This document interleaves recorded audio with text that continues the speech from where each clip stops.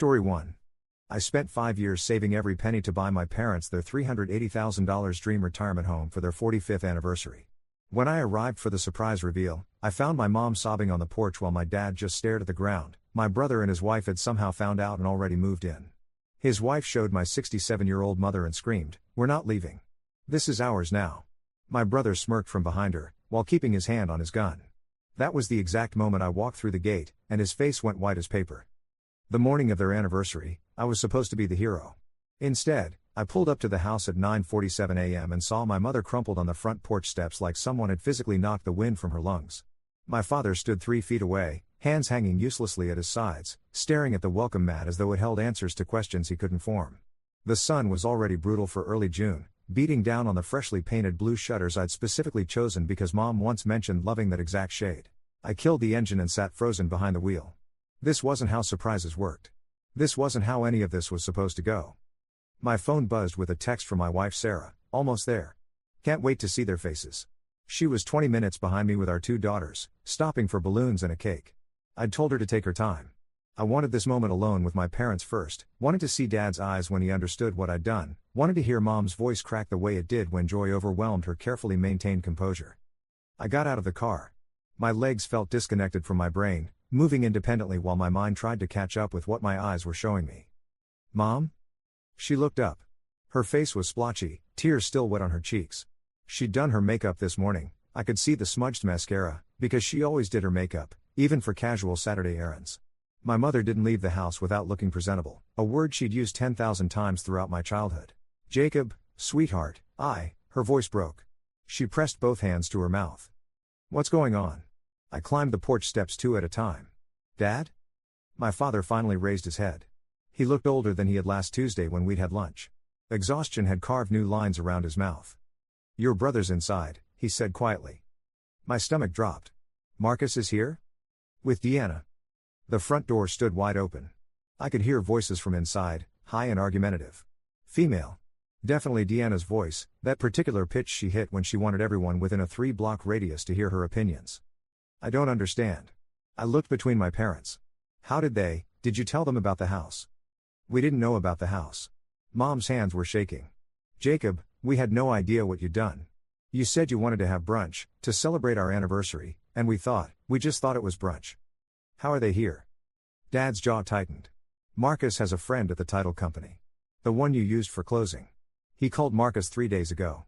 The ground seemed to tilt. I'd been so careful. I'd worked with the company 2 counties over specifically to avoid any local connections, any possible leaks. 5 years of planning, of saving every spare dollar, of working weekends and taking extra freelance projects until my eyes burned from screen time. 5 years of keeping this secret, imagining this moment, building it up in my mind until it became something almost sacred. "They've been here since Thursday," Mom whispered. "They moved their furniture in. They changed the locks." "They what?" A figure appeared in the doorway. Deanna, wearing yoga pants and a tank top, holding a coffee mug like she owned the place. Because apparently she thought she did. "Oh good, Jacob's here." She smiled, but it was the kind of smile that came with a knife behind the back. "We can finally sort this whole misunderstanding out." "Misunderstanding?" I couldn't keep the disbelief from my voice. "This house." She gestured broadly at the space behind her. "It's clearly meant for family who actually needs it. Marcus and I have been struggling to find a place we can afford, and here's this beautiful home, just sitting empty, waiting for someone. The timing is obviously providential." "Providential." I repeated the word slowly, tasting how insane it sounded. "I bought this house. With my money. For my parents. For their anniversary." "Right, but they're getting older." Deanna's voice took on that patronizing tone she used when explaining things she considered obvious. "They don't need this much space. We have Chloe now, and we're planning for more kids. This house has 4 bedrooms, Jacob." "4. Your parents live in a 2-bedroom condo that's paid off. They're comfortable there." Mom made a small, wounded sound. "Get out," I said. "Excuse me?" "Get out of the house. We're not leaving." Deanna's expression hardened. "We've already moved our stuff in. We've established residency. Marcus talked to a lawyer, and legally, since the house was sitting vacant and there was some confusion about the title transfer, there's no confusion. The title is in my parents' names. I have all the paperwork. Actually, there's an issue with one of the signatures." She said this triumphantly, like she discovered uranium.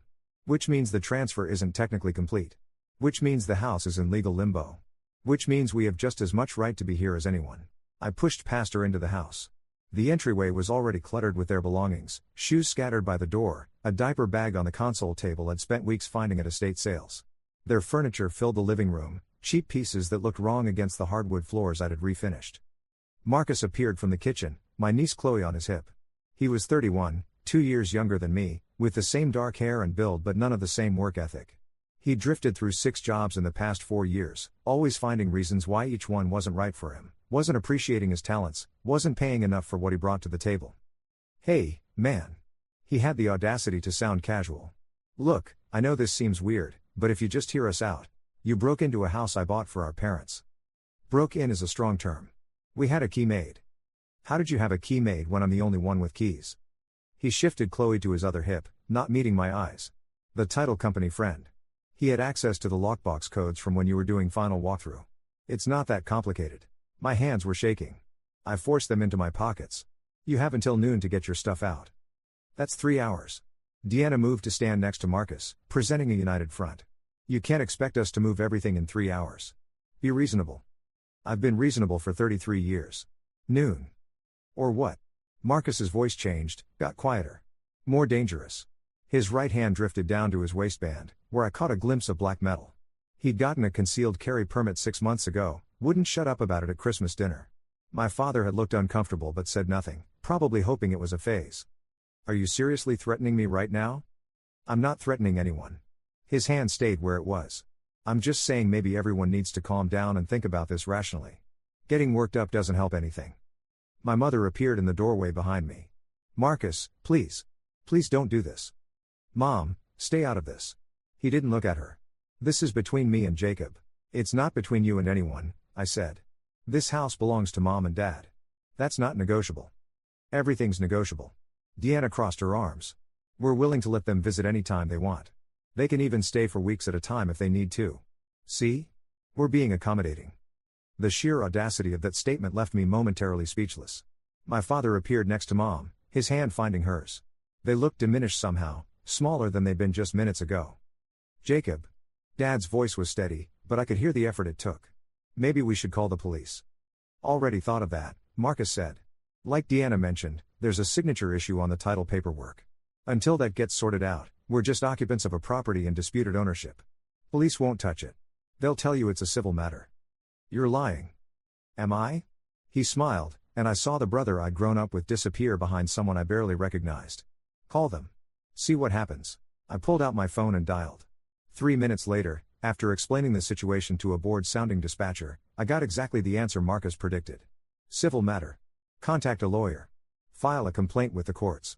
Nothing they could do about occupants in a house with disputed ownership unless someone had a clear eviction order. Told you, Marcus said when I hung up. Deanna looked pleased with herself. Look, Jacob, we're family. We can work this out without getting lawyers involved and spending a fortune on legal fees. Just acknowledge that Marcus and I genuinely need this place, and your parents don't, and everyone can move forward. Move forward, I said it flatly, without infection. Right. We'll let them visit whenever, Mom, Dad. I turned to my parents. Go home.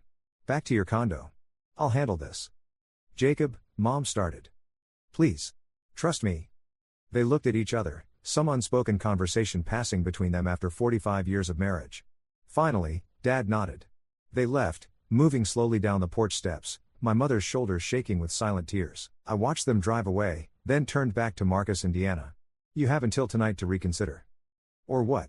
Deanna's voice dripped with false sweetness. You'll pout harder? I left without answering. My hands were steady now. My mind was crystal clear for the first time since I'd pulled up to the house. Sarah called when I was halfway home. I told her what happened, keeping my voice level, sticking to facts. She was silent for a long moment. What are you going to do? Fix it. Jacob, I need to go. I'll call you back. I spent Saturday afternoon at my home office, making phone calls. The title company first, where I spoke with the manager about their security breach and their employee who'd violated client confidentiality. He was apologetic, concerned, promised immediate investigation. I recorded the call.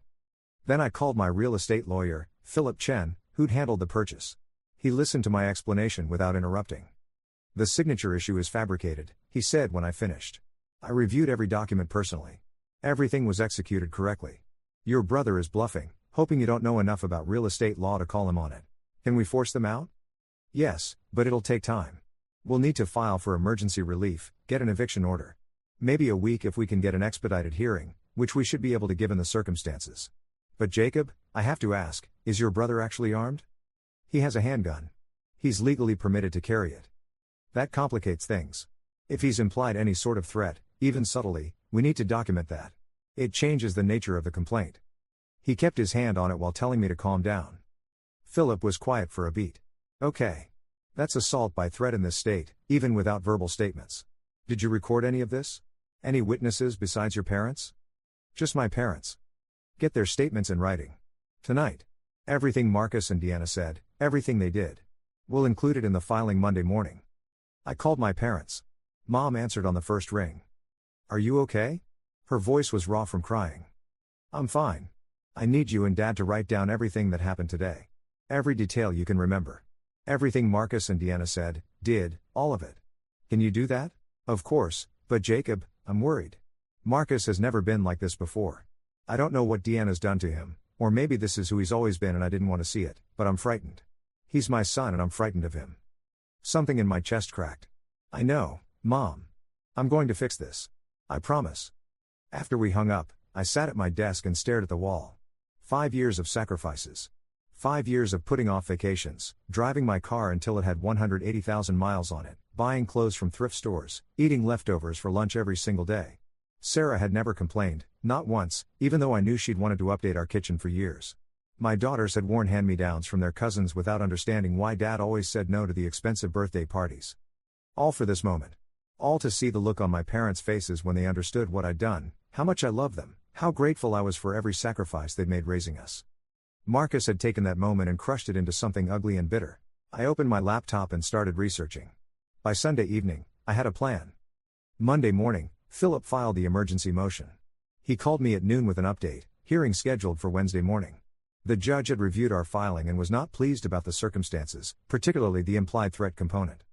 She's ordering Marcus to appear, Philip said. And she's ordering them to vacate immediately pending the hearing. If they refuse, she'll have the sheriff enforce it tomorrow. Tomorrow's too late. Jacob, this is actually very fast. Courts don't usually. I need them out today. That's not realistic. We have to wait for the sheriff's department too. I'm going over there. Absolutely not. That's exactly what you should not do. Let the system work. I hung up and drove to the house. Marcus's truck was in the driveway. I parked on the street and walked up the front path, past the rose bushes I'd planted specifically because Mom had mentioned wanting roses someday when we have a yard again. I knocked. Deanna answered, looking irritated. You got a court order, I heard. Congratulations. Doesn't change anything. You're out by tonight. She laughed. The order says pending a hearing. We'll be at the hearing. We'll explain everything to the judge. She'll see this is just a family dispute that got out of hand. No, you don't understand. You're leaving today because if you're not gone by 6 p.m., I'm bringing reporters. Her smile faltered. What? Channel 7 News is very interested in stories about veterans being forced from their homes by family members. Especially when those family members use weapons to intimidate elderly parents. Your parents aren't veterans. Dad served 6 years in the Navy. Mom was a Navy nurse. Marcus, on the other hand, washed out of basic training after 3 weeks. Her face went pale. You wouldn't. I have a reporter's number in my phone. Her name is Monica Chen. She loves human interest pieces, especially ones with clear villains. She's free tonight at 6:30 to come film a segment about how a young couple stole a house from a veteran and his wife on their 45th wedding anniversary. I have photos of Mom crying on the porch. I have recordings of the conversations with the title company and my lawyer. I have documentation of everything. Marcus appeared behind her. You're bluffing. Call my bluff. He studied my face. I watched him realize I meant every word. This is insane, Deanna said. You can't ruin our reputations like this. You ruined them yourselves. I'm just deciding whether or not to make it public knowledge. We have jobs, Marcus said quietly. If this goes on the news, we'll lose our jobs. Then I suggest you start packing. This is extortion.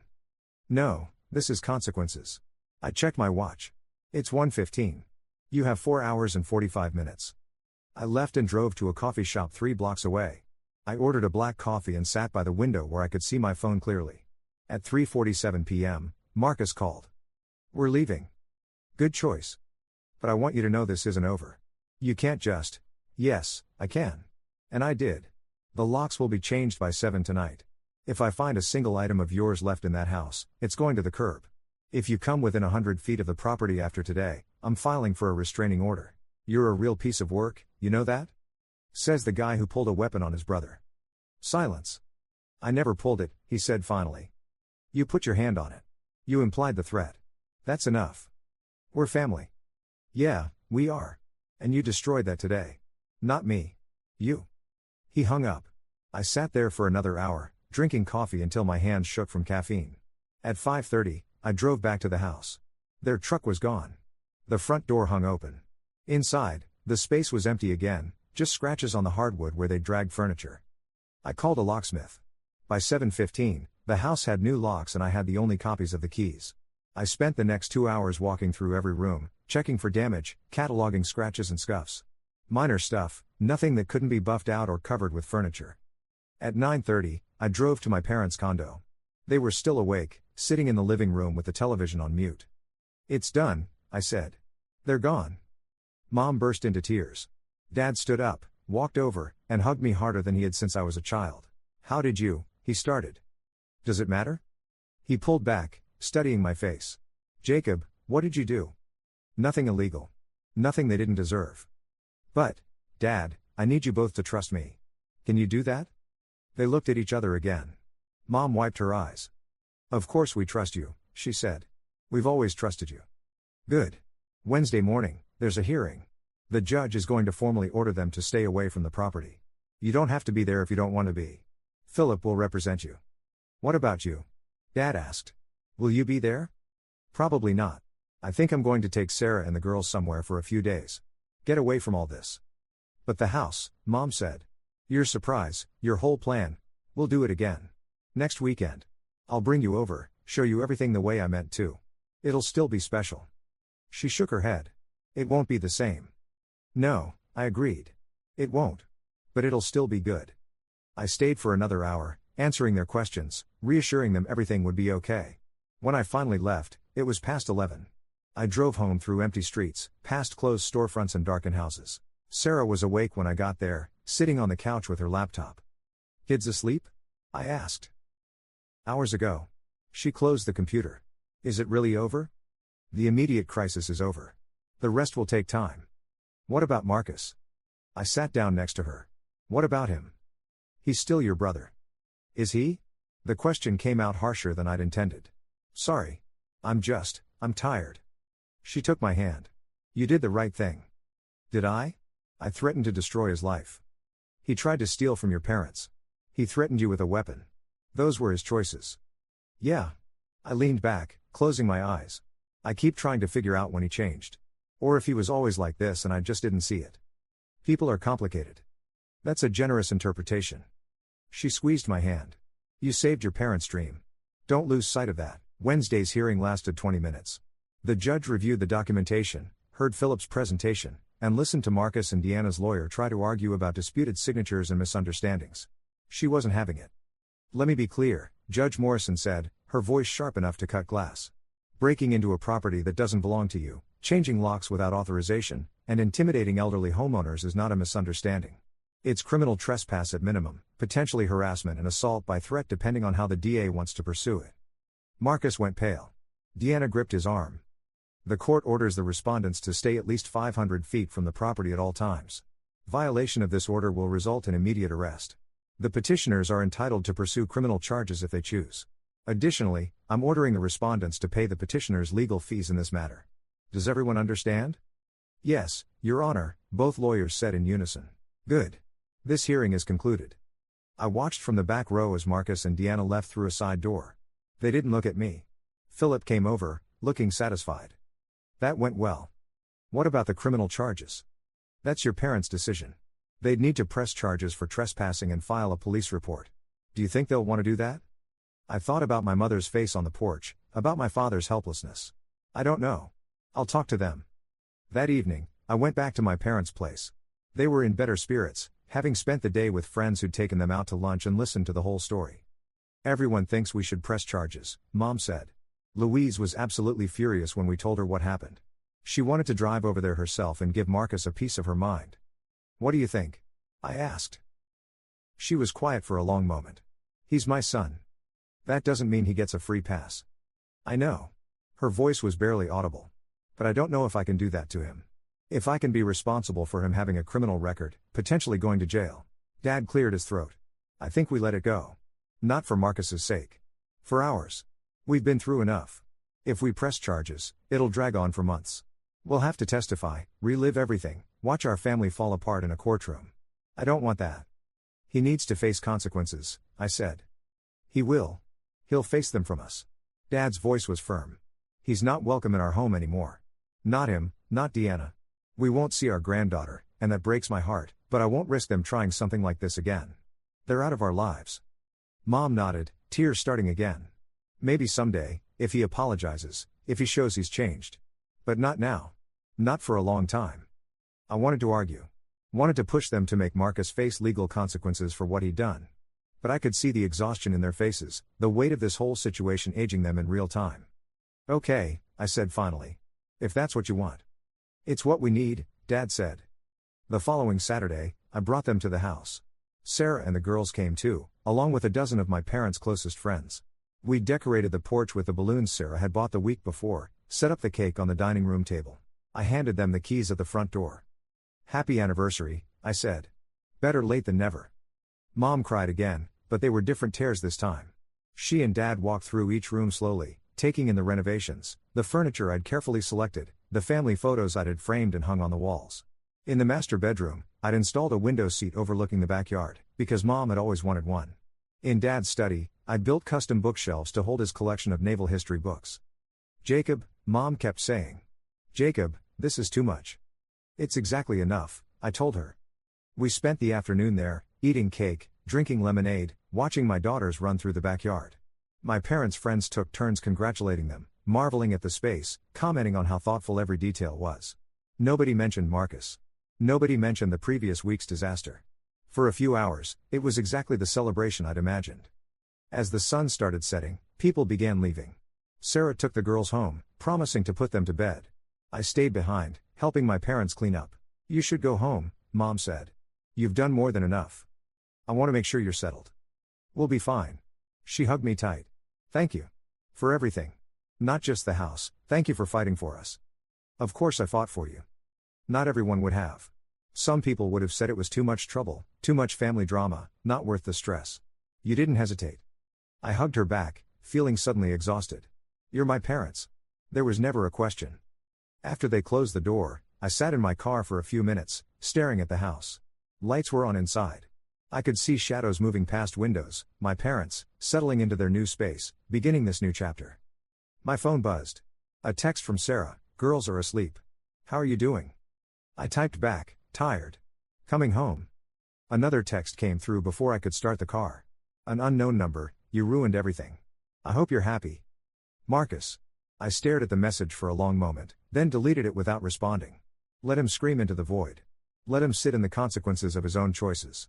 I drove home through quiet streets, past familiar landmarks, thinking about family and loyalty and the moment when someone you've known your entire life becomes someone you don't recognize anymore.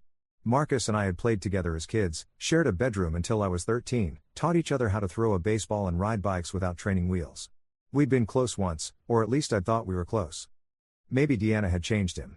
Maybe he'd always been capable of this kind of selfishness and I'd been too naive to see it. Maybe it didn't matter which version was true, the result was the same either way. The house was dark when I got home. I let myself in quietly, locked up, checked on the girls. They were both asleep, limbs sprawled in that boneless way kids sleep when they're truly content. I stood in their doorway for a minute, watching them breathe. Sarah was still awake, reading in bed with the lamp on low. "How are your parents?" she asked when I came in. "Good. Really good, actually. Happy. And you?" I sat on the edge of the bed, suddenly aware of how much my shoulders hurt, how tight my jaw was from clenching it. "I don't know. I got what I wanted, they're in the house, they're safe, Marcus is legally banned from bothering them. But it doesn't feel the way I thought it would." "What did you think it would feel like?" "Triumphant, I guess. Vindicated. Instead, I just feel sad. Sad that my brother turned into someone who could do this. Sad that my parents lost a son and a granddaughter in the same week they got their dream house. Sad that 5 years of planning ended up like this. She closed her book and moved closer. You did something incredible for your parents. Don't let Marcus take that away from you. I'm not. I just wish. I trailed off, not sure how to finish the sentence. You wish your family was different. Yeah. We don't get to choose our family. We only get to choose what we do about them. I nodded, leaning against her. We sat like that for a while, not talking, just breathing together in the dim light. Over the next few months, life settled into a new normal. My parents moved into the house completely, bringing the last of their belongings from the condo. They put the condo on the market and sold it within 2 weeks. Dad spent hours in his study, organizing his books. Mom planted a garden in the backyard, something she'd been unable to do in their condo complex. We fell into a routine of Sunday dinners at their place. My daughters loved the backyard, loved having space to run. Sarah helped Mom pick out curtains and arrange furniture. It was peaceful. Marcus never reached out again after that initial text. I heard through mutual friends that he and Deanna had moved in with her parents temporarily, then found a rental house across town. His job at the warehouse lasted another 2 months before he quit, or got fired, depending on which version of the story you believed. Mom asked about him sometimes. Do you think he's okay? I don't know, Mom. I worry about Chloe. She's just a baby. She doesn't understand why she can't see her grandparents anymore. Chloe's fine. And she will see you someday, when Marcus grows up and apologizes. If he apologizes. If. Dad never asked. He'd made his decision and stuck with it, the way he did with everything. When people asked about Marcus at church or the grocery store, he'd say something vague about family complications and change the subject. Eventually, people stopped asking. 6 months after the house incident, I got a call from Deanna. I almost didn't answer. What do you want? We need to talk. Her voice was different, smaller, less aggressive. Can you meet me somewhere? Just me, not Marcus. Why? Please, Jacob. Just 30 minutes. Against my better judgment, I agreed to meet her at a coffee shop downtown. She was already there when I arrived, sitting in a corner booth, looking thinner than I remembered. Thank you for coming, she said as I sat down. You have 30 minutes. She wrapped both hands around her coffee cup. I need to tell you something. Marcus doesn't know I'm here. He'd be furious if he found out. Okay. That whole thing with the house, it was my idea. The friend at the title company, the plan to move in before you could give it to your parents, all of it. Marcus went along with it because I pushed him, because I convinced him it was the smart move, that your parents didn't need that much space, that we deserved it more. I waited, not giving her anything. I was wrong, she said it quickly, like ripping off a bandage. I was selfish and wrong, and I've ruined everything. Marcus and I are barely speaking. We fight constantly. He blames me for losing his family, and he's right to blame me. I destroyed our relationship with your parents. I destroyed his relationship with you. All because I wanted a bigger house. Why are you telling me this? Because I want to apologize. Not because I think it'll fix anything, I know it won't. But because you deserve to hear it. Your parents deserve to hear it. So tell them. She shook her head. They won't talk to me. Your dad hung up on me twice. Your mom blocked my number. I can't blame them, but I'm asking you, can you tell them I'm sorry? Can you tell them I know what I did was unforgivable? I studied her face, trying to determine if this was genuine or another manipulation. She looked tired, defeated. Nothing like the woman who'd stood in my parents' doorway 6 months ago, insisting she had just as much right to the house as anyone. What about Marcus? I asked. What about him? Is he sorry? She looked away. He's angry. At me, at you, at your parents. He thinks you all abandoned him. We didn't abandon him. He chose this. I know. I've tried to tell him that. He doesn't listen. Then why are you still with him? The question seemed to surprise her. She was quiet for a long moment. I don't know anymore, she said finally. We have Chloe. I keep thinking maybe he'll change, maybe once he works through his anger he'll see what we lost and want to fix it. But I'm not sure that's going to happen. I finished my coffee, weighing my words. I'll tell my parents you apologized. What they do with that information is up to them. That's all I'm asking. But Deanna? If this is some play to get back into their lives so you can try something else, it's not. I promise you, it's not. I need them to know I'm sorry. That's all. I left without saying goodbye. The conversation sat uneasily in my chest as I drove home. Part of me wanted to believe her remorse was real. Part of me thought this was just another angle, another way to manipulate the situation to her advantage. That evening, I told my parents about the meeting. We were sitting in their living room, the same living room where furniture had once been carefully arranged by me with measurements and planning. Mom cried when I told her what Deanna had said. Do you think she means it? I don't know. Maybe. But not Marcus. No. Not Marcus. Dad was quiet, processing. Finally, it doesn't change anything. An apology doesn't undo what they did. I know. But I appreciate you telling us. He reached over and took Mom's hand. At least one of them has some conscience left. We didn't talk about it again that night. Or the next week. Or the next month. Life moved forward, the way it always does, carrying us along whether we're ready or not. A year after the house incident, my parents threw a party for their 46th anniversary. The house was full of people, laughter echoing off walls that now held new memories, holiday dinners, birthday celebrations, quiet Sunday mornings. The porch where I'd found my mother crying was now a gathering place, chairs arranged in a circle where their friends sat on summer evenings. I stood in the backyard, watching my daughters play on the swing set I'd installed last month. Sarah came up beside me, slipping her hand into mine. "You did good," she said. "We did good." "Fair enough." My phone buzzed. Another unknown number. I almost ignored it, then curiosity got the better of me. "Hello? Jacob?" A man's voice, tentative. "It's Marcus." I walked away from the party, toward the back corner of the yard where the noise would be less intrusive. "What do you want?" "I'm calling to apologize." The words hung between us. I waited. "Deanna told me she met with you. That was a year ago, and I've been too proud to reach out. Too angry. But I can't keep living like this. I miss Mom and Dad. I miss you. I miss being part of the family.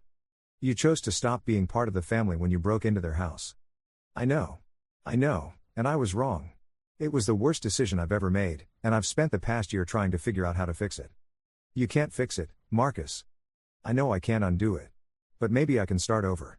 Maybe if I apologize to Mom and Dad, if I show them I've changed." "Have you changed?" Silence.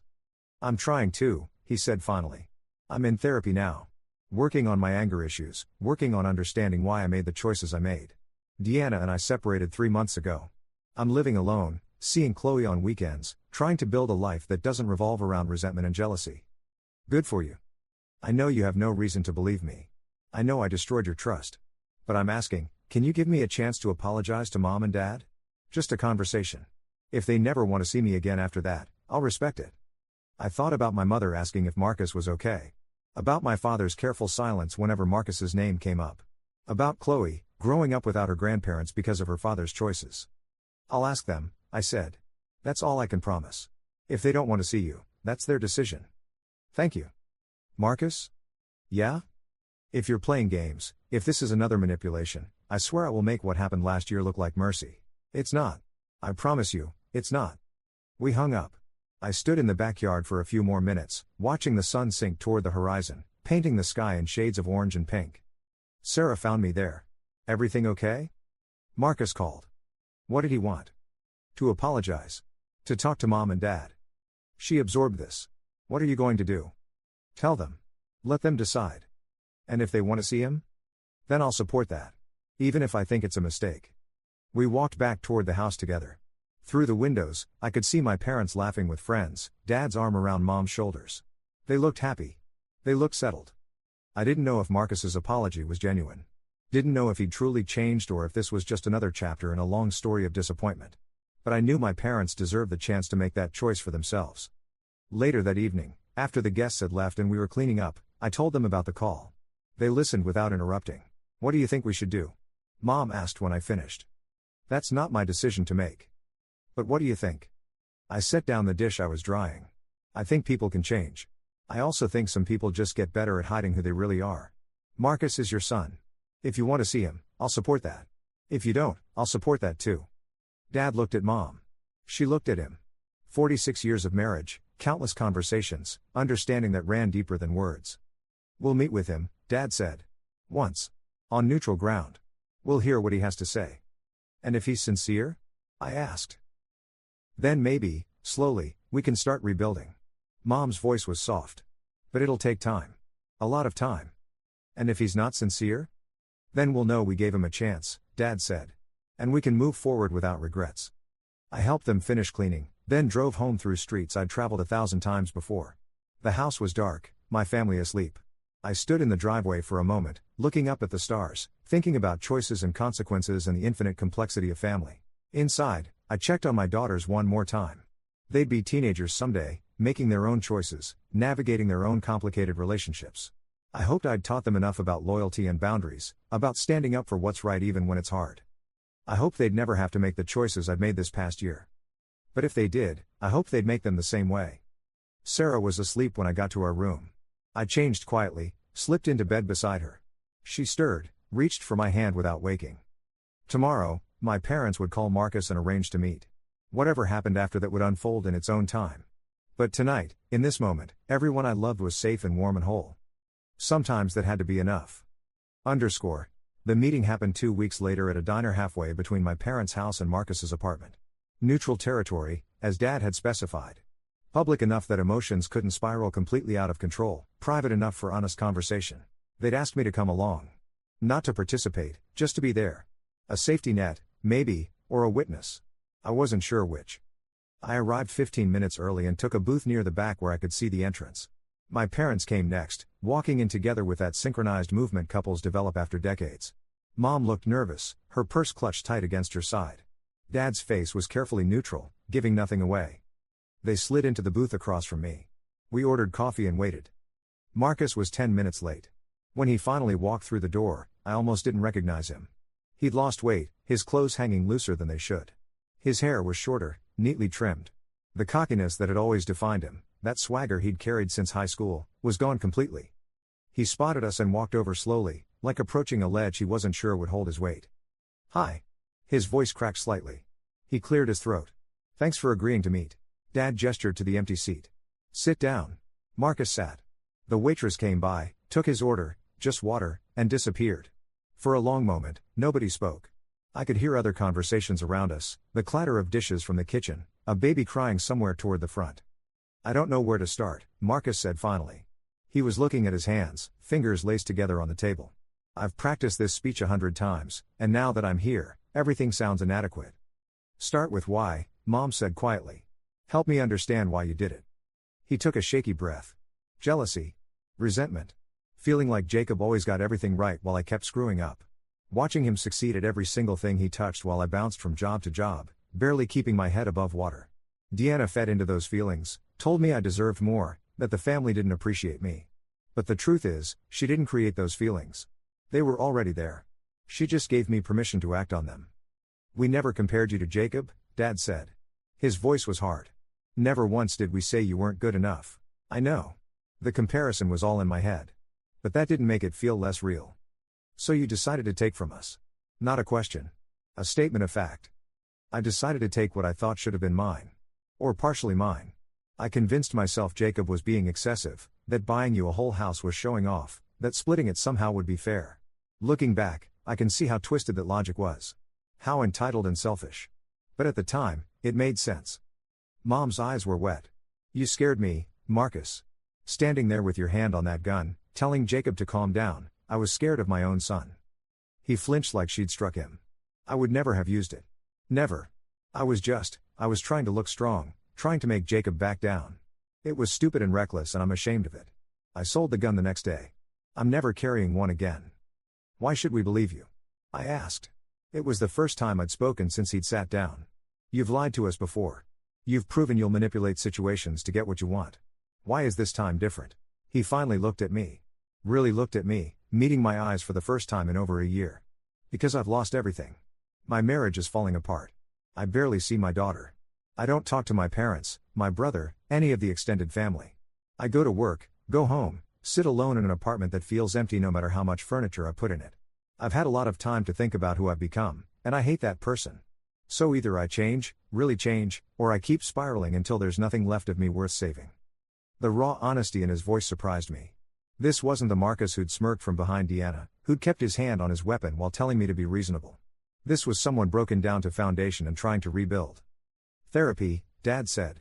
"You mentioned therapy on the phone. Are you still going?" "Twice a week. Individual sessions with a counselor who specializes in anger management and family dynamics. It's hard. Really hard. She doesn't let me hide behind excuses or blame other people for my choices. She makes me look at the patterns I've developed, the ways I've sabotaged myself." "And Deanna?" Mom asked. "We're separated. Probably heading toward divorce. She's living with her parents again. I see Chloe every weekend, sometimes one evening during the week. It's not enough, but it's what I have right now." "Does Chloe ask about us?" Mom's voice broke on the question. All the time. She's 3 now. She remembers you, remembers playing in your old condo, remembers Grandpa's funny voices when he'd read to her. I tell her you love her, that maybe someday we'll all be together again. I don't know if I'm lying when I say that or not. A tear rolled down Mom's cheek. Dad reached over and took her hand. I'm not asking for forgiveness, Marcus continued. I don't deserve that. I'm not even asking to come to family dinners or pretend everything's okay. I'm just asking for a chance to prove I'm not the person I was a year ago. Even if it takes years. Even if you never fully trust me again. I need to try. The silence stretched out. I watched my parents, saw them communicating in that wordless way they had. Finally, Dad spoke. We'll need boundaries. Clear ones. No showing up unannounced. No pressuring your mother for access to the house. No involving yourself in family decisions or finances. You want to rebuild trust? It happens slowly, through consistent actions over time, not grand gestures or emotional speeches. Marcus nodded quickly. Whatever you need. Whatever boundaries you want, I'll respect them. And if you slip, I added, if you show even a hint of that entitlement or manipulation, we're done. Permanently. No second chances after this. I understand. Mom wiped her eyes. I want to see Chloe. Can we arrange that? Maybe at a park, somewhere neutral, with you there too? His face transformed, hope flooding in so fast it was almost painful to witness. Yes. Absolutely. Whenever you want. Saturday, she said. This Saturday. The park near the library. 2 o'clock. We'll be there. Dad leaned forward slightly. Marcus, I need you to understand something. What you did hurt us deeply. Not just the house situation, but the betrayal of trust, the willingness to intimidate and threaten. Those wounds don't heal quickly. We're giving you this opportunity because you're our son and we love you. But love doesn't mean accepting unacceptable behavior. Are we clear? Crystal clear. Then we'll see you Saturday. Marcus stood, hesitated like he wanted to say more, then simply nodded and left. We watched him walk out to his car, get in, sit there for a moment before driving away. Did we do the right thing? Mom asked quietly. I don't know, I said honestly. But you did what felt right for you. That's what matters. Dad signaled for the check. Time will tell. Either he's genuine, or he'll reveal himself soon enough. Either way, we'll handle it together. We paid and walked out into afternoon sunshine. My parents headed to their car while I stood by mine, processing what had just happened. My phone buzzed, Sarah, asking how the meeting went. I typed back, complicated. Tell you when I get home. That Saturday, I went with my parents to the park. Not because they asked, but because I needed to see this for myself. Needed to observe Marcus with Chloe, gauge whether his remorse extended beyond words into actual changed behavior. They were already there when we arrived. Chloe was bigger than I remembered, her dark curls bouncing as she ran around the playground. Marcus sat on a bench nearby, watching her with an expression I couldn't quite read. Mom's face lit up when she saw Chloe. Oh, look how much she's grown. Chloe spotted them and froze for a second, recognition dawning. Then she shrieked Grandma. And came running at full speed. Mom dropped to her knees and caught her, both of them laughing and crying at once. Dad walked over more slowly, but his smile was genuine. He ruffled Chloe's hair. Hey there, kiddo. Miss us? So much. Daddy said you were on a trip but now you're back. I glanced at Marcus. He looked uncomfortable but didn't intervene or try to correct the narrative he'd apparently created. For the next hour, I watched my parents play with their granddaughter. Pushing her on swings, helping her climb the jungle gym, sitting with her in the sandbox building elaborate castles.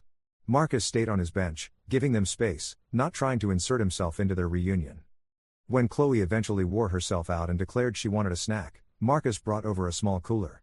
I packed some stuff she likes. Help yourselves. Mom looked at the cooler, then at Marcus. Why don't you join us? We can all sit together. He hesitated, searching her face for whether she really meant it. Whatever he saw there must have reassured him, because he nodded and sat down at the picnic table. Watching them together, tentative and awkward but trying, I felt something loosen in my chest. This wouldn't be easy. The road back from betrayal never was. But maybe, slowly, they could find some version of family again. Or maybe Marcus would fall back into old patterns, and we'd have to cut him off permanently. Time would reveal which path he'd chosen.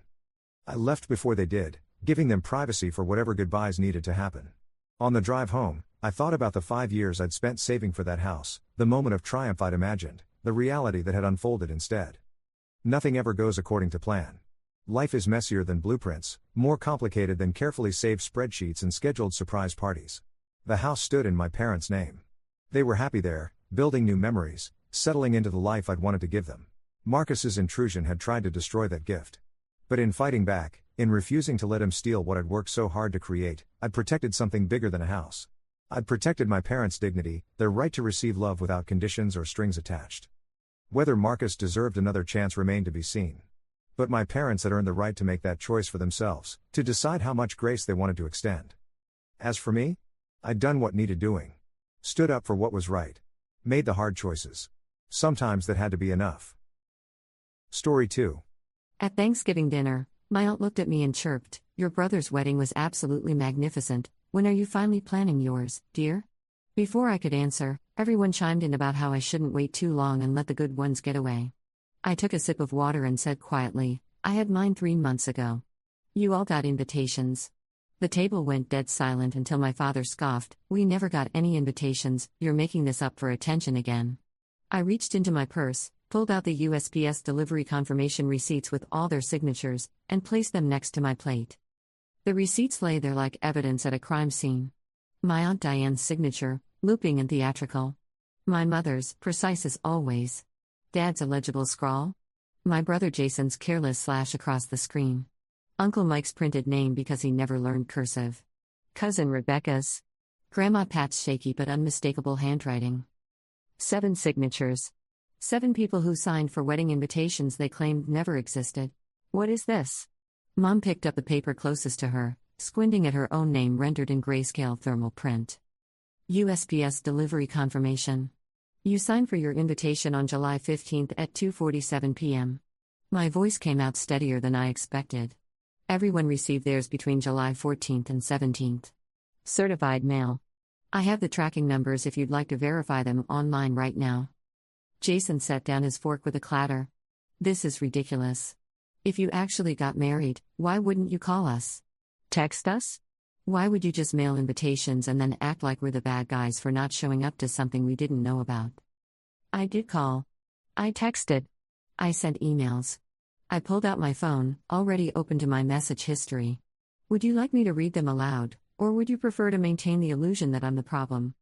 My sister-in-law Amanda touched Jason's arm, whispering something I couldn't hear. Her expression had shifted from confusion to something resembling horror. She'd always been kind to me, but she'd also always deferred to Jason's version of events. Dad leaned back in his chair, arms crossed. Even if we did get invitations, you clearly didn't want us there. Otherwise you would have followed up. Made sure we understood it was real and not just another one of my what, Dad? He waved his hand dismissively. You know what I mean. You've always had a flair for the dramatic. The turkey sat in the middle of the table, carved and steaming. Diane had outdone herself with the presentation. Herb roasted vegetables glistened in their serving dish. The cranberry sauce, homemade, because store-bought was beneath us, quivered in its crystal bowl. Everything looked like a magazine spread. Everything except the emotional carnage unfolding around it. Let me tell you what happened, I said, sliding my phone across the table toward Jason. Read the texts. Read every single one. Start from July 1st. He picked it up reluctantly. Amanda leaned in to read over his shoulder. The text told the story clearly. July 1st, Jason, getting married August 20th.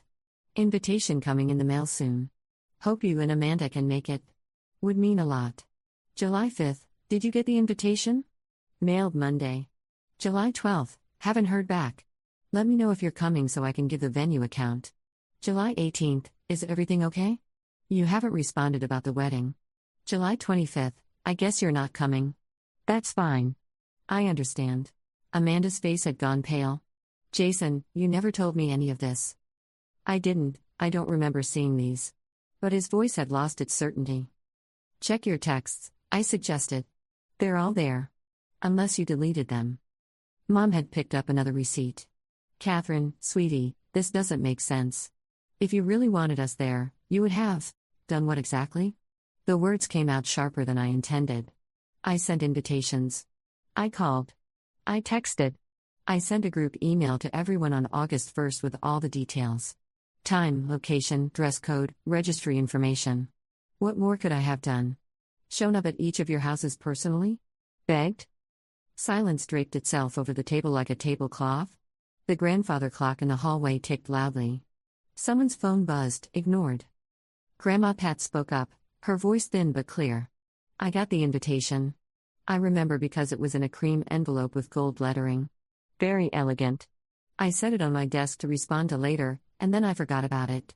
By the time I remembered, the date had passed. She looked at me with watery eyes. I'm sorry, Catherine. I should have called to congratulate you at least. Thank you for being honest. My throat felt tight. Uncle Mike cleared his throat. I think I might have gotten something. Tracy handles all the mail usually. I'll have to ask her. His wife had stayed home this year, claiming a headache. Convenient. Diane still hadn't said anything. She'd been the one to start this whole disaster with her chirpy question about my wedding plans. Now she stared at her plate, pushing sweet potatoes around with her fork. The thing is, I continued, I knew this would happen. Not specifically this confrontation, but I knew none of you would come. I knew you'd all find reasons to be busy or forget or lose track of the date. So I prepared. Prepared how? Dad's voice had taken on a dangerous edge. I documented everything. Every invitation sent. Every text message. Every phone call. Every email. I even recorded the voicemail I left on Mom's phone on July 20th asking if she'd gotten the invitation and reminding her of the date. Mom's face flushed red. You recorded me without my consent? I recorded myself leaving you a message. That's legal in our state. Single-party consent. I'd looked it up specifically. The message is time-stamped. You never called back. Jason had scrolled through more of our text history. His jaw worked silently as he read. Amanda had tears in her eyes. Catherine, I'm so sorry, Amanda said. I had no idea. If I'd known, I would have made sure we were there. It's not your fault. And I meant it. Amanda had married into this dysfunction. She hadn't created it. The real question hung in the air, unspoken but deafening. Why had I done all of this? Why document everything so meticulously? Why bring the receipts to Thanksgiving dinner like a prosecutor presenting evidence? Because I was tired. Tired of being the afterthought. Tired of being the daughter, the sister, the niece, the cousin who could be overlooked without consequence. Tired of my accomplishments being minimized while Jason's every achievement was celebrated like a national holiday. Jason's wedding 4 months ago had been an event. 300 guests. Destination venue. Weekend-long celebration. Diane had talked about nothing else for a year leading up to it. Mom had cried happy tears during the toast. Dad had given a speech about legacy and family and carrying on traditions. I'd been there, of course. Smiling in the photographs. Dancing at the reception. Playing my role. My wedding had been small by comparison. 50 people. A lovely garden venue 45 minutes from the city. Daniel and I had wanted something intimate, meaningful. We'd spent our budget on good food and a talented photographer instead of elaborate decorations. It had been perfect. But it had also been tellingly empty of my biological family. Daniel's family had shown up. Every single one of them. His parents, siblings, aunts, uncles, cousins. His grandmother had flown in from Arizona despite her mobility issues. His college roommate had driven 8 hours. His best friend from childhood had rearranged his work schedule. On my side, 2 college friends, my former roommate, my coworker Sarah, and my high school English teacher Mrs. Robertson, who'd kept in touch over the years and had been more of a mother figure than my actual mother in many ways. The empty chairs in my family's section had spoken volumes. The photographer had tactfully shot angles that minimized the obvious absence. Daniel had held my hand during the ceremony and whispered, "Their loss," but I'd seen the pity in his eyes. "So you trapped us," Dad said finally. "You set this whole thing up just so you could humiliate us at Thanksgiving. I invited you to my wedding. You all chose not to come. I'm simply pointing out that you did receive invitations, since you seem to have forgotten. But you wanted this." He gestured at the table, at the receipts, at the tension crackling through the air. "You wanted exactly this scenario. I wanted my family at my wedding." My voice broke slightly, and I hated myself for it. That's all I ever wanted. Jason had set down my phone. "Kat, he stopped, running his hand through his hair. "I screwed up. I don't know how I missed all these texts. I don't know why I didn't respond. I'm sorry." "You missed them because you didn't look. You didn't look because you didn't think it mattered. Because I don't matter, not really. Not compared to you. That's not fair. Isn't it? When was the last time anyone in this family asked about my life? My job? My relationship? When was the last time Mom called me just to talk? When was the last time Dad took me to lunch? When was the last time anyone treated my milestones like they were worth celebrating? We celebrated your promotion, Mom interjected, defensive. We took you to dinner. You took me to dinner and spent the entire meal planning Jason's engagement party. I got 15 minutes of congratulations before the conversation shifted to centerpiece options and whether to do a sit-down dinner or buffet style. Mom opened her mouth, closed it. The memory was apparently returning to her. When I finished my master's degree, I continued, voice gaining strength. Dad didn't come to the ceremony because he had a golf tournament. A golf tournament he'd played in every year for a decade. He couldn't miss one year for his daughter's graduate school commencement. It was an important tournament, Dad started. More important than me. Yes. I got the message. The words hung between us, sharp and undeniable. Rebecca had returned and stood in the doorway, listening but not entering. Uncle Mike hovered behind her, uncomfortable witness to the family unraveling. When I got my first big client at work, closed a deal worth 6 figures, you know who I called first? I looked at Mom. You. I called you. You said that's wonderful, honey, and then told me you couldn't talk long because you were helping Jason pick out paint colors for his house. I don't remember that, Mom whispered. I know you don't. That's the point. Jason had gone very still, my phone forgotten on the table. Amanda had her hand over her mouth, eyes wet. Every year at Christmas, we do the family gift exchange. Every year, Jason gets thoughtful presents. Things he mentioned wanting. Books by his favorite author. That expensive whiskey he likes. Tickets to concerts for bands he follows. Every year, I get generic gifts. Candles. Bath sets. Gift cards to restaurants. Things you'd give to someone you barely know. That's not true, Diane protested. I got you that nice journal last year. I don't journal. I never have. You're thinking of Rebecca. She's the one who journals. You gave me her gift, and gave her something else. Diane's face flushed. I might have mixed up the tags. You mixed them up because you didn't think about who I am. You just bought something that seemed appropriate for a woman my age. These were small things, individually. Tiny cuts. Easy to dismiss as oversensitivity or reading too much into innocent mistakes. But accumulated over years, over decades, they painted a clear picture. When Daniel proposed to me, I said, softer now, I waited 3 days to tell you. Do you know why? Because I was trying to figure out how to share my happiness in a way that wouldn't get immediately overshadowed by whatever Jason had going on. I timed the announcement for a Thursday evening, after Jason's work week but before his weekend plans, hoping for just a moment where my news could be the center of attention. And? Mom asked, though her voice suggested she already knew. Jason called 5 minutes after I told you. He'd just gotten a promotion at work. The rest of the conversation was about him. My engagement got a congratulations and then we moved on to celebrating Jason's career advancement. Kat, I didn't know, Jason said. He looked stricken. I didn't know my timing. It wasn't your fault. Not that specific instance. But it's never just one instance. It's a pattern. It's 28 years of patterns. I pulled my phone back across the table, scrolling to a different folder. I kept track. I didn't mean to at first. But after a while, I started documenting things because I felt crazy. I felt like maybe I was imagining the imbalance, making something out of nothing. You made a spreadsheet? Dad's voice dripped with derision. You actually tracked this like a business analyst? I did. Want to see? I turned the phone around. The spreadsheet showed years of data, family dinners attended, phone calls made versus received, birthday acknowledgments, holiday gifts, major life events, and how long they were discussed. The numbers were stark. In the past 5 years, I'd attended 92 family events. Mom had called me 17 times. I'd called her 243 times. Jason's achievements were discussed an average of 37 minutes at family gatherings. Mine averaged 4 minutes. Rebecca stepped fully into the room. Catherine, I had no idea. I mean, I noticed some things, but I didn't realize it was this systematic. Nobody realizes when they're part of the majority. You all have each other's attention. You don't notice when one person is always on the outside looking in. Uncle Mike rubbed his face. This is heavy. This is really heavy. I didn't bring this up to make anyone feel terrible, I said, though that wasn't entirely true. I brought it up because Diane asked about my wedding plans. And I'm tired of pretending I don't have a husband. I'm tired of erasing my own life to make you all comfortable.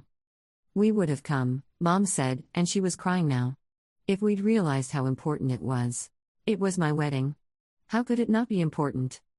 No answer. Because there was no good answer. Diane stood abruptly, began clearing dishes with sharp, angry movements.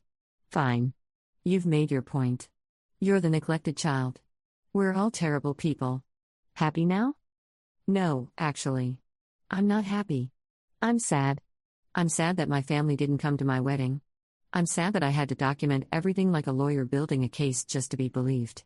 I'm sad that we're having this conversation at all instead of celebrating holidays like functional people. Then why did you do this? Diane demanded. Why bring the receipts? Why ruin Thanksgiving? Because I'm done being quiet. I'm done shrinking. I'm done pretending it doesn't hurt when you all forget I exist. She slammed a serving dish onto the counter. You're being melodramatic. Am I? Because my wedding album has empty seats where my parents should have been. That's not dramatic. That's just sad.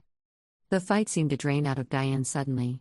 She leaned against the counter, shoulders sagging. I really did forget about the invitation. I saw it, thought I'd respond later, and then it just slipped my mind. I know. That's what hurts most. I'm easy to forget.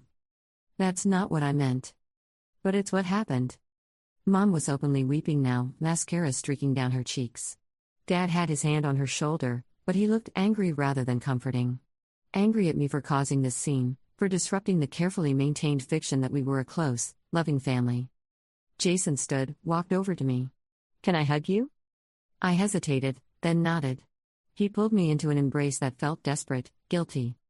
I'm sorry, he whispered. I'm so sorry. I didn't see it. I should have, but I didn't. I know. When he released me, Amanda was there. She hugged me too, this time longer, with feeling. I'm going to do better. We're going to do better. I promise. Promises were easy. Follow through was harder. But I appreciated the intention. Rebecca approached slowly. I'm sorry too. I always thought you were just more independent, that you preferred being on your own. I didn't realize you were isolated. I became independent because I had to. Because no one was looking out for me the way they looked out for Jason. That's not an excuse. I should have noticed. Uncle Mike shifted his weight. Tracy and I missed your wedding because we genuinely didn't see the invitation. I'm not making excuses, but Tracy's been overwhelmed with her mother's health issues. The mail has been piling up. But that doesn't make it okay. We should have been there for you. I understand about Tracy's mom. I do. But you could have called to congratulate me after. You could have sent a card. You could have acknowledged it at all. You're right. We should have. Small concessions. Tiny admissions of guilt. They didn't fix the empty chairs at my wedding, but they were something. I need you all to understand something, I said, addressing the room. I'm not doing this for revenge. I'm not trying to punish you. I'm trying to be seen. For once in my life, I want my family to actually see me. We do see you, Mom insisted through her tears. No, you don't. You see the version of me that's convenient. The one who doesn't make waves. The one who shows up and plays her role and doesn't complain about always being an afterthought. Then what do you want from us? Dad asked, still angry. I want you to show up. Not just physically, but emotionally. I want you to remember my birthday without Facebook reminding you. I want you to call me sometimes instead of always making me initiate contact. I want you to care about my life with the same energy you care about Jason's. That seems like a lot to ask, Dad muttered. Is it? Is basic consideration really so much to demand from family? He didn't answer. The silence stretched, uncomfortable and telling. I think maybe we should end the evening, Diane said quietly. This has been a lot for everyone. She was right. The emotional bandwidth in the room had been exceeded. Everyone looked exhausted, wrung out. But something had shifted. Whether it would last, whether real change would come from this confrontation, remained to be seen. At minimum, they could no longer pretend they didn't know. The receipts had forced acknowledgement. The spreadsheet had provided evidence. The truth was on the table, and they'd have to decide what to do with it. Mom's eyes glistened. Sweetie, you're being overly sensitive. We've always supported you. You came to my college graduation. I'll give you that. But you left early to make it to Jason's awards ceremony. You came to my graduate school celebration dinner, but you talked about Jason's promotion the entire time. You helped me move into my apartment, But you spent the whole day on the phone coordinating details for Jason's engagement party. Those were important events, Mom protested. So are mine. Or they should be. Diane finally spoke. Catherine, I think you're making this about favoritism when it's really just about communication. If you'd been clearer about how important this was to you. I sent certified mail invitations. How much clearer could I be? But you didn't follow up enough. You didn't. I shouldn't have to beg my family to care about my wedding. The words landed heavily. No one seemed to have a response to that. Rebecca, who'd been silent throughout the entire exchange, suddenly pushed back from the table. I need some air. She left, and I heard the front door open and close. Uncle Mike followed her, muttering something about checking on his daughter. Grandma Pat dabbed at her eyes with her napkin. I really am sorry, dear. I should have been there. I should have made it a priority. It's okay, Grandma. No, it's not. You deserve better from all of us. Amanda spoke quietly to Jason, too low for me to hear. He nodded, looking miserable. Dad stood up. I'm not going to sit here and be accused of being a terrible father. I've done my best for both of you. If you feel slighted, Catherine, maybe you should examine your own expectations instead of blaming everyone else. He walked out. Mom hesitated, glancing between me and the door, before following him. Diane began clearing plates, her movements sharp and agitated. Well, this has been a disaster. I spent 2 days cooking this meal, and now everyone's upset and the food's getting cold. The food is delicious, I said and meant it. I'm sorry this ruined your dinner. You're not sorry at all. You planned this. I answered your question honestly. You could have lied. You could have said you weren't engaged yet. You could have told me privately later. Instead, you chose to blow up Thanksgiving. She had a point, in a way. I could have handled this differently. I could have stayed silent, played along, pretended I hadn't gotten married. I could have protected their comfort at the expense of my own truth. But I was tired of shrinking myself to make room for their denial. Jason and Amanda stood together. Kat, can we talk privately? Jason asked. I followed them to Diane's study, a small room lined with bookshelves and dominated by a large mahogany desk. Amanda closed the door behind us. I'm sorry, Jason said immediately. Genuinely, truly sorry. I messed up. I should have been there. I should have responded to your texts. I should have. He stopped, collecting himself. There's no excuse. I got so wrapped up in my own life, in work, in the new house, that I stopped paying attention to you. I took you for granted. The apology felt real. His eyes were red-rimmed, his voice thick. I accept your apology, I said carefully. But I need you to understand that this isn't just about the wedding. This is about years of feeling invisible. Years of watching you get celebrated while I get overlooked. Years of being the afterthought in my own family. Amanda stepped forward. For what it's worth, I think you're right. I've watched it happen. I've seen how differently you two get treated. I've mentioned it to Jason before, and he's always brushed it off, said you were being dramatic or oversensitive. I should have pushed harder. I should have insisted that we prioritize your events more. You married into this family. It's not your responsibility to fix it. Maybe not, but I'm part of it now. And I don't want to be part of a family that treats people this way. She looked at Jason. We need to do better. You need to do better. Jason nodded. I know. I will. Starting now. Tell me about your wedding. Tell me about Daniel. Tell me about your life. Please. So I did. I told them about how Daniel and I met at a professional conference, how we bonded over terrible hotel coffee and mutual frustration with the keynote speaker. I told them about our first date, a disaster involving a restaurant mix-up and a thunderstorm that left us soaked and laughing in a doorway. I told them about his proposal, simple and perfect on a hiking trail at sunset. I told them about the wedding, about the garden full of flowers, about the vows we'd written ourselves, about the first dance to a song his grandmother used to sing to him. They listened. Really listened. Asked questions. Looked at photos on my phone. Admired my ring, which they hadn't even noticed before. He seems wonderful, Amanda said, scrolling through pictures of Daniel and me cutting the cake. I can't believe we haven't met him yet. You haven't because I stopped trying to include you in my life. After years of one-sided effort, I just gave up. We deserve that, Jason said. But I'd like to meet him now, if you're willing. I'd like to take you both out to dinner. My treat. No excuses, no cancellations. Name the date and we'll be there. I'll talk to Daniel about it. Amanda hugged me, fierce and quick. Congratulations on your marriage. I mean that. I'm sorry we weren't there, but I'm happy for you. The hug surprised me enough that I hugged her back. We stood there for a moment, the three of us in the small study, and something felt different. Not fixed, years of damage couldn't be repaired in one conversation, but maybe slightly less broken. There's something else I need to say, Jason said, his voice dropping lower. I think part of why I didn't prioritize your wedding was because I was jealous. Jealous? I blinked, genuinely confused. Of what? You got out. You built a life that doesn't revolve around this family's approval. You found someone who sees you clearly and loves you for who you are. You're not performing anymore, he laughed bitterly. Meanwhile, I'm still trying to be the golden child, still chasing Dad's approval, still measuring my worth by how impressed everyone is with my achievements. Amanda touched his arm gently. We've been talking about this in counseling. You're in counseling? Started 3 months ago, Jason said. Our marriage was struggling. I was working 80-hour weeks, trying to make partner, trying to prove something to people who might never be satisfied. Amanda finally gave me an ultimatum: get help or get a divorce. I didn't know things were that bad. Nobody did. We hid it well.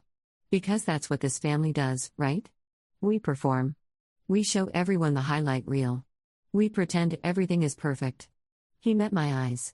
You stopped pretending. I think I resented you for having the courage to do what I couldn't.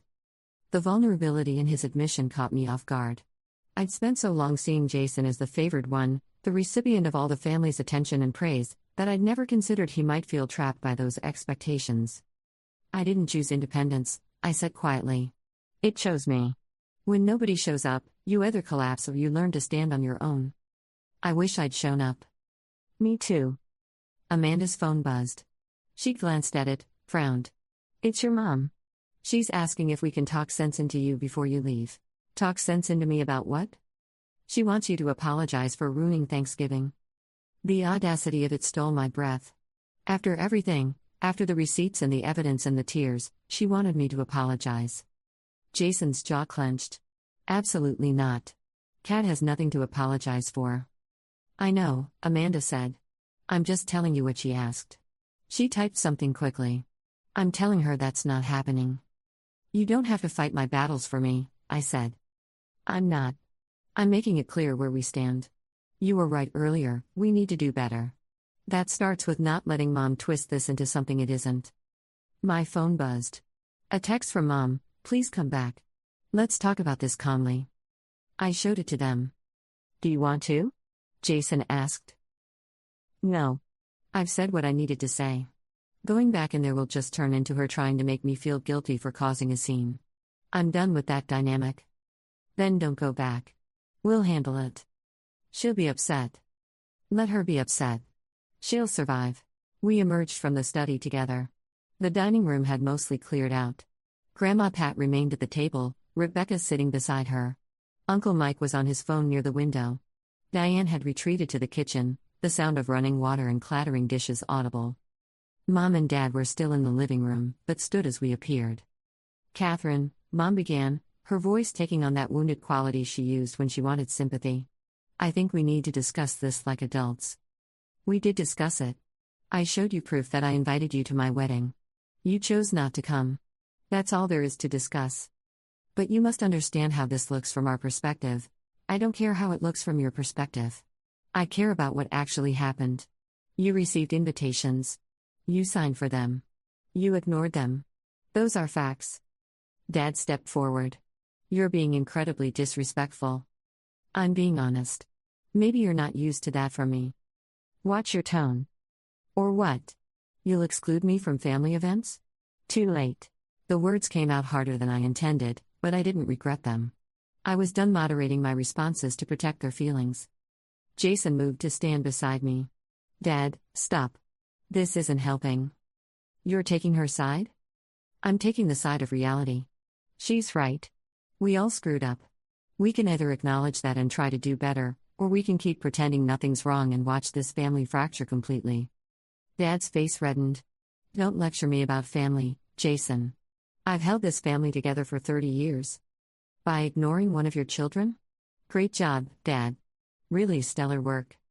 The sarcasm in Jason's voice shocked me. I'd never heard him speak to Dad that way. Mom's tears started fresh. I can't believe my own children are turning on me like this. We're not turning on you, Amanda said firmly. We're asking you to take responsibility for hurting Catherine. There's a difference. I didn't mean to hurt anyone. Impact matters more than intention, I said. You might not have meant to hurt me, but you did. Repeatedly. For years. And instead of acknowledging that, you want me to apologize for pointing it out. Silence. Heavy and uncomfortable. Rebecca spoke up from her position at the table. For what it's worth, I believe Catherine. I've watched this dynamic my whole life. Jason gets celebrated. Catherine gets tolerated. It's been obvious to everyone except apparently the people doing it. Rebecca, Diane called sharply from the kitchen. Don't start. I'm not starting anything. I'm finishing something that should have been addressed years ago. Uncle Mike cleared his throat. I think maybe we should all take some space. Process this. Talk again when everyone's calmer. Good idea, I said, grateful for the exit. I'm going to head home. When we returned to the dining room, Diane was wrapping up food, her movements still tense. Grandma Pat sat at the table, picking at a piece of pie. Rebecca and Uncle Mike had returned but looked ready to leave at any moment. Mom and Dad were in the living room, speaking in low, urgent tones. I could hear snippets, always been difficult, attention-seeking, can't believe she'd embarrass us like this. The words should have hurt. They used to hurt. But somewhere over the past few years, I developed scar tissue. Their criticism didn't penetrate the way it once had. Daniel had helped with that. Therapy had helped more. Learning that my worth wasn't determined by my family's approval had been revolutionary. I gathered my things, purse, coat, the delivery confirmation receipts, which I carefully folded and tucked away. Evidence preserved. You're leaving? Diana asked, not quite looking at me. I think it's best. Probably right. She handed me a container of leftovers. Here. You should have some turkey at least. The gesture felt like a peace offering, or maybe just good manners. I took it. Thank you for hosting. The meal really was excellent. Lot of good it did. I wanted to say something comforting, something that would smooth over the wreckage of her carefully planned holiday. But I couldn't find words that felt honest. Grandma Pat stood slowly, using the table for support. Walk me out, dear? I offered her my arm, and we made our way to the door together. Outside, the November air bit cold and clean. Dark had fallen early, the way it does in late autumn. Street lights cast orange pools on the sidewalk. Your grandfather was the youngest of 4 boys, Grandma Pat said as we reached her car. His brothers were all athletes, popular, successful. He was the quiet one, the reader, the dreamer. His parents forgot his birthday 3 years in a row. Just forgot. They'd remember weeks later and feel terrible, but the damage was done. I didn't know that. He never talked about it much. But he told me once that the hardest part wasn't being forgotten. It was realizing that he'd built his whole life trying to be worth remembering, trying to earn their attention, and nothing ever worked. He said the only way he found peace was by accepting that some people won't see you no matter how bright you shine. She patted my hand. You shine very bright, Catherine. You always have. It's their loss that they can't see it. But don't spend your whole life trying to make blind people see. Build your life with people who already know how to look. Her words settled into my chest, warm and solid. Daniel sounds like a good man. Someone who knows how to look. He is. He does. Then you've already won. Everything else is just noise. She kissed my cheek, papery lips soft against my skin. Come visit me next week. Bring your husband. I want to meet him properly and hear all about the wedding. Bring your photos. I will. I promise. I watched her drive away, her taillights disappearing around the corner. The street felt very quiet. Lights glowed in the houses around me, other families celebrating, arguing, existing in their own complicated ways. My phone buzzed. Daniel, how's it going? Do I need to come rescue you? I smiled and typed back, heading home now. It went about as expected. Tell you everything when I get there. His response came immediately, pizza's in the oven. Wine's breathing. I'm ready to listen. Some people know how to look. Some people show up. Some people remember that you exist and treat that existence as something worth celebrating. I got in my car and drove home to my husband, away from the family that forgot my wedding, toward the life I built with someone who wouldn't forget me if he tried. The satisfaction I felt wasn't the sharp, vindictive kind I'd expected. It was quieter than that. Sadder. But also liberating. I'd told the truth. I'd presented evidence. I'd forced a confrontation that had been building for years. And now everyone knew where they stood. Some bridges burned tonight. Maybe they'd been rotting for years and this was just the final collapse. Maybe they could be rebuilt with honesty and effort. Maybe not. Either way, I'd finally stopped waiting for my family to notice me. I'd stopped begging for scraps of attention and validation. I'd stopped making myself smaller to avoid making them uncomfortable. The delivery confirmation receipts sat in my purse, proof of something everyone wanted to deny. I'd known they'd deny it. I'd known they'd find ways to justify their absence, to spin the narrative so that I was the problem, the dramatic one, the attention seeker. The receipts made that impossible. Evidence doesn't lie. Signatures don't lie. 7 people signed for invitations they claimed never to have received. 7 people couldn't gaslight me into believing I'd imagined sending them. The documentation had been strategic, yes. Calculated. Some might even call it manipulative. But it had also been necessary. Without proof, I would have been dismissed, told I was remembering wrong, told I was being overly sensitive. With proof, I'd force them to confront their own choices. Dad would probably never admit he was wrong. He'd find ways to justify his absence, to make it my fault somehow. That was fine. I didn't need his admission. I just needed him to stop pretending I was crazy. Mom would cry later, probably. Call me in a few days with a tearful apology that blamed everyone but herself. She'd want reconciliation without accountability. That was her pattern. I'd have to decide how much of that I could tolerate. Jason surprised me. His apology felt genuine. Maybe Amanda's influence was good for him. Maybe becoming a husband himself had given him perspective on what it meant to show up for important events. Maybe he was just finally growing up. Time would tell if his promises held weight. I'd be cautiously optimistic but guarded. Trust, once broken, rebuilds slowly. The drive home took 30 minutes, familiar roads unwinding in the darkness. I passed the shopping center where Mom used to take Jason and me for back-to-school clothes. Past the park where Dad coached Jason's little league team while I sat in the bleachers reading. Past the high school where Jason was student body president while I edited the literary magazine in obscurity. All these landmarks of a childhood spent in someone's shadow. But also, landmarks that had shaped me. Made me self-reliant.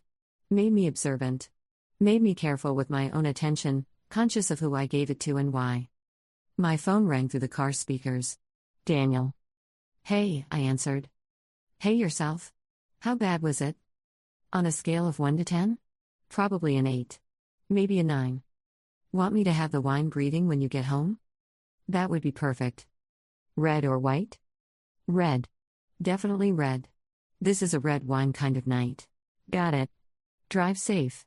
I love you. Love you too. The call ended, leaving me alone with my thoughts and the radio playing softly. A song from the wedding came on, not our first dance, but one that had played during dinner. I'd been sitting with Mrs. Robertson and Sarah, laughing about something, when I'd looked up and seen all those empty chairs on my side. Daniel had noticed me noticing. He'd squeezed my hand under the table and leaned in close. They're missing the best day of your life. That's on them, not you. He'd been right then. He was right now. The apartment parking lot was mostly full, holiday travelers returned home. I grabbed the container of leftovers, my purse with its incriminating receipts, and headed upstairs.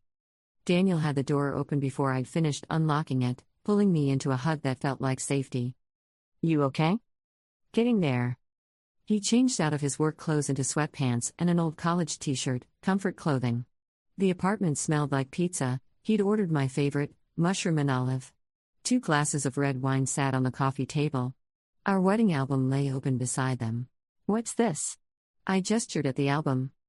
Thought you might want to look at it. Remind yourself of what actually matters. Tears stung my eyes, unexpected and sharp. How did I get lucky enough to find you? I'm the lucky one. Trust me. We settled onto the couch, my feet in his lap. He opened the album to the first page, me getting ready with my friends, laughing at something someone had said. I looked happy. Genuinely, radiantly happy. Tell me everything, Daniel said. So I did. The whole story, from Diane's chirpy question about wedding plans to the silence at the table when I mentioned mine. The delivery confirmation receipts. Dad's accusations. Mom's tears. The spreadsheet showing years of documented neglect. Jason's surprising apology and admission about jealousy. Rebecca's support. The text from Mom wanting me to apologize for ruining dinner. Daniel listened without interrupting, his hand gentle on my ankle. When I finished, he was quiet for a moment. "I'm proud of you," he said finally. "For what? Blowing up Thanksgiving? For standing up for yourself. For refusing to be erased. For finally saying all the things you've been holding in for years." He turned the album page to a photo of us during the ceremony, exchanging rings. "This day happened. You married me. We started a life together. That's real, regardless of who witnessed it. I just wish," I stopped, not sure how to finish. "You wish your family had been there. I know. I wish they had too. You deserve to have your parents walk you down the aisle. You deserve to have your brother stand up and make a toast. You deserved all of that. But I had you. I had your family. I had Mrs. Robertson and Sarah and everyone else who showed up. You did. And they were honored to be there."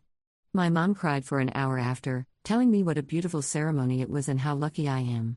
My dad pulled me aside and said I'd better treat you right or he'd disown me. He smiled at the memory. "They love you. My whole family loves you. I love them too. They've been more family to me in 3 years than my own family has been in 28. Then maybe they're your real family now. Blood doesn't make family. Showing up does." The simplicity of it hit me. He was right. Family wasn't about genetics or shared history. It was about who chose you, who showed up for you, who saw you and celebrated you and remembered you existed. We flipped through more pages. The garden venue in full bloom. Our first dance, Daniel spinning me outward while I laughed. The cake cutting, both of us with frosting on our noses. His grandmother dabbing her eyes with a handkerchief. Sarah catching the bouquet with shocked delight. "This is my favorite," Daniel said, pointing to a candid shot. We were sitting at the head table, not looking at the camera. I was leaning into him, whispering something in his ear. He was grinning, his hand on my knee. We looked like us. Not posed, not performing. Just happy. "Mine too," I agreed. "Do you regret having a small wedding? Be honest." "No.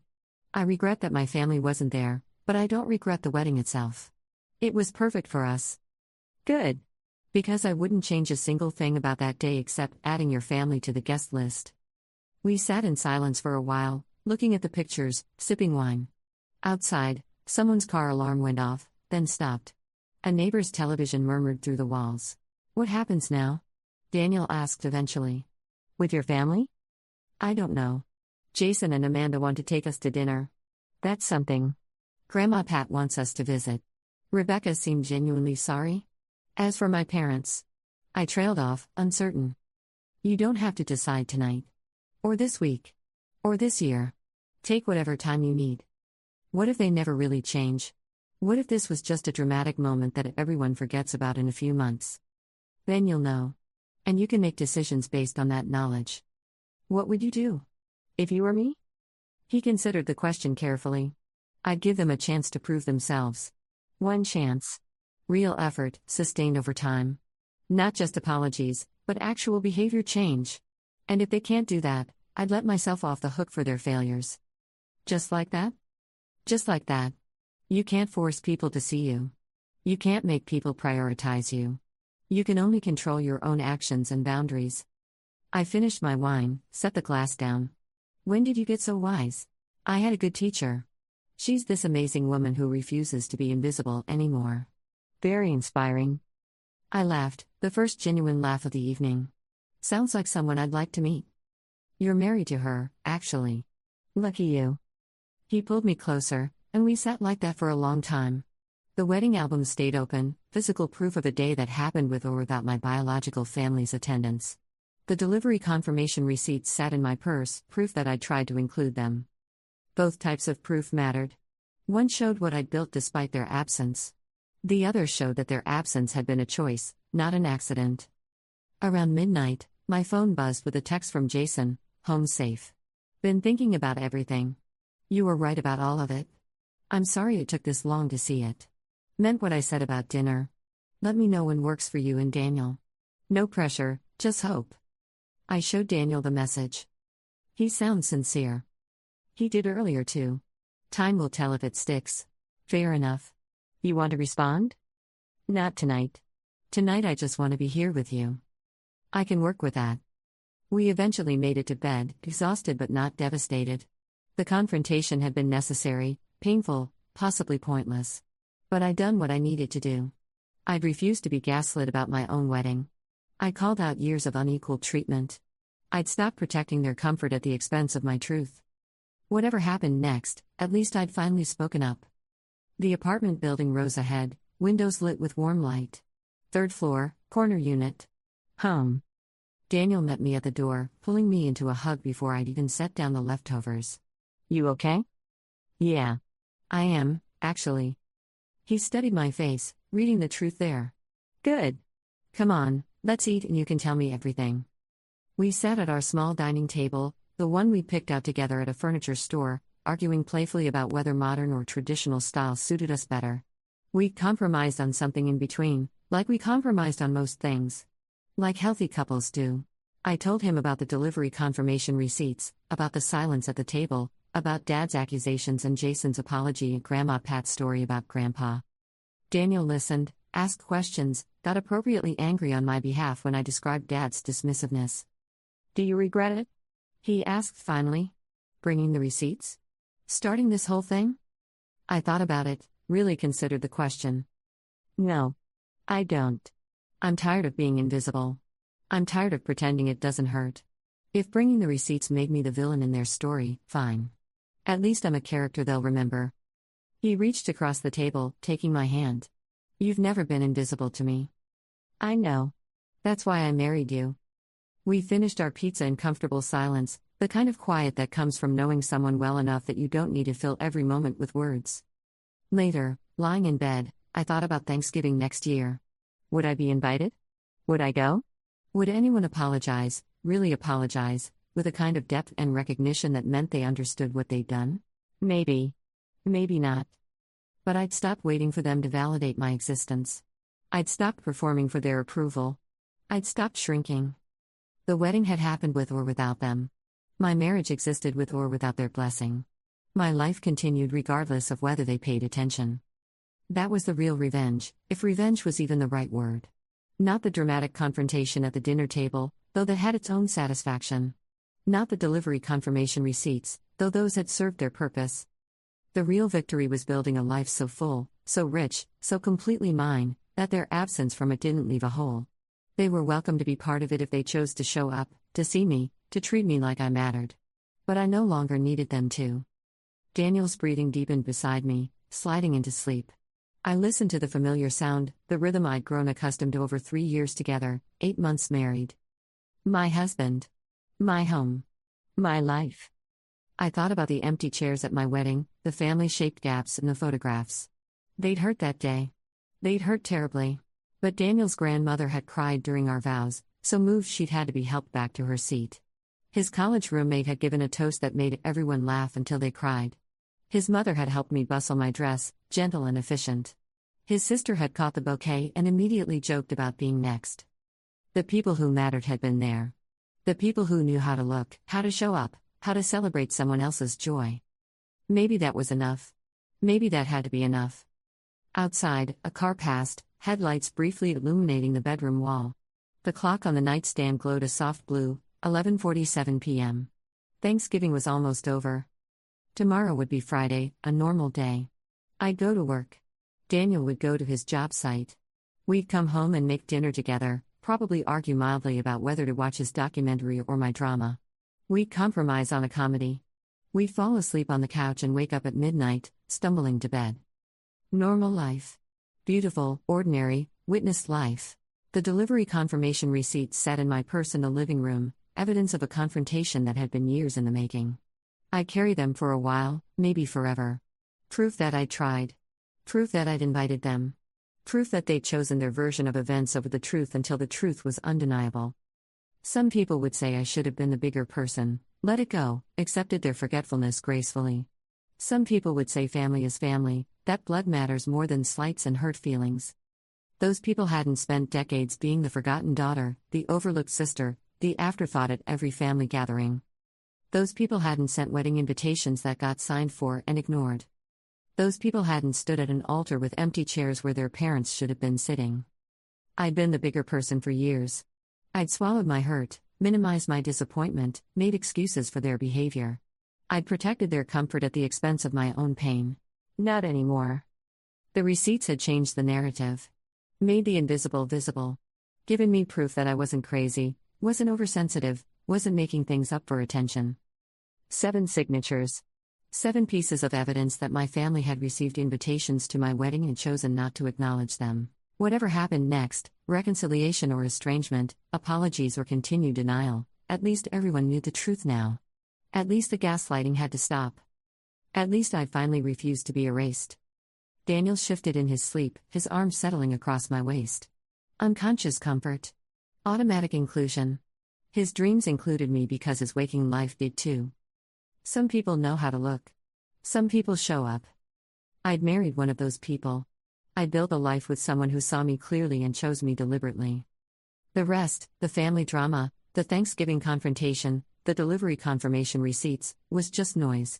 Important noise, necessary noise, but noise nonetheless. The real story wasn't about revenge or payback or dramatic revelations at dinner tables. The real story was about a woman who'd spent her life being invisible, finally deciding she deserved to be seen. Who'd stopped waiting for permission to matter and simply started mattering on her own terms.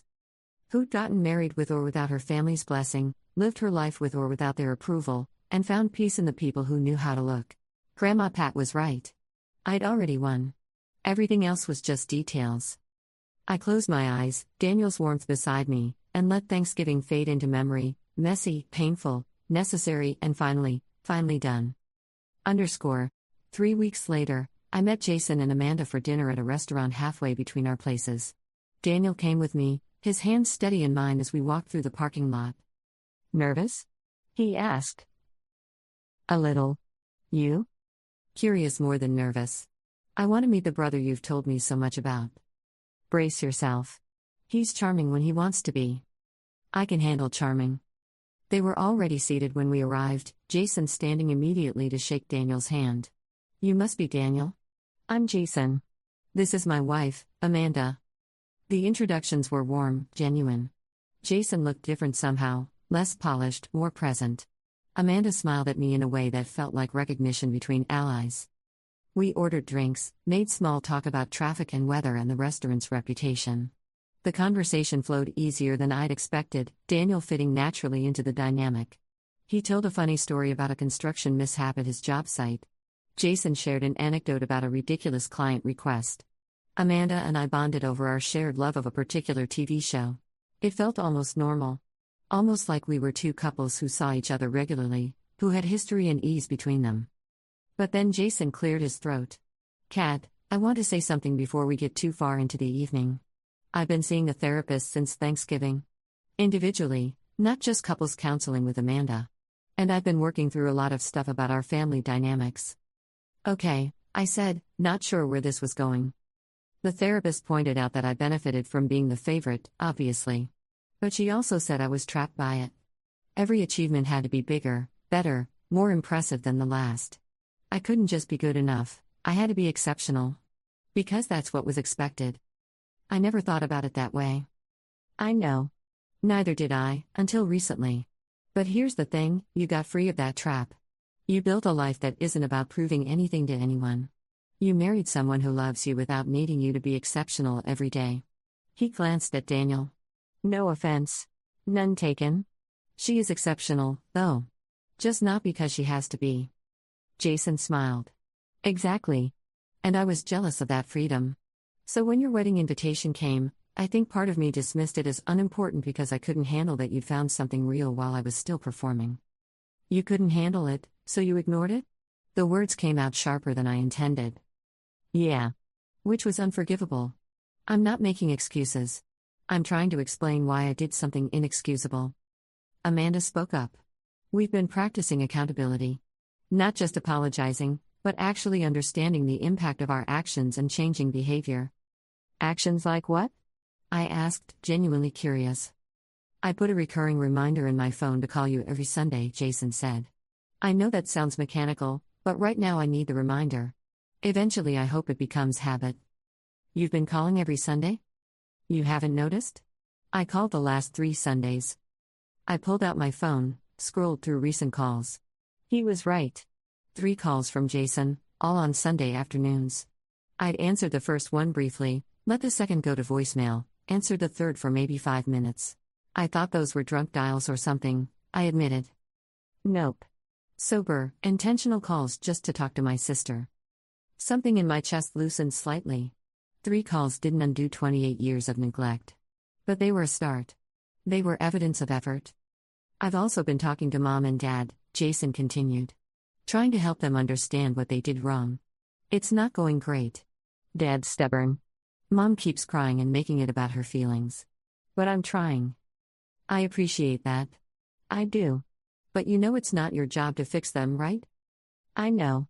I'm not doing it for them. I'm doing it because I want our family to be better. And if that's going to happen, someone has to start pushing for change. Daniel had been quiet, observant. Now he spoke. Jason, Amanda, I want you to know that Catherine deserves consistency. If you're going to be in her life, you need to actually be in it. Not just when it's convenient. Not just when you feel guilty. Actually present, actually engaged. We understand, Amanda said. We're committed to showing up. Good. Because she's shown up for you her whole life. It's your turn now. The protectiveness in Daniel's voice made my heart swell. He'd never met my family before Thanksgiving, had only heard my stories. But he was already defending me, already setting boundaries on my behalf. Dinner arrived, interrupting the heavy conversation. We ate and talked about lighter things, movies we'd seen, books we'd read, Amanda's new job promotion, Daniel's plans to start his own contracting business. But underneath the casual conversation, something had shifted. Jason and Amanda were making effort. Real, documented, sustained effort. Whether it would last remained to be seen, but at least they were trying. As we waited for dessert, Amanda showed me pictures on her phone. I went through Jason's photos from our wedding and found all the ones with you in them. I made you a little album. The album showed me at their wedding, dancing, laughing, talking to other guests. In every photo, I looked happy for them. Genuinely happy, not fake smile happy. I realized you showed up for us completely, even though we'd spent years not showing up for you, Amanda said. That says something about your character. I want to be more like that. Thank you, I managed, throat tight. The evening ended with hugs, with promises to do this again soon, with Jason handing Daniel his business card and saying, call me if you need any legal advice for the new business. Free of charge, family discount. Family discount. The words hung in the air, tentative but hopeful. In the car driving home, Daniel reached over and squeezed my hand. They're really trying. They are. How do you feel about it?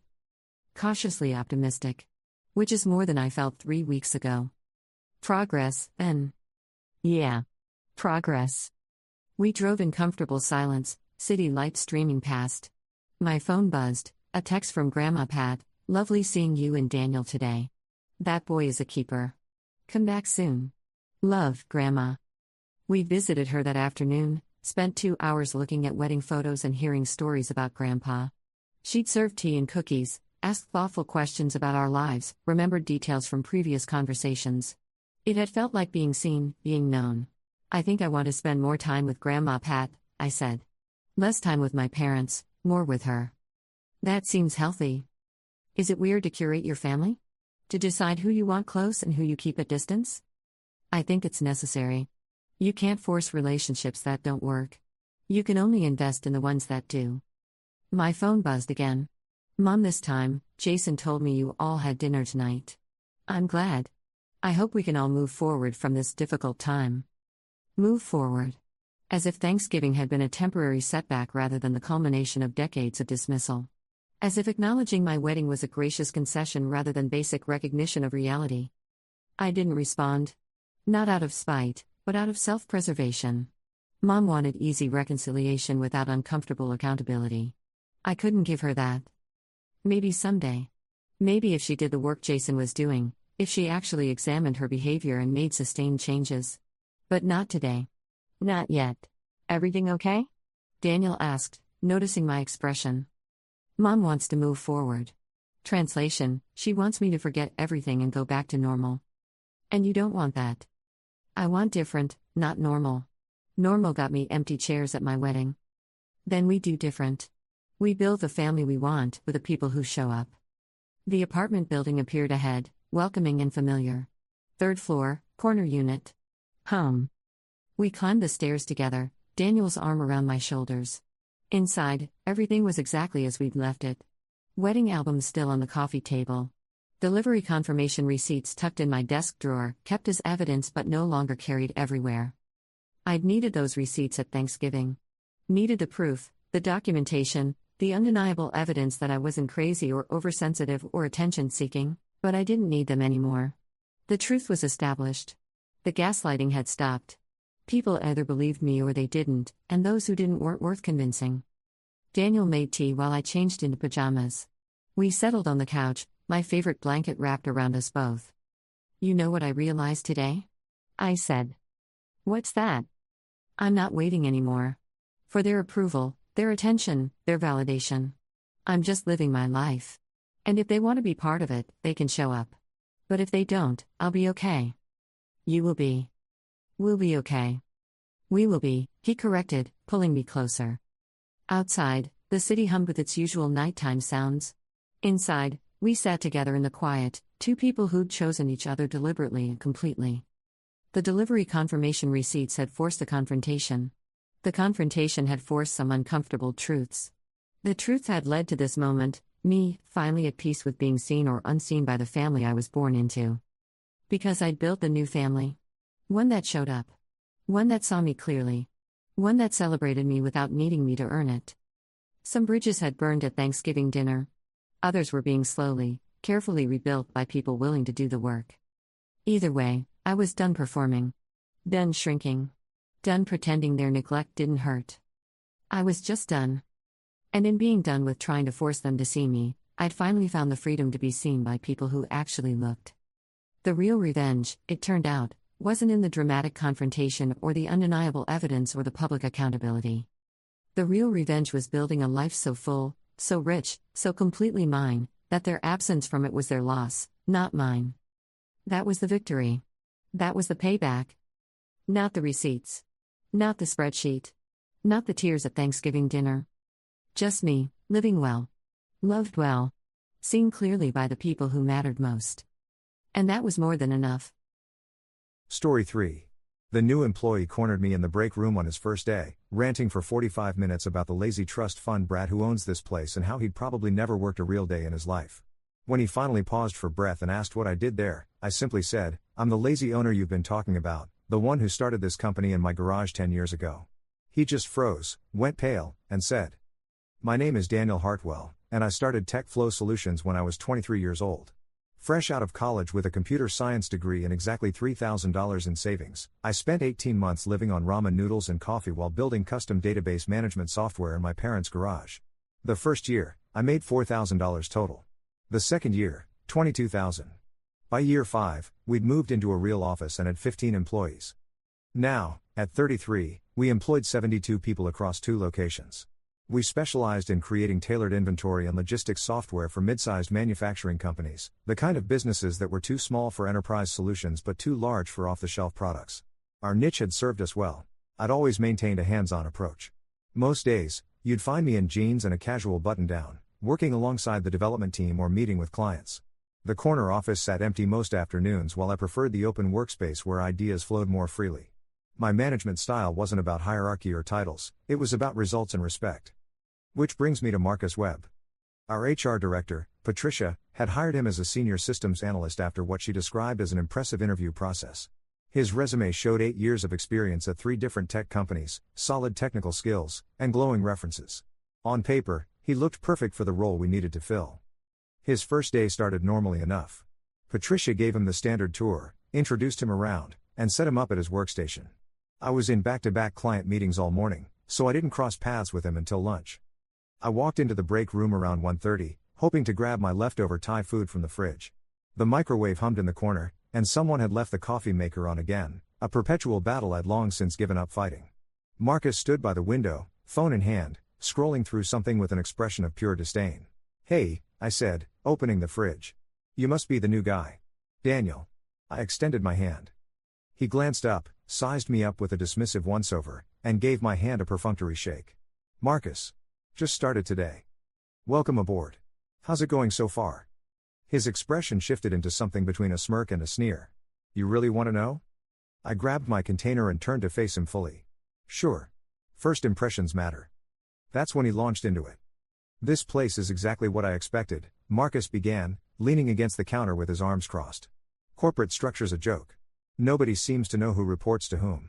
The development team's working on outdated frameworks. I saw Java code from 2015 still running in production. The office itself looks like someone decorated it from a thrift store. And don't even get me started on the so-called leadership. I set my food down, curiosity overriding my hunger. What about the leadership? Marcus warmed to his subject, apparently thrilled to have an audience. The owner, some guy named Hartwell, apparently started this company when he was basically a kid. Trust fund baby, obviously. Probably had mommy and daddy bankroll the whole operation while he played entrepreneur. You can always tell with these types. They stumble into success through family money, then act like they're self-made geniuses. My jaw tightened, but I kept my expression neutral. That's quite an assumption. What makes you think he had family money? Come on, Marcus laughed, a harsh sound without humor. Look around. This company's been running for 10 years. You don't bootstrap a tech company to this size without serious capital backing. And the fact that nobody ever sees him? Classic absentee owner who's probably off playing golf or sitting on some beach while the actual workers keep this place afloat. I leaned against the counter opposite him, arms crossed to mirror his posture. Actually, the owner's here most days. He just doesn't make a big deal about it. Marcus waved this away. Yeah, I'm sure he stops by occasionally to feel important. Patricia mentioned during orientation that he likes to stay connected with the team. That's corporate speak for he shows up once a month for a photo op. He scrolled through his phone again, then looked back up. I've seen this pattern at every company I've worked for. The founders who actually built something from nothing? They're in the trenches. They know every line of code, every client relationship, every operational detail. The trust fund kids? They've got fancy titles and big offices, but they've never worked a real day in their lives. The microwave beeped. Neither of us moved. You seem pretty certain about all this, I said quietly. It's pattern recognition. I've been in this industry long enough to spot the difference between real talent and inherited privilege. Marcus pocketed his phone and moved toward the coffee maker. Take the tech stack here, for example. We're running systems that should have been upgraded 3 years ago. A real engineer would have modernized everything. But some kid with a computer science degree and his parents' money? He probably hired the workout and never understood the technical debt he was creating. Maybe there were business reasons for those technology choices, I offered. Sometimes legacy systems exist because they work, because clients depend on them, or because migration costs don't justify the benefits. Marcus poured himself coffee, not bothering to clean up the drops that splashed on the counter. That's exactly the kind of excuse someone makes when they don't understand the technology. Real engineers know that technical debt compounds. Every day you don't modernize is a day you fall further behind. I could feel heat rising in my chest, but I forced myself to remain calm. And you determined all of this in, 4 hours of being here? Doesn't take long when you know what to look for. He took a sip of coffee, grimaced, and dumped in 3 sugar packets. The developers I've met seem competent enough, they're doing their best with what they've got. But they're hamstrung by leadership that doesn't understand the technical side. Patricia's nice, but she's HR. The operations manager I met this morning couldn't explain basic software architecture when I asked about system integration. And the owner? I guarantee he's some Stanford or MIT graduate whose parents knew someone who knew someone. That's how it always works. Actually, I said, my voice steady despite the anger simmering underneath, the owner went to state. Got his degree on academic scholarships and student loans. Took him 6 years to pay them off. Marcus laughed again, that same dismissive sound. Yeah, okay. And I'm sure he lived on ramen noodles in his parents' basement, right? That's the story they all tell. Meanwhile, mommy was probably slipping him checks every month to help with expenses. I pushed off from the counter and picked up my food container. You know, for someone who's been here less than a day, you've formed remarkably detailed opinions about people you've never met. It's called being observant. Marcus dumped more sugar into his coffee. Look, I'm not trying to be negative. I'm just realistic. I've worked for enough companies to recognize the patterns. This place has potential, the client list is solid, the market position is decent. But it's being held back by leadership that doesn't know what they're doing. Give it a year or two, and some bigger company will acquire us, clean house on the executive level, and actually turn this into something worthwhile. Is that your plan? I asked. Stick around for the acquisition payout? Maybe. Or maybe I'll document enough technical debt and operational inefficiencies to leverage it into a better position somewhere else. Either way, I'm not planning to waste years of my career covering for some rich kid who bought himself a company. I moved toward the microwave with my food, then stopped and turned back. You know, Marcus, I'm curious about something. You mentioned you've worked at 3 companies in 8 years. That's about 2.5 years per company on average. What happened at those places? He shrugged, unconcerned. I move when I stop learning. No point staying somewhere that can't teach me anything new. Or maybe, I said slowly, you burn bridges everywhere you go with this exact attitude. Marcus's expression hardened. What's that supposed to mean? It means you walked in here with preconceived notions about everyone and everything, made zero effort to understand the actual situation, and spent the last 40 minutes trashing people you don't know to someone you literally just met. I set my food down again. That's not being realistic or observant. That's being arrogant and close-minded. I call things as I see them, Marcus said defensively. If that bothers people, maybe they should run their companies better. And what do you do here? I asked. What's your role, exactly? For the first time, Marcus looked slightly uncertain. Senior Systems Analyst. I'll be auditing our current systems and recommending improvements. Interesting.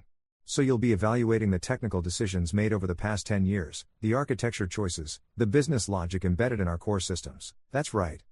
I nodded slowly. And you'll report those findings to management, presumably including the owner you've been criticizing. Eventually, yeah. Marcus's confidence returned. Though I doubt he'll understand half of what I'm telling him. These business types never do. I picked up my food container and moved to the microwave, punching in 2 minutes. The machine whirred to life. When I turned back around, Marcus was scrolling through his phone again, apparently satisfied with his assessment of his new workplace. Marcus, I said quietly. You asked what I do here. He looked up distractedly. I'm the lazy owner you've been talking about. Daniel Hartwell. The one who started this company in my garage 10 years ago with $3,000 and a lot of ambition. I let the words hang in the air. The one whose parents were a public school teacher and a postal worker. The one who worked 80-hour weeks for the first 3 years because I couldn't afford to hire anyone. The one who knows every line of legacy code you're going to critique because I wrote most of it myself. The color drained from Marcus's face like water swirling down a drain. His phone slipped slightly in his hand, and he caught it with a fumbling gesture. His mouth opened, then closed, then opened again without producing any sound. He finally managed. I didn't. No, I agreed. You didn't. You assumed, and you spoke without thinking, and you revealed exactly the kind of person you are. The microwave beeped behind me, but I ignored it. Here's what's going to happen next. You're going to go back to your desk. You're going to do the job we hired you for, and you're going to do it professionally. You're going to treat every person in this company with respect, regardless of their title or how long they've been here. And you're going to keep your assumptions and your arrogance in check. Marcus's face had progressed from pale to flushed. Mr. Hartwell, I'm so sorry. I had no idea, obviously. I retrieved my food from the microwave. Patricia will send you the details about our systems architecture, including the business reasons behind every major technology decision. I'll expect your preliminary audit in 2 weeks. Make it thorough, make it honest, and make it professional. Can you do that? Yes. Absolutely. Sir, I really apologize. I held up a hand. Apology noted. Now let's see if you can back up all that confidence you showed earlier with actual competent work. Marcus nodded rapidly, set down his coffee cup with shaking hands, and practically fled from the break room. I stood there alone, my Thai food cooling in my hands, and allowed myself a long, slow breath. The anger hadn't dissipated, if anything, it had crystallized into something colder and more focused. Because Marcus's assumptions weren't just insulting. They revealed a fundamental disrespect for the work that went into building something from nothing, the sacrifices made, the risks taken. And I intended to teach him exactly what those sacrifices looked like. The next 2 weeks were illuminating. I didn't tell anyone else about the break room confrontation. Patricia sensed tension, but I waved it off as first-day jitters. Instead, I watched. I observed how Marcus interacted with the team, how he approached his work, how he presented himself now that he knew who I was. To his credit, he was technically competent. His audit identified several legitimate areas for improvement: database query optimizations, opportunities for better caching strategies, outdated dependencies that should be upgraded. The analysis itself was solid, if somewhat pedantic in its presentation. But his interpersonal skills remained problematic. Sarah Chen, one of our senior developers, mentioned that Marcus had questioned her coding methodology during a code review. Not in a collaborative way, in a condescending lecture about proper engineering practices. She'd been with the company for 6 years and knew our systems better than anyone except me. James Torres from operations reported that Marcus had dismissed his questions about system integration timelines as not understanding the technical complexities involved. James had an MBA and 15 years of operations experience. He understood complexity just fine. Even Patricia pulled me aside. I don't know what happened between you two, but Marcus seems different. Nervous around you, but still abrasive with everyone else. Did something occur I should know about? I considered telling her, then decided against it. Just getting to know each other. Keep an eye on his team interactions though. Let me know if there are any issues. Marcus's audit report landed on my desk exactly 14 days after his first day. 200 pages of analysis, recommendations, and criticisms, some valid, many overblown, a few revealing fundamental misunderstandings about our business model. I read through it carefully, making notes. Then I scheduled a meeting. But before that meeting could happen, something else came to my attention. I was having lunch with Michael Rodriguez, our infrastructure lead, when he mentioned something that made me pause mid-bite. The new analyst seems sharp, Michael said, picking at his salad.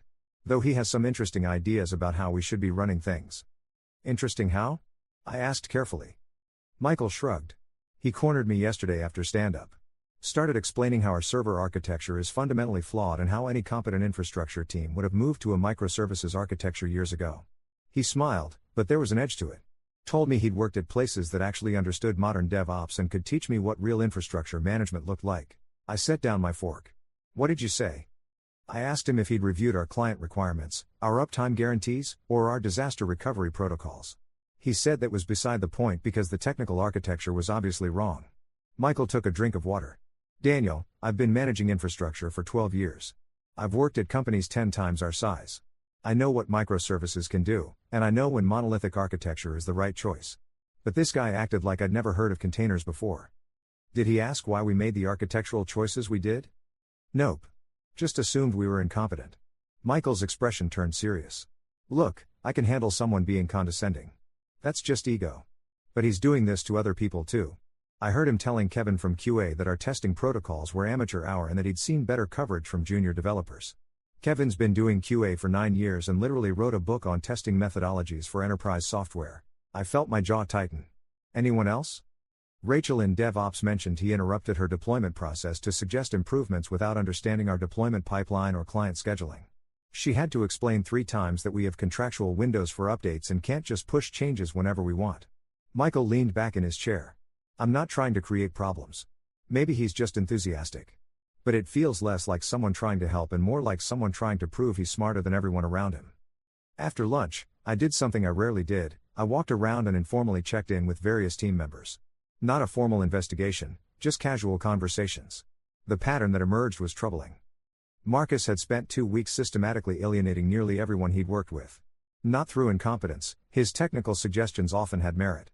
But through an attitude that communicated, clearly and consistently, that he viewed himself as superior to his colleagues. Lisa from project management mentioned he'd questioned her timeline estimates, suggesting she didn't understand the technical complexity of the work.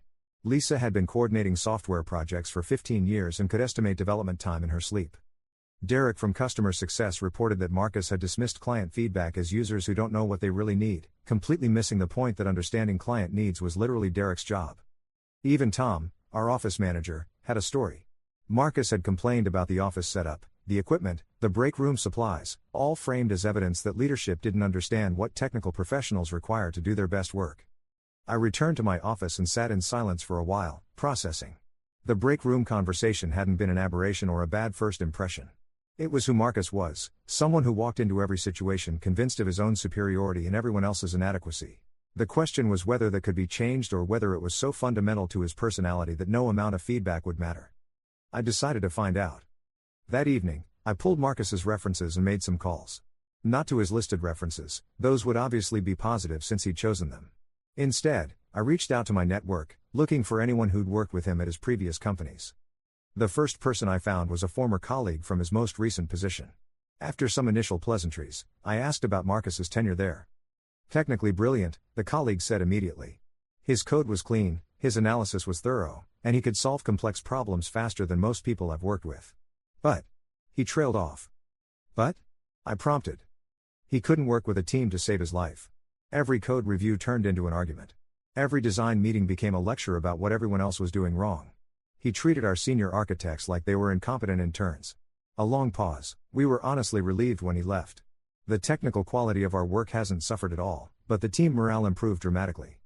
The second call revealed a similar pattern. Excellent technical skills, impossible interpersonal dynamics.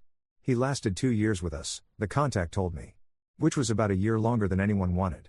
But he was good at his job, when he wasn't busy telling everyone else how to do theirs. I thanked them both and hung up feeling like I finally understood what I was dealing with. Marcus wasn't going to change because he didn't think he needed to. In his mind, everyone else was the problem. Still, I'd give him the chance. One clear conversation, one explicit opportunity to adjust his behavior. If he couldn't take it, then at least I'd know I'd tried. Marcus, come in. I gestured to the chair across from my desk. I've reviewed your audit. He sat down carefully, posture rigid. 2 weeks of walking on eggshells around me had clearly taken their toll. I hope it's thorough enough. I tried to cover all the major systems. It's comprehensive, I agreed. Let's talk through some of your recommendations. I opened the report to a marked page. You suggest migrating our entire database infrastructure to a newer framework. Can you walk me through the cost-benefit analysis for that proposal? Marcus brightened slightly, back on technical ground where he felt confident. The current system uses PostgreSQL 9.6, which is approaching end of life. Migrating to version 14 would give us better performance, improved security, and access to newer features like better JSON handling and... I'm familiar with the technical benefits, I interrupted. I'm asking about the business case. How much will the migration cost? How long will it take? What's the expected ROI? He faltered. Well, I'd need to research the specific costs, but, you're recommending we undertake a major infrastructure overhaul without knowing the costs? I kept my voice level, professional. What about client impact? We have 37 clients running mission-critical operations on our current systems. How do we migrate them with zero downtime? There would be a migration window, obviously. Have you calculated the revenue impact of taking our systems offline, even briefly? Have you considered the contractual penalties for service interruptions? Have you mapped out the testing requirements to ensure nothing breaks during migration? Marcus shifted in his seat. Those are implementation details. I was focused on the technical. Implementation details are everything, I said quietly. This is exactly what I meant about understanding the business reasons behind technical decisions. Yes, PostgreSQL 9.6 is older. But it's stable, it's well documented, our entire team knows it intimately, and it does exactly what our clients need. The cost and risk of migrating outweigh the marginal benefits we gain. I flipped to another marked page. Here you recommend replacing our custom authentication system with a third-party solution. Why? Industry best practice is to never roll your own auth, Marcus recited, sounding like he was quoting a textbook. It's a security risk. Generally true, I acknowledged. But did you review why we built our custom system? I assume because, he caught himself. No.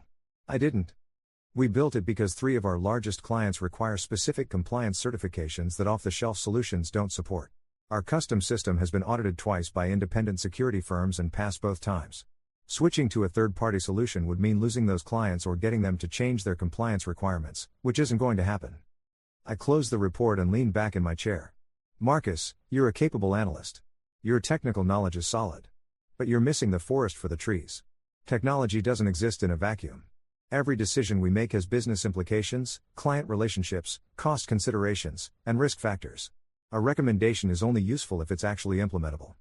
I understand, he said, though his clenched jaw suggested otherwise. Do you? I met his eyes directly. Because this report reads like you're trying to prove how smart you are rather than actually helping the company improve. Half these recommendations ignore business reality.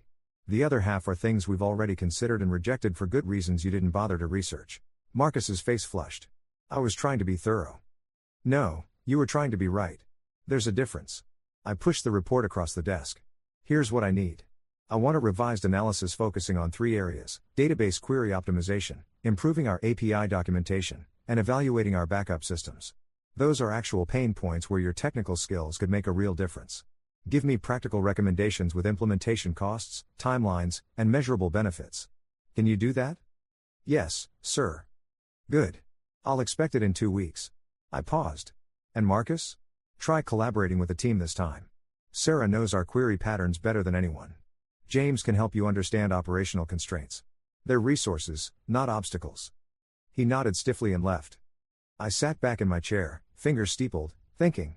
Marcus was learning, slowly, but his fundamental attitude remained unchanged. He was performing respect while still harboring the same arrogance underneath. The way he interacted with other team members made that clear, which meant I needed to try a different approach. 3 days later, I called an all-hands meeting. We held these quarterly to discuss company direction, celebrate successes, and address any concerns. I'd moved this one up by a month, but nobody questioned it. 72 people gathered in our largest conference room, which we'd converted from office space specifically for these meetings. I stood at the front, no podium, no slides, just me and the team. Thanks for coming, everyone. I know these meetings can feel like they eat into productive time, so I'll keep it focused. I scanned the room, making eye contact with familiar faces. I want to talk about something that's been on my mind lately: how we define success here at TechFlow. A few curious glances. Marcus sat near the back, trying to look invisible. When I started this company, success meant survival. Making enough money to keep the lights on, pay the rent, maybe eat something other than ramen occasionally. A few chuckles. Those early days were brutal. I was the only employee for the first year. Development, sales, customer service, janitorial work, I did it all. I learned database architecture by breaking things and fixing them at 3 a.m. I learned customer service by having angry clients yell at me when systems went down.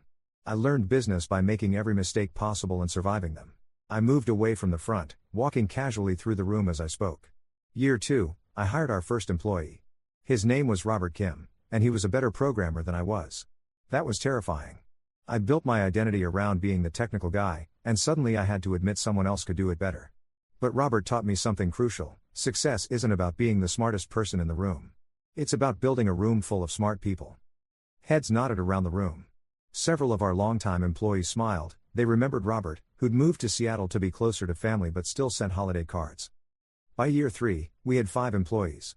Year 5, 15. Now we're at 72, and every single person in this room represents a decision I made to admit I couldn't do something alone. I paused near Marcus's row. That's what building a company actually means. It's not about proving you're brilliant. It's about recognizing your limitations and finding people who complement them. Marcus was staring at his hands. I mention this because we recently had a conversation here about assumptions. About how easy it is to look at a company from the outside and think you understand how it works, why decisions were made, what success looks like. I moved back toward the front. But every company is an iceberg.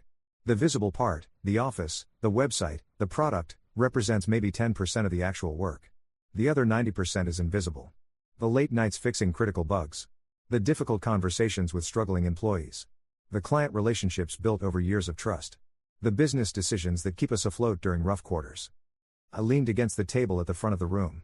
So here's my challenge to everyone, but especially to our newer team members: before you assume you understand why something is the way it is, ask. Before you criticize a decision, learn the context. Before you dismiss someone's work, understand what constraints they were working under. Sarah raised her hand. Is this about a specific incident? It's about a pattern I've noticed, not just here, but in the industry generally. We tech people love to criticize. Legacy code is always garbage. Business decisions are always stupid. Non-technical stakeholders are always clueless. It's easy and it makes us feel smart. I shook my head. But it's also lazy. Real intelligence is understanding why things are the way they are before rushing to change them. James from operations spoke up. Are we changing how we evaluate technical proposals? No. I'm suggesting we change how we approach them. When someone recommends a change, I want to see evidence they've understood the current state first. I want collaboration, not criticism. I want solutions that account for business reality, not just technical ideals. The meeting continued for another 30 minutes, covering quarterly results and upcoming projects. But I noticed Marcus leave looking thoughtful rather than defensive. Maybe I was finally getting through. The revised audit Marcus submitted 2 weeks later was markedly different. Focused, practical, collaborative. He'd clearly worked with Sarah on the database analysis, and her insights showed throughout. The API documentation recommendations were specific and actionable. The backup system evaluation revealed one legitimate vulnerability we'd overlooked. This is excellent work, I told him during our review meeting. This is what I was looking for, practical improvements grounded in real understanding. Thank you. Marcus seemed genuine this time. I talked to a lot of people while putting this together. Learned more about why certain decisions were made. I still think some things could be improved, but I understand the trade-offs better now. That's exactly the right mindset. I flipped through the pages. I'm approving your API documentation project and the backup system improvements. Those will make a real difference. The database optimization is solid too, but we'll need to phase it carefully to avoid disrupting client operations. Marcus nodded. I outlined a potential phased approach in the appendix. 3-month timeline, working on the lowest traffic systems first. Good thinking. Work with Sarah to finalize the plan. I closed the report. How are you settling in otherwise? How's the team dynamic? He hesitated. Better. I think I came in with the wrong attitude initially. People here are more collaborative than my previous companies, but I was approaching everything adversarially. He met my eyes. I owe you another apology for that first day. The things I said. I held up a hand. You already apologized. What matters is whether you've learned from it. I have. He paused. Can I ask you something? Why didn't you fire me? Most owners would have, after what I said in the break room. I considered the question carefully. Because arrogance usually comes from insecurity, and insecurity comes from fear. You were scared walking into a new job, so you armored yourself with criticism and dismissiveness. That's a fixable problem. I leaned forward. But if you'd continued that pattern, if you'd refused to adapt or learn, then yes, we would have had a different conversation. Marcus nodded slowly. I appreciate the second chance. Make the most of it. He left, and I allowed myself a small smile. Maybe this would work out after all. It didn't work out. 6 weeks after our conversation, Patricia came to my office with a file folder and a troubled expression. We have a problem with Marcus. I gestured for her to sit. What kind of problem? Emily from the design team filed a formal complaint. She says Marcus has been undermining her work in meetings, making dismissive comments about design decisions, and generally creating a hostile environment. Patricia opened the folder. I interviewed 3 other team members, and they corroborated her account. He's also apparently been going around saying that the company's design-led approach is holding back technical innovation. My jaw tightened. How long has this been going on? According to Emily, about 3 weeks. She tried addressing it with him directly, but he told her that designers should focus on making things pretty and leave the real decisions to engineers. I felt the old anger resurface, colder this time. Set up a meeting with Marcus. Tomorrow morning. Patricia nodded and left. I sat at my desk, reviewing Emily's complaint and the supporting statements. Emily Chen had been with us for 4 years. She'd designed our entire user interface framework, led successful redesigns for multiple client systems, and collaborated seamlessly with the development team. Her work was exceptional. And Marcus had dismissed her as someone who makes things pretty. The next morning, Marcus arrived at my office looking wary. He'd probably heard through the grapevine that Emily had filed a complaint. Sit down, Marcus. I didn't bother with pleasantries. I'm sure you know why you're here. If this is about Emily, it's about you, I interrupted. About a pattern of behavior that we've now documented. You've been dismissive, condescending, and disrespectful to a valued team member. That's unacceptable. Marcus's expression hardened into something defensive. I was giving technical feedback. If Emily can't handle critique, don't. My voice was sharp enough that he stopped mid-sentence. Don't insult both our intelligence by pretending that's what this was. You weren't offering constructive feedback. You were diminishing her expertise and dismissing her contributions. There's a difference, and you're smart enough to know it. Design decisions should be informed by technical constraints, Marcus argued. I was trying to explain. Emily has a degree in human-computer interaction and 4 years of experience designing interfaces for complex systems. She understands technical constraints better than you understand design principles. I leaned forward. This isn't about technical feedback, Marcus. This is about respect. It's about recognizing that other people's expertise is as valuable as yours, even when it's in a different domain. I didn't mean to be disrespectful, yet you were. Repeatedly. After we specifically discussed this pattern of behavior. I pulled out his file. You've been here for 3 months. In that time, you've had issues with Sarah, with James, now with Emily. You apologize, you promise to do better, and then you repeat the same behavior with someone new. Marcus said nothing. Here's my conclusion, you haven't actually changed. You've gotten better at performing respect around me, but your fundamental attitude remains the same. You still believe your expertise is more valuable than everyone else's. You still approach collaboration as a competition you need to win. And you still treat anyone who doesn't fit your narrow definition of real engineering as somehow lesser. That's not fair, Marcus protested. I've implemented every change you asked for. I worked with Sarah on the database project. I've been professional. With people you respect, I finished. Which is a very short list. But a professional workplace requires respect for everyone, regardless of their role or how much you value their particular skills. I stood up and walked to the window, looking out at the parking lot. I gave you a second chance because I believed your arrogance came from insecurity and inexperience. I thought with time and guidance, you'd develop the emotional intelligence necessary to be a real asset to this team. I turned back to face him. But that requires genuine self-reflection and a willingness to change. I don't think you're capable of that right now. You're firing me. It wasn't a question. Yes. You'll receive 2 weeks severance pay, and Patricia will help you with the exit paperwork. You can collect your personal items today. Marcus stood, his face flushed with anger. This is because of that first day, isn't it? You've had it out for me from the beginning. One mistake, and you've been waiting for an excuse to get rid of me. No, Marcus. This is because you've made the same mistake repeatedly, despite multiple conversations and clear feedback. That first day revealed your character. The last 3 months confirmed it. He opened his mouth to argue, then seemed to think better of it. Instead, he turned and walked to the door. "Marcus," I called after him. He stopped but didn't turn around. "For what it's worth, you do have talent. You're technically skilled and analytically sharp. But until you learn that being right doesn't make you better than anyone else, you're going to keep having this same problem everywhere you go." He left without responding. I sat back down at my desk, feeling tired. Firing people never got easier, even when it was clearly the right decision. I genuinely hoped Marcus could grow beyond his initial arrogance. The fact that he couldn't, or wouldn't, felt like a failure on both our parts. Patricia handled the exit process efficiently. Marcus was gone by noon. That afternoon, I called Emily into my office. "I wanted to apologize," I said once she was seated.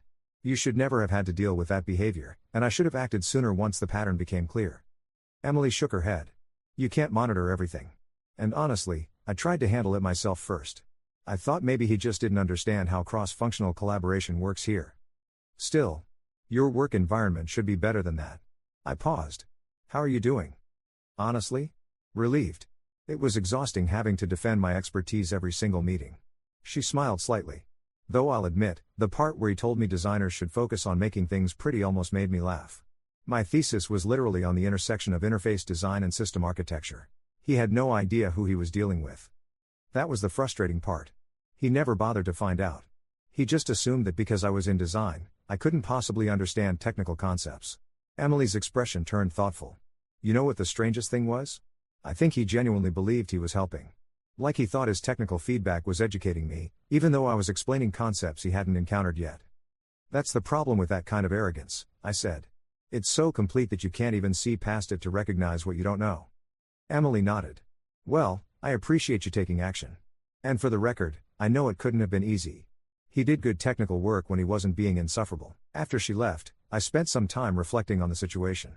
Marcus had forced me to examine my own biases and assumptions. How many times had I written off someone's expertise because it differed from mine? How often had I let arrogance masquerade as confidence in my own decision-making? The difference, I hoped, was self-awareness. The willingness to question myself, to admit mistakes, to learn from people whose skills complemented rather than mirrored mine. That's what had made TechFlow successful, not my individual brilliance, but my ability to recognize and leverage the brilliance of others. Marcus never learned that lesson. Maybe someday he would. But it wouldn't be here. 6 months passed. TechFlow continued to grow. We hired a new senior analyst, a woman named Jennifer Park who had 15 years of experience and, more importantly, the humility to ask questions before making judgments. She integrated seamlessly with the team. Emily's design system became the foundation for a major client win, a manufacturing company that chose us specifically because of our user-centered approach to complex software. Sarah's database optimizations improved system performance by 40%. James led an operational efficiency project that reduced our response time on client issues. I'd almost forgotten about Marcus when Patricia forwarded me an email. "You need to see this," her message said. The email was from Marcus, sent to our general company address. It was long, 3 pages of single-space text. I settled in to read it. It started as an apology. He acknowledged his behavior, his arrogance, his failure to respect the expertise of others. He talked about the 6 months since leaving TechFlow, during which he'd been unable to find another position despite his technical skills. Apparently, his previous employers had given lukewarm references, citing interpersonal challenges and difficulties with collaborative work. He'd spent the time reflecting, he wrote. Examining the pattern of his career, the series of short tenures, the conflicts with colleagues, the assumption that everyone else was the problem. He'd started seeing a therapist who specialized in workplace relationships. He'd enrolled in a professional development course on emotional intelligence and team dynamics. "I realize now," he wrote, "that technical skill was never my limitation. My inability to respect and value others was holding me back." The break room conversation on my first day wasn't an anomaly, it was a window into a mindset that poisoned every professional relationship I tried to build. He wasn't asking for his job back. He made that clear. He just wanted me to know that the lessons I'd tried to teach him had eventually taken root, even if it took losing his career momentum to make him listen. "You told me that being right doesn't make me better than anyone else," the email concluded. "I thought I understood what you meant. I didn't. But I do now. Thank you for trying to show me, even when I wasn't ready to see it." I read the email twice, then forwarded it to Patricia with a short note: "People can change. Sometimes they just need the right catalyst." Then I closed my laptop and walked out to the main floor, where 71 people were working together, building something larger than any individual contribution. Sarah was explaining something to Jennifer, their heads bent over a shared monitor. Emily was presenting interface mock-ups to a rapt audience of developers. James was on a call with a client, his expertise and patience evident even from across the room. This was what success looked like. Not the corner office I rarely used, not the revenue numbers or market position. This, the collaboration, the mutual respect, the shared purpose. Marcus had looked at tech flow from the outside and seen what he expected to see, a trust fund kid playing entrepreneur, coasting on inherited privilege. He'd been so confident in his assumptions that he'd spent 45 minutes expounding on them to a complete stranger in a break room. He never considered that the stranger might be me. That his assumptions might be wrong. That his confidence might be misplaced. And in that failure of imagination, in that inability to question his own certainty, he'd revealed everything I needed to know about who he was. The payback wasn't firing him. That was just a consequence of his choices. The real payback was simpler, letting him be exactly who he was, giving him every opportunity to prove my initial assessment wrong, and then holding him accountable when he couldn't. Sometimes revenge is just the natural result of someone's own actions catching up with them. I walked over to Sarah and Jennifer, curious about what they were working on. They looked up, smiled, and made space for me at the monitor. No formality, no hierarchy, just colleagues solving problems together. That first conversation with Marcus in the break room had ended with him frozen and pale, struggling to process his mistake. But that wasn't the end of the story. The real ending was this: a company full of people who respected each other's expertise, who collaborated instead of competed, who understood that building something meaningful required checking your ego at the door. Marcus eventually learned that lesson, according to his email. Just not here, and not in time to salvage his position. Sometimes the most satisfying revenge is simply being proven right. And moving forward without looking back. Story 4. At my brother's rehearsal dinner, his fiancée sweetly asked me to give a toast. Squeezing my hand and sweetly saying, "We want to hear from you too." When I nervously stood up, my mother suddenly threw her glass at my face, leaving cuts all over. Screaming, "You always try to steal attention." As I gasped in pain, everyone at the table erupted in laughter while my brother high-fived Mom and said, "Finally something to cover that face." His fiancée giggled, grabbing her glass and adding, "My turn." My father grabbed my arms from behind, pinning me in place as I blacked out from the pain. They posed for selfies around me like I was a party decoration. But their smiles froze when the restaurant manager burst through the doors with 3 police officers. The security cameras had caught everything. What they didn't know was that I'd specifically chosen this venue. The Riverside Estate wasn't just any upscale restaurant. It was owned by my college roommate's family, and I'd made sure to mention to the manager that my family had a history of volatile behavior at events. He'd assured me the security system was state-of-the-art, with cameras covering every angle of the private dining room. I came to in an ambulance, my face throbbing. A paramedic was cleaning the cuts while explaining that most were superficial, but one near my eyebrow would need stitches. My head pounded, but my mind felt strangely clear. The officer riding with us introduced herself as Detective Sarah Perkins. She was middle-aged, with tired eyes that had probably seen too much. "Ms. Garrett, I need to tell you that we have clear footage of the assault," she said gently. "Multiple angles. Your mother, your brother's fiancée Madison, and your father are all in custody. Your brother Trevor is being questioned as an accessory." I nodded, wincing as the movement pulled at my injuries. "Will I need to press charges?" "Given the severity and the fact that it was premeditated restraint during an assault, the state will likely prosecute regardless. But your cooperation would strengthen the case considerably." The hospital was quiet at this hour. They stitched me up in the emergency room while Detective Perkins took my statement. I told her everything, my voice steady despite the trembling in my hands. How my family had always treated me like an inconvenience. How my achievements were dismissed while Trevor's mediocre accomplishments were celebrated like Olympic victories. How they'd made it clear, in 1,000 small ways, that I was less than. But I didn't tell her about the inheritance. Not yet. My grandmother had died 6 months earlier. Eleanor Garrett had been a formidable woman who'd built a successful chain of bookstores from nothing. She'd always been kind to me in a distant way, but I'd never expected what came after her death. The lawyer had called me into his office alone, which should have been my first clue. She'd left me everything. The entire estate, worth roughly $4.2 million. The bookstores, the investment portfolio, her house in Vermont, even her collection of first-edition novels. Trevor got a token amount, $20,000, which the lawyer explained was intentionally small to prevent him from contesting the will. My parents received nothing. The letter she'd left explained her reasoning in precise, unflinching language. She'd watched my parents favor Trevor for decades. She'd seen how they paid for his mediocre state college education while I'd worked 3 jobs to get through community college and then transferred to finish my degree. She'd noticed that they'd helped him with a down payment on his condo while I rented a studio apartment above a laundromat. Most damning of all, she discovered that they'd taken money from the education fund she'd set up for me and given it to Trevor for his failed cryptocurrency venture. I'd kept the inheritance secret. The lawyer had advised me to wait until after all the legal paperwork was finalized before telling anyone. That process had taken months, but it was complete now. Everything was in my name, protected by trusts and legal structures that my grandmother's attorneys had meticulously constructed. My family had no idea. They still thought I was poor, struggling Emily who worked as a junior accountant and could barely afford her rent. The morning after the assault, I was released from the hospital. My face looked like I'd lost a fight with a windshield, one eye swollen nearly shut, cuts across my cheeks and forehead, the stitched wound above my eyebrow hidden under a bandage. I took a taxi to my apartment, paid the driver with cash, and sat on my couch staring at nothing. My phone had blown up overnight. Dozens of messages, mostly from people who'd been at the rehearsal dinner. Apparently, the video was circulating. Someone had filmed the police arriving, and that footage had made it onto social media. The comments were universally horrified. Trevor had texted me once, "You always have to make everything about you. Hope you're happy." I deleted it without responding.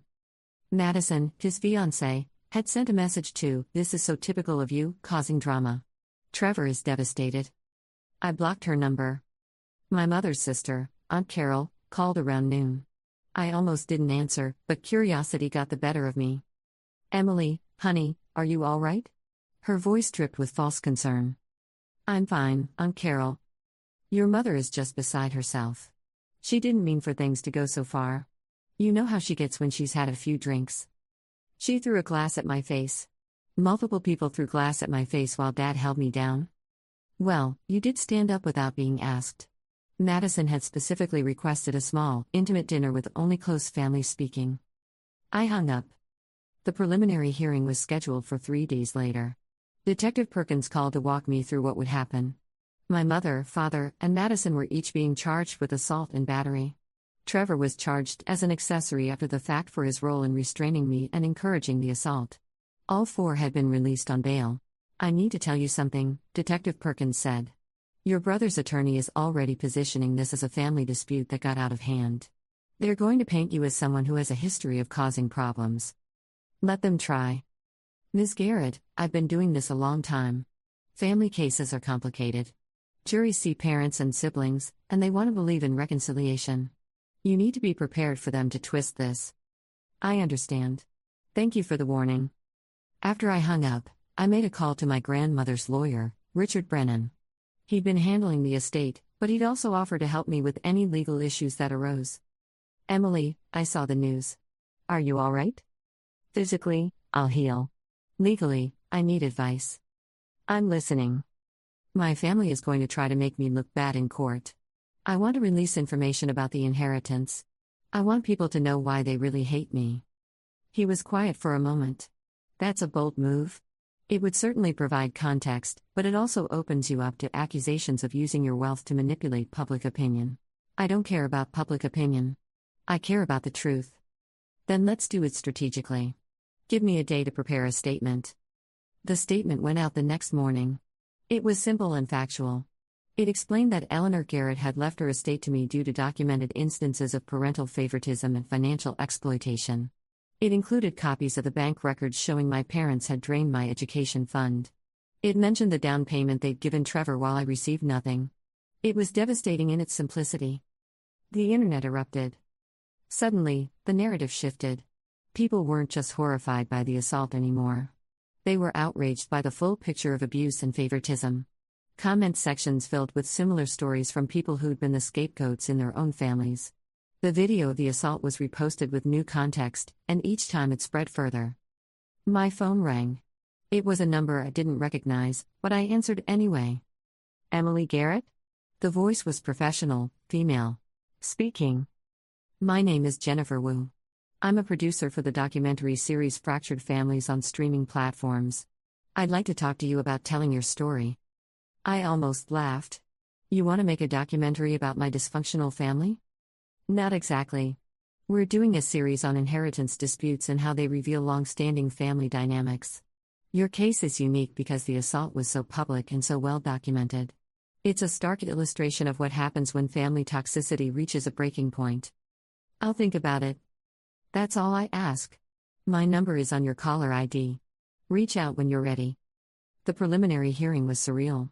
I sat in the courtroom, my face still visibly injured, while my family's lawyers argued that this was all a misunderstanding. My mother wept dramatically. Madison looked appropriately remorseful. Trevor kept his head down. My father stared straight ahead, his jaw tight. The judge wasn't buying it. "I've reviewed the security footage," she said, her voice cold. This was not a misunderstanding. This was a coordinated assault on a family member who was invited to speak and then attacked when she attempted to do so. The defendants posed for photographs with the victim while she was unconscious. This behavior is reprehensible. She set bail conditions that prohibited any contact with me. The trial date was set for 6 weeks out. As we filed out of the courtroom, Trevor tried to approach me. His lawyer pulled him back, but not before he hissed, "You're tearing this family apart." "I'm not the one who threw glasses at someone's face," I said calmly. His expression twisted into something ugly. "Grandma always liked you better. You probably manipulated her. She made her own choices. Maybe you should ask yourself why." Outside the courthouse, reporters swarmed. I'd prepared a brief statement with Richard's help. I'm grateful for the justice system and the law enforcement officers who responded quickly. My grandmother Eleanor Garrett was a woman of principle who made her wishes clear. I intend to honor her legacy by using the inheritance she left me to help others who'd experienced family trauma. I'm establishing a foundation in her name. That last part was new. I decided on it the night before, lying awake and thinking about all the messages I'd received from people who'd shared similar stories. The Eleanor Garrett Foundation would provide resources and legal support for people dealing with family abuse and exploitation. The media loved it. Overnight, I went from victim to philanthropist. The narrative was irresistible. Young woman overcomes years of family abuse, inherits fortune from grandmother who recognized the mistreatment, turns tragedy into positive action. My family's lawyers must have been tearing their hair out. 3 weeks before the trial, Madison reached out through a mutual acquaintance. She wanted to talk, just the two of us, no lawyers. I agreed to meet her at a coffee shop in a neutral part of town, with the condition that I could record the conversation. She looked different without the makeup and designer clothes from the rehearsal dinner. Younger, more uncertain. We sat across from each other, and for a long moment, neither of us spoke. "I'm sorry," she said finally. "I know that probably doesn't mean anything to you, but I am." "Why did you do it?" "Trevor told me you'd try to ruin the dinner. He said you had a history of making everything about yourself.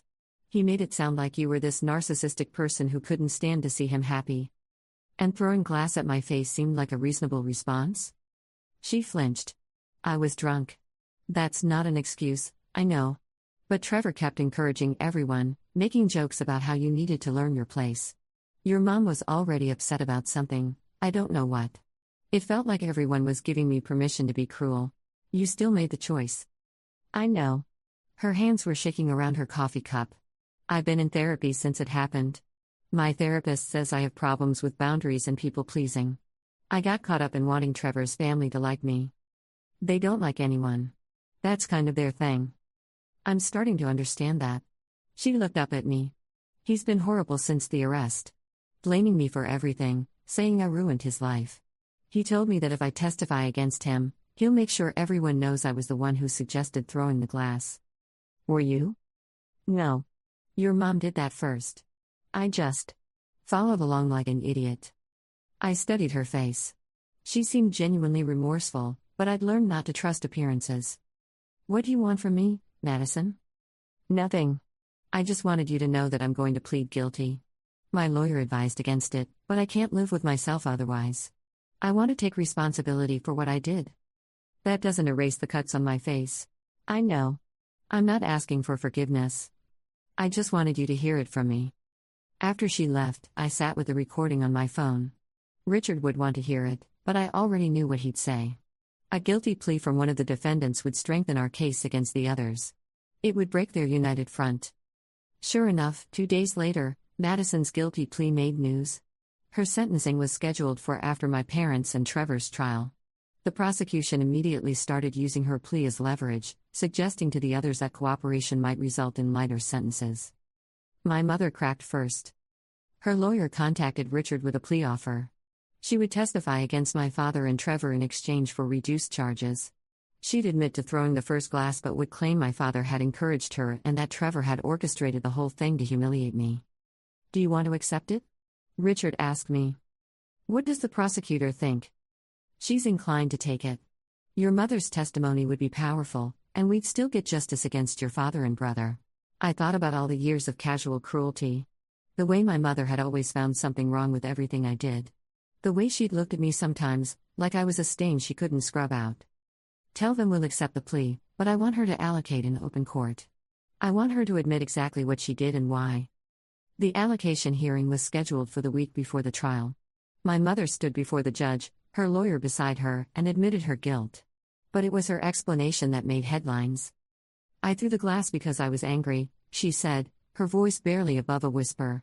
"Emily's grandmother left her everything, and I felt like it should have been split fairly. I thought Emily had manipulated her, turned her against Trevor. I wanted to hurt her. I wanted to make her feel as small as I felt." The judge's expression was unreadable. "Mrs. Garrett, you assaulted your daughter because you were upset about an inheritance that was none of your business?" "Yes, Your Honor. And you posed for photographs with her while she was unconscious?" My mother's lawyer intervened. "Your Honor, my client deeply regrets her actions and is prepared to accept the consequences." The judge sentenced her to 18 months in prison, with eligibility for parole after 9 months if she completed anger management and family therapy programs. It was a harsher sentence than her lawyer had expected, and my mother's face crumpled as she was led away. I felt nothing. No satisfaction, no sadness. Just a hollow sense of finality. The trial for my father and Trevor started on a cold Tuesday in March. The prosecution's case was straightforward and devastating. They played the security footage multiple times. They showed the photographs that Trevor had taken on his phone. They brought in the paramedics who treated me, the restaurant staff who'd witnessed the aftermath, and Detective Perkins, who walked the jury through the evidence. My mother testified against them. She described how Trevor had spent weeks complaining about me to the family, how he'd said I didn't deserve the inheritance, how he'd suggested that someone needed to put me in my place. She testified that my father had known about Trevor's plan and had agreed to help by restraining me. Trevor's lawyer tried to discredit her during cross-examination, suggesting she was only testifying to save herself. But the video footage backed up her story. You could see my father move behind me right before my mother threw the glass. You could see Trevor giving a thumbs up as Madison grabbed her own glass. I testified on the 4th day of the trial. The prosecutor walked me through my history with my family, carefully establishing the pattern of mistreatment. I told them about the education fund, the down payment they'd given Trevor, the countless times they'd made it clear I was less important than my brother. Trevor's lawyer came at me hard during cross-examination. "Ms. Garrett, isn't it true that you have a history of exaggerating things?" "No. Didn't you once tell a teacher that your parents forgot your birthday when, in fact, they'd simply planned a small family dinner?" I was 8 years old, and they'd thrown Trevor a party with 50 people the month before. They took me to a chain restaurant and spent the whole dinner talking about Trevor's soccer game. "But they did acknowledge your birthday?" "If you can call that acknowledgement, yes." "Ms. Garrett, you inherited over $4 million from your grandmother. Isn't it possible that you've blown this incident out of proportion because you're angry that your family disapproves of the inheritance?" I have cuts on my face from where my mother threw a glass at me. My father held me down while I was assaulted. There's video footage. What proportion would be appropriate? The lawyer switched tactics. "Did you choose that restaurant specifically because of its security cameras?" "I chose it because my friend's family owns it, and I knew the food would be good." "But you were aware of the security system?" "I mentioned to the manager that my family could be difficult." "That's not a crime." "It suggests premeditation on your part, doesn't it?" "It suggests I took reasonable precautions." Which turned out to be necessary. The jury deliberated for 6 hours. When they came back, the forewoman read the verdicts in a steady voice. Guilty on all counts for both my father and Trevor. The courtroom buzzed with reaction. Trevor's face went white. My father just stared straight ahead, the same expression he'd worn through the entire trial. Sentencing was scheduled for 2 weeks later. In the meantime, the media coverage intensified. Legal analysts debated the case on television. Opinion pieces appeared in major newspapers. The foundation I'd announced was flooded with applications for support. Jennifer Wu, the documentary producer, called again. This time, I agreed to meet with her. We sat in her production office surrounded by mood boards and footage from previous episodes. She explained her vision, a 3-part series that would explore my family's dynamics, the legal case, and the broader issues of family abuse and inheritance disputes. I don't want this to be exploitative, she said. I wanted to help people understand how these patterns develop and how they can be broken. Would my family be involved? Not if you don't want them to be. We'd focus on your perspective and include commentary from legal experts, psychologists, and advocates who work with abuse survivors. What about my grandmother? I'd want her story told properly. We'd honor her legacy. In fact, I think she's the heart of the story. A woman who saw clearly, made difficult choices, and used her resources to break a cycle of dysfunction. I signed the contract a week later. The sentencing hearing drew a packed courtroom. My father was sentenced to 3 years in prison. Trevor received 2 years, but the judge recommended he serve his sentence at a minimum security facility given his lack of prior convictions. Both would be eligible for parole after serving half their sentences. As they were led away, Trevor looked back at me one last time. His expression was pure hatred. My father didn't look at me at all. Madison's sentencing came a month later. She received 1 year in county jail and 3 years of probation. The judge acknowledged her guilty plea and genuine remorse but noted that her actions had caused significant harm. She'd have to complete community service and continue therapy as conditions of her probation. After the hearing, she approached me in the hallway. Her lawyer looked nervous, but I nodded to indicate it was fine. I meant what I said in the coffee shop, she said quietly. I know I can't undo what I did. I just want you to know that I'm going to spend the rest of my life trying to be better than the person I was that night. I hope you succeed, I told her. And I meant it. The documentary premiered 9 months later. Jennifer had done exactly what she'd promised, told the story with nuance and compassion. They'd interviewed my college roommate, who'd provided the venue. My old professors, who talked about watching me work multiple jobs while excelling academically. The lawyers involved in my grandmother's estate, who explained her reasoning for the inheritance structure. The most powerful segment featured my grandmother's video will.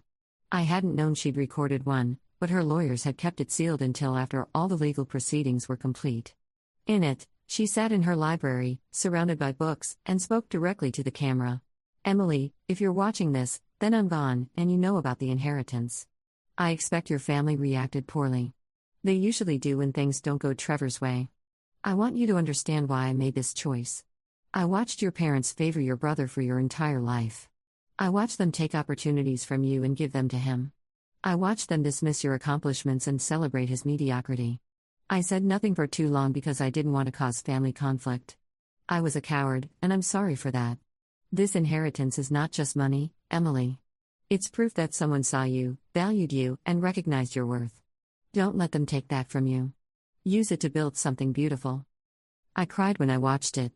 So did millions of other people, apparently. The documentary became one of the streaming platform's most watched series. The foundation was flooded with donations. People who'd been through similar situations reached out to share their stories and ask for help. The Eleanor Garrett Foundation became my full-time focus. We provided legal support, therapy resources, and financial assistance to people dealing with family abuse. We funded research on family dynamics and inheritance trauma. We created educational materials for lawyers, judges, and social workers. 2 years after the rehearsal dinner, I stood in the Vermont house that had been my grandmother's and was now mine. I turned it into a retreat center where people could come to heal and rebuild after leaving toxic family situations. The first group of guests was arriving that week. My phone rang.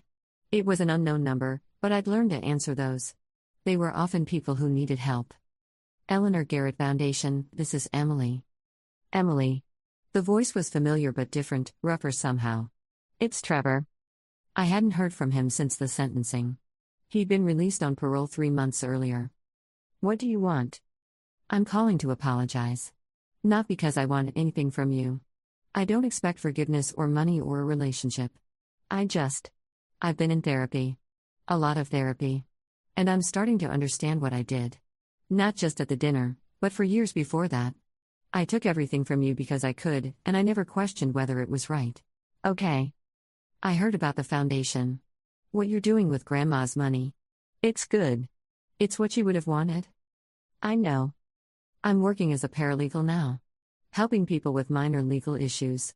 It doesn't pay much, but it feels right. Like I'm finally doing something worthwhile. I didn't respond immediately. I thought about the boy who'd pushed me off the swing set when we were kids. The teenager who'd mocked me in front of his friends. The adult who'd encouraged people to assault me at his own rehearsal dinner. I'm glad you're getting help, Trevor. I hope you find peace. I don't deserve it, but thank you for saying that. I should go. I just wanted you to know that I see what I did now.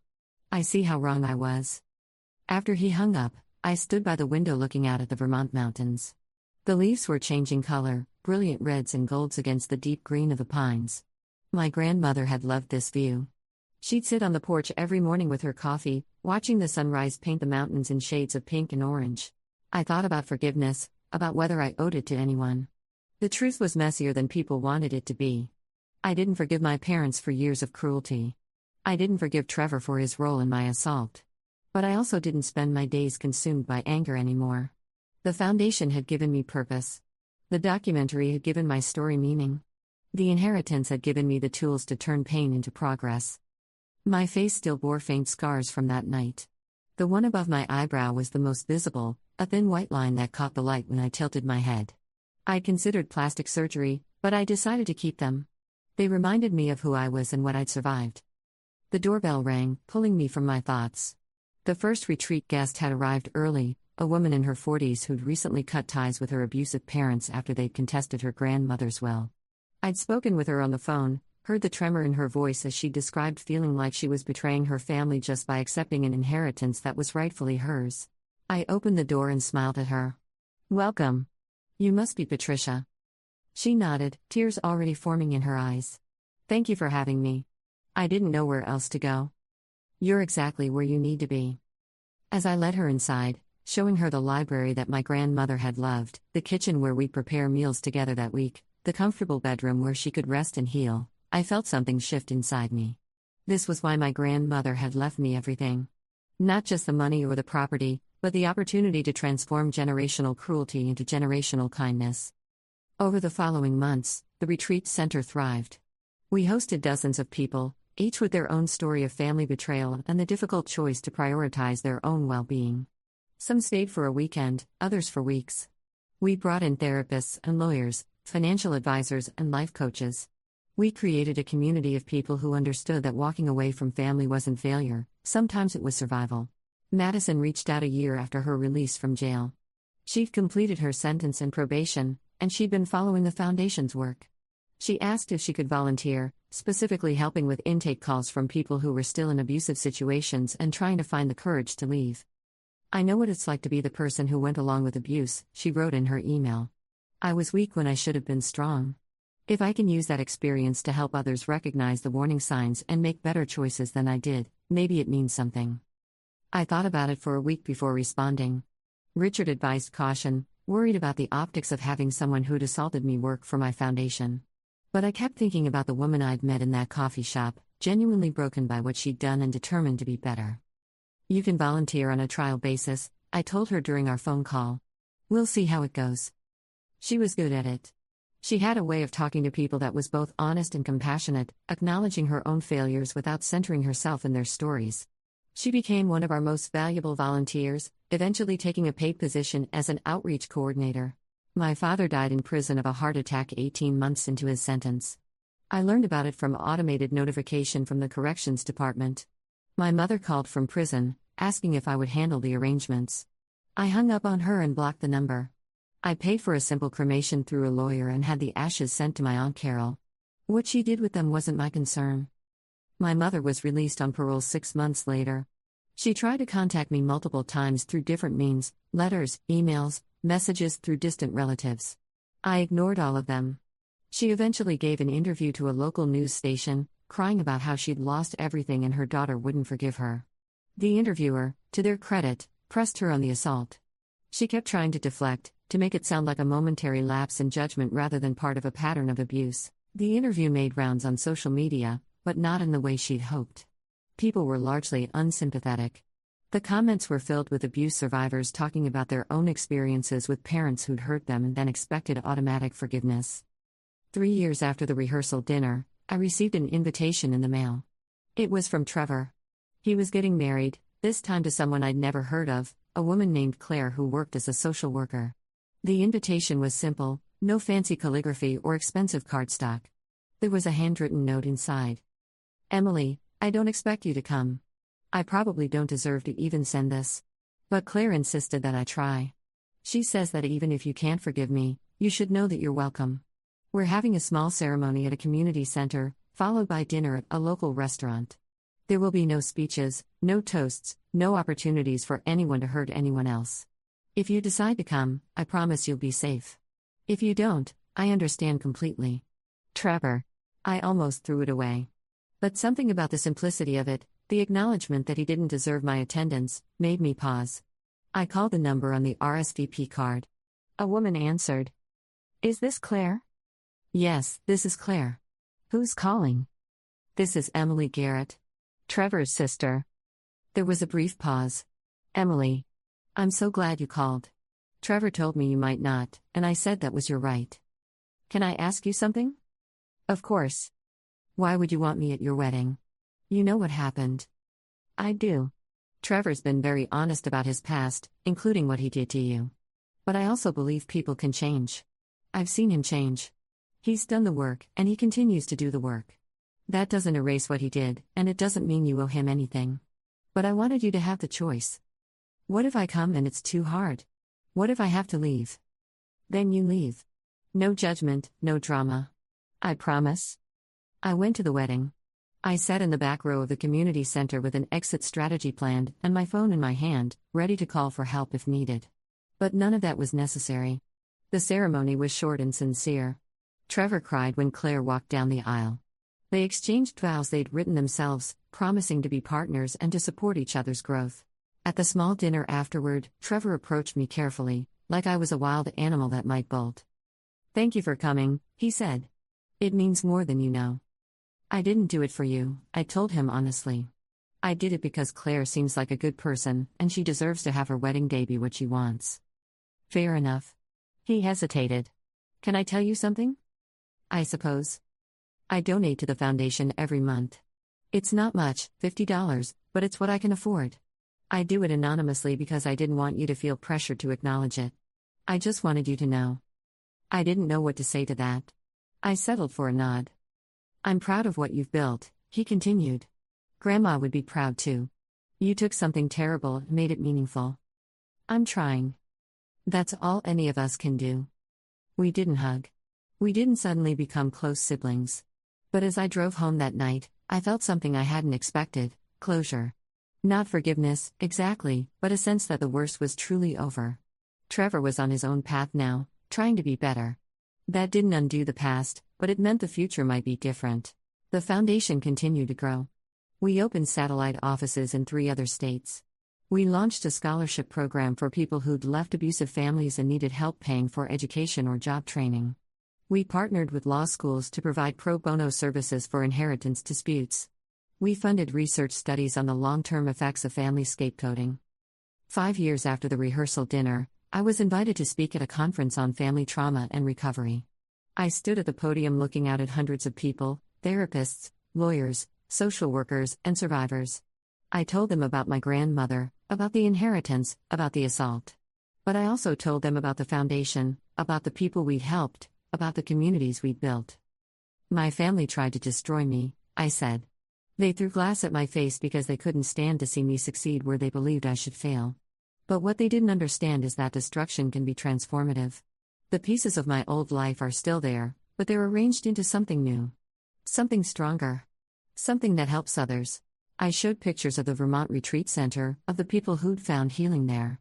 I showed data on the outcomes we'd tracked, people leaving abusive families, rebuilding their lives, going back to school, starting businesses, forming healthy relationships. My grandmother gave me money, I concluded. But what she really gave me was proof that I mattered. That my worth wasn't determined by the people who were supposed to love me but couldn't see past their own dysfunction. That inheritance wasn't just dollars and cents. It was validation, agency, And the power to say, I deserve better, and I'm going to make sure others know they deserve better too. The standing ovation lasted 3 minutes. People were crying. Afterward, dozens of attendees approached me to share their own stories, to thank me, to ask how they could get involved with the foundation. That night, back in my hotel room, I looked at myself in the mirror. The scars on my face were barely visible now, faint shadows that you'd only notice if you were looking for them. But I saw them clearly. I touched the one above my eyebrow, remembering the weight of my father's hands on my shoulders, the sting of glass cutting into my skin, the laughter of people who should have protected me. But I also remembered my grandmother's voice in that video will. I remembered the police officers arriving. I remembered standing in court and telling the truth. I remembered opening the doors of the retreat center for the first time. I remembered every person we'd helped, every life we'd touched, every cycle of abuse we'd helped someone break. The rehearsal dinner was supposed to break me. Instead, it broke open a future I couldn't have imagined. My family had tried to make me nothing, to reduce me to the scapegoat role they'd assigned me at birth. They'd failed spectacularly. I wasn't nothing. I was everything they'd feared I might become, strong, successful, and completely beyond their reach. My phone buzzed. It was a text from Jennifer Wu. Just saw your speech posted online. Already has 1 million views. You're changing lives, Emily. Call me when you have time. I think there might be a follow-up documentary. I smiled and set the phone down. There would be time for that conversation later. Right now, I wanted to sit with this moment. To feel the full weight of what I'd accomplished, not despite my family's cruelty, but through the door it had accidentally opened. My grandmother once wrote in a letter that I found after her death, Emily, dear girl, remember that the people who try to diminish you are often terrified of your potential. They sense what you might become, and it frightens them because it reveals their own limitations. Don't let their fear become your cage. I hadn't let it. I'd taken their fear, their cruelty, their assault, and I'd built something that would outlast all of us. The Eleanor Garrett Foundation would continue long after I was gone, helping people break free from families that tried to break them. The scars on my face had healed. The scars on my soul were healing too, one day at a time, one person helped at a time, one cycle broken at a time. 6 months after the conference, I received a letter forwarded through the Foundation's main office. The return address was from a women's shelter 2 states away. Inside was a single page of lined notebook paper, the handwriting shaky and uncertain. Dear Ms. Garrett, my name is Susan. I saw your documentary with my daughter. We left my husband 3 weeks ago after 20 years of marriage. He always said family was everything, that we had to stay together no matter what. Your grandmother's words about not letting fear become a cage, they gave me permission to leave. We have nothing right now, but we're safe. Thank you for showing us that survival is possible. We applied to your foundation for help. Even if we don't get it, I wanted you to know you saved our lives. I read the letter 3 times, then checked our application database. Susan's case was scheduled for review the following week. I flagged it personally and made sure she received emergency assistance within 48 hours. A week later, I called her myself. Susan, this is Emily Garrett. I got your letter. The silence on the other end stretched so long I thought the call had dropped. Then came a sob, quickly muffled. I didn't think you'd actually read it, she said. There must be thousands of letters. There are. I read them all. Every single one. Why? Because each one represents someone who found the courage to choose themselves. That matters to me. We talked for an hour. She told me about her daughter, Jessica, who was 16 and brilliant but had never thought about college because her father insisted women didn't need education. She described the moment she decided to leave, watching Jessica flinch when her father raised his voice, seeing her own learned helplessness reflected in her child's eyes. The foundation is helping us find an apartment, Susan said. They connected Jessica with a tutor to catch up on schoolwork she missed. They even found me a job interview next week. I don't understand why you do all this. Because someone saw me when I needed to be seen, I told her. I'm just passing it forward. After we hung up, I sat in my office at the Vermont house, surrounded by thank you cards and letters from people we'd helped. Hundreds of them, pinned to a massive cork board that covered an entire wall. Each one represented a life that had changed trajectory, a cycle that had been broken. My assistant knocked on the door frame. Marcus had been with the foundation for 2 years, a former social worker who'd burned out dealing with systemic failures. He'd found renewed purpose helping us build something that actually worked.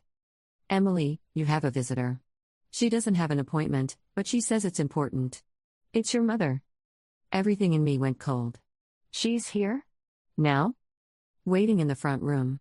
I can ask her to leave if you want. I thought about it. Part of me wanted exactly that, to have her escorted off the property, to maintain the boundary I'd built. But another part, the part that had spent 5 years building something meaningful from pain, was curious. I'll see her. But stay close, please. My mother looked older than I remembered. She'd aged a decade in the 5 years since I'd last seen her in court. Her hair was completely gray now, pulled back in a simple ponytail. She wore jeans and a plain sweater, none of the designer clothes she'd once favored. When she saw me, she stood up quickly, her hands twisting together. Emily. Thank you for seeing me. You have 10 minutes. That's fair. She sat back down, and I took the chair across from her, maintaining distance. I've been living with Carol since I got out. Working at a grocery store, going to therapy twice a week. I'm not asking for your forgiveness. I know I don't deserve it. Then why are you here? Because my therapist says I need to take accountability without expecting anything in return. And because I need you to understand something, even if it doesn't change anything between us. I waited. I was jealous of you, she said, the words tumbling out like she'd been holding them in forever. From the time you were little, you had this brightness, this determination. Trevor was easy, he did what we told him, believed what we said, never questioned anything. But you always pushed back. You always wanted more. It terrified me because I'd spent my whole life playing small, making myself acceptable, following rules I didn't even understand. Watching you refuse to do the same felt like an accusation. So you punished me for it? Yes. And I dressed it up as parenting, as teaching you humility, as protecting you from disappointment. But really, I was trying to crush something in you that I'd never had the courage to develop in myself. She wiped at her eyes. Your grandmother saw it. She saw what I was doing, and she protected you the only way she knew how. She gave me tools, I said. I built the rest myself. I know. I followed the foundation's work. I've read articles about you, watched interviews. You're extraordinary, Emily. You always were.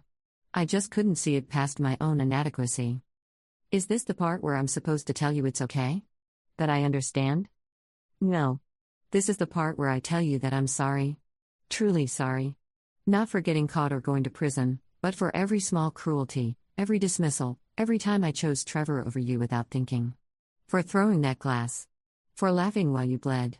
For being the mother you deserved instead of the mother I was. I studied her face, looking for manipulation, for the angle. But all I saw was exhaustion and genuine remorse. I appreciate you telling me this, I said carefully. But it doesn't change what happened. It doesn't erase the years of damage. I know. I'm not asking for a relationship. I'm not asking for anything except that you know I finally understand what I did. That I'm spending the rest of my life trying to be better, even though better will never be enough. What does that look like for you? I volunteer at a women's shelter. Help with intake, sorting donations, answering phones. Small things. The director knows my history. She says sometimes the best advocates are people who've been on the wrong side and found their way back. Despite everything, I felt a flicker of something, not forgiveness, but perhaps acknowledgement that people could be more than their worst moments. The work you're doing matters, I told her. Keep doing it. Not for me or for some kind of redemption. Do it because it's right. I will. She stood up, recognizing the dismissal. Thank you for your time, Emily. I won't bother you again. After she left, I sat in the quiet room processing the conversation. Marcus appeared in the doorway. You okay? Surprisingly, yes. It's strange, I spent years imagining what I'd say if she ever apologized. Now that it's happened, I just feel neutral. Like closing a book I'd already finished reading. That's probably healthy? Probably. That evening, I drove to the small cemetery where my grandmother was buried. I hadn't visited in months, caught up in the constant demands of the foundation. Her gravestone was simple granite with her name, dates, and a line from her favorite poem, She Dwelt in Possibility. I sat on the grass beside her grave and told her about Susan and Jessica. About the conference and the documentary follow-up. About my mother's visit. About the thousands of people whose lives had changed because she'd had the courage to see clearly and act decisively. I think about what would have happened if you hadn't left me the inheritance, I said aloud. I'd probably still be working a job I hated, avoiding family dinners, slowly disappearing into the role they'd created for me. You gave me permission to be whole. I hope I'm using it the way you wanted. The wind rustled through the trees overhead, and I chose to take it as an answer. The Foundation's 7th anniversary arrived with little fanfare. We'd helped over 3,000 people by then, provided millions in legal assistance and therapy support, funded dozens of research studies, and trained thousands of professionals in recognizing and responding to family abuse. The numbers were impressive, but what mattered more were the individual stories, each life that had found a different path. We held a small gathering at the Vermont house, inviting people whose lives had been touched by the Foundation. Susan and Jessica came, along with dozens of others. Madison was there too, now the director of outreach, telling her own story of complicity and change to help others recognize warning signs in themselves. Trevor sent a card but didn't attend. He and Claire had a baby daughter, and in his note, he wrote, teaching her to be kind, to question unfairness, to stand up for people who need help. Trying to break the pattern one generation at a time. As the sun set over the mountains, painting them in shades of purple and gold, I stood on the porch where my grandmother had spent so many mornings. People mingled on the lawn below, sharing food and stories, laughing and sometimes crying. This was her legacy, not just the money or the property, but the community of healing she'd made possible. My phone buzzed with a message from Jennifer. The follow-up documentary had been greenlit, focusing on the Foundation's work and the broader movement it had sparked. Dozens of similar organizations had formed across the country, all working to help people escape toxic family dynamics. I replied with a simple thumbs up, then put the phone away. There would be time for that work tomorrow. Right now, I wanted to stand in this moment and feel its full weight, the impossible distance between the woman bleeding on a restaurant floor and the woman who'd turned that violence into vision. That's all any of us can do, take what we're given, even when it's violence and betrayal, and transform it into something that matters. My family threw glass at my face. I turned the shards into windows, letting light into places that had been dark for too long. Story 5. My sister showed up at our family barbecue and announced she'd be taking all the kids to the water park, just 3 months after she'd killed an 8-year-old boy while driving with a blood alcohol level triple the legal limit. When I refused to let my children get in her car, my mother grabbed my arm and hissed, "She's family, how dare you judge her for one small mistake?" I stared at her in disbelief. Then she held me back while my sister laughed and put my kids in her car. So, I called my husband. And what he did next made my sister go pale and run away to a different country. The smoke from the grill was still hanging in the air when I heard her laugh. That same careless, too loud sound she'd made at birthday parties and holidays our entire lives. But hearing it now, on this particular Saturday afternoon in July, made my stomach turn to ice. My sister Vanessa pulled into my parents' driveway in a cherry red convertible I'd never seen before. The top was down despite the heat. Her blonde hair was tied back in a messy ponytail, and she wore oversized sunglasses that covered half her face. She stepped out like she was arriving at a resort instead of a family barbecue. 3 months. It had been 3 months since the accident. I was standing near the picnic table with a bowl of potato salad when she walked through the gate into the backyard. My daughters, Emma and Sophie, were playing on the swing set with their cousins. My son Jacob was tossing a football with my husband, Marcus. Everyone looked up when Vanessa entered. "Hey, everyone," she called out, waving both hands above her head. "Sorry I'm late. Traffic was insane." My mother dropped the tongs she'd been using and rushed over, pulling Vanessa into a tight hug. "Oh, sweetheart, I'm so glad you came. We've missed you so much." My father stood up from his lawn chair but didn't approach. His jaw was tight. He gave her a brief nod and sat back down. I set the bowl on the table slowly, watching. My brother-in-law, Derek, whispered something to my sister Charlotte, who shook her head.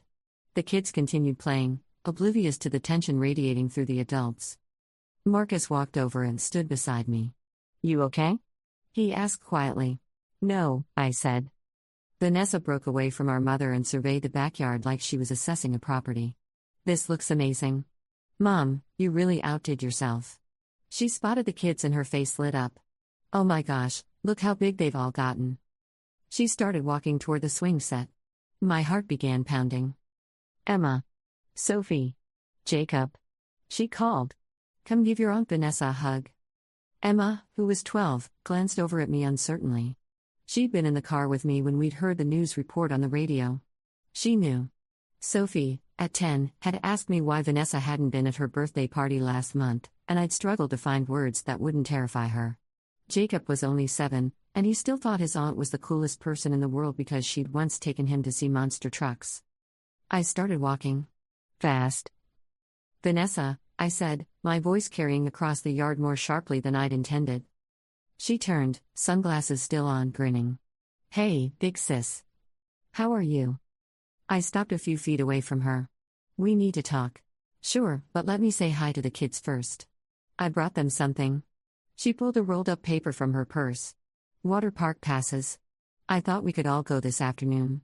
The splash zone just opened their new lazy river. My mother appeared at Vanessa's elbow. That's so thoughtful, honey. The kids will love that. Mom, I said, looking at her directly. Can I talk to you and Vanessa inside for a minute? My mother's smile faltered. Rebecca, it's a party. Whatever it is can wait. No, I said. It can't. Vanessa pulled off her sunglasses, and I could see her eyes for the first time. They were bloodshot, the lids slightly puffy. What's your problem? She asked, her tone shifting from cheerful to defensive in an instant. My problem, I said slowly, is that 3 months ago, you killed an 8-year-old boy. The backyard went silent. Someone turned off the music that had been playing from a portable speaker. My mother gasped. My father stood up again, this time moving closer. Vanessa's face flushed. That was an accident. You had a blood alcohol level of 0.24, I said. My voice was shaking now, but I kept going. You ran a red light at 50 miles per hour in a residential zone. Dylan Hutchins was riding his bike home from a friend's house. He died at the scene. I went to court, Vanessa snapped. I served my time. You served 6 weeks, I said. You got out early for good behavior. The judge gave you a year, and you served 6 weeks. My mother stepped between us, her hands raised. Girls, please. This isn't the time or place. Then when is? I asked, looking at her. When is the appropriate time to talk about the fact that Vanessa drove drunk and killed a child? It was a mistake, my mother said, her voice rising. A terrible, tragic mistake, but it was a mistake. She's paid her debt to society. She's family, Rebecca. We forgive family. I stared at her in disbelief. She took someone's child away from them forever. And she has to live with that for the rest of her life, my mother said.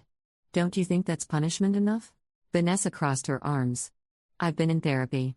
I'm doing the work. I'm not that person anymore. Therapy, I repeated.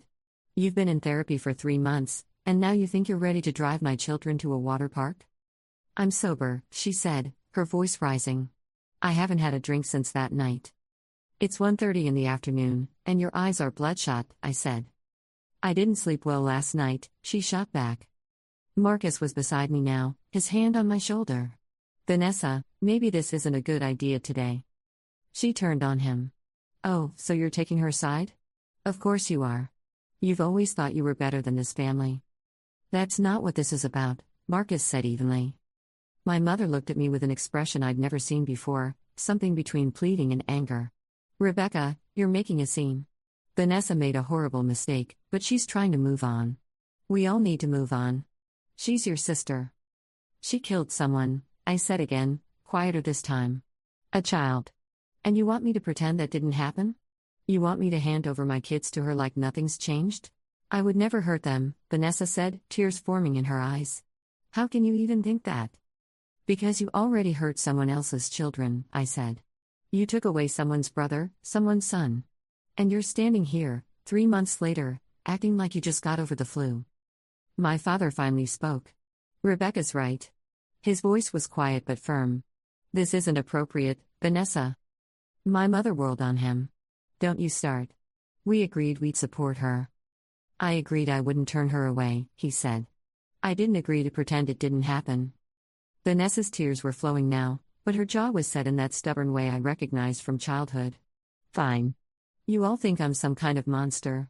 I came here to try to reconnect with my family, to show you that I'm okay, but clearly, you've already decided who I am. She turned and started walking toward the kids. Emma, Sophie, Jacob. Come on, grab your stuff. We're going to the water park. I moved faster than I'd thought possible, putting myself between her and the swing set. No. Get out of my way, Rebecca. Absolutely not. My mother grabbed my arm, her fingers digging in hard enough to hurt. Rebecca Ann, move. Now. I looked down at her hand on my arm, then back at her face. Let go of me. She's family, My mother hissed. How dare you judge her for one small mistake? One small mistake. The words hung in the air like poison. Emma had climbed off the swing and was walking toward us, her face pale. Mom? Stay over there, sweetheart, I called out. But Vanessa moved around me, dodging my attempt to block her. Come on, kids.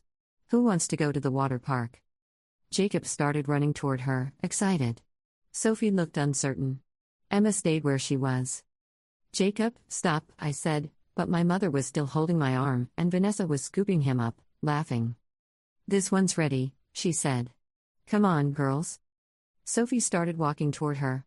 I tried to pull away from my mother, but she held tighter, and Derek had moved in, his hand on my other arm now. Just let her take them for an hour, my mother said. You're overreacting. I watched in horror as Vanessa put Jacob down and started walking him toward the gate. Sophie was following. Even Emma, looking back at me with confusion and fear in her eyes, started trailing behind them. My heart was hammering so hard I thought it might burst. I looked at Marcus, who was being held back by my brother-in-law. Call someone, I said to him. Marcus, call someone now. He understood immediately. He pulled out his phone. Vanessa got to her car and opened the back door. Jacob climbed in, chattering about the lazy river. Sophie got in beside him. Emma stopped at the passenger door, her hand on the handle. Emma, do not get in that car, I shouted. Vanessa laughed.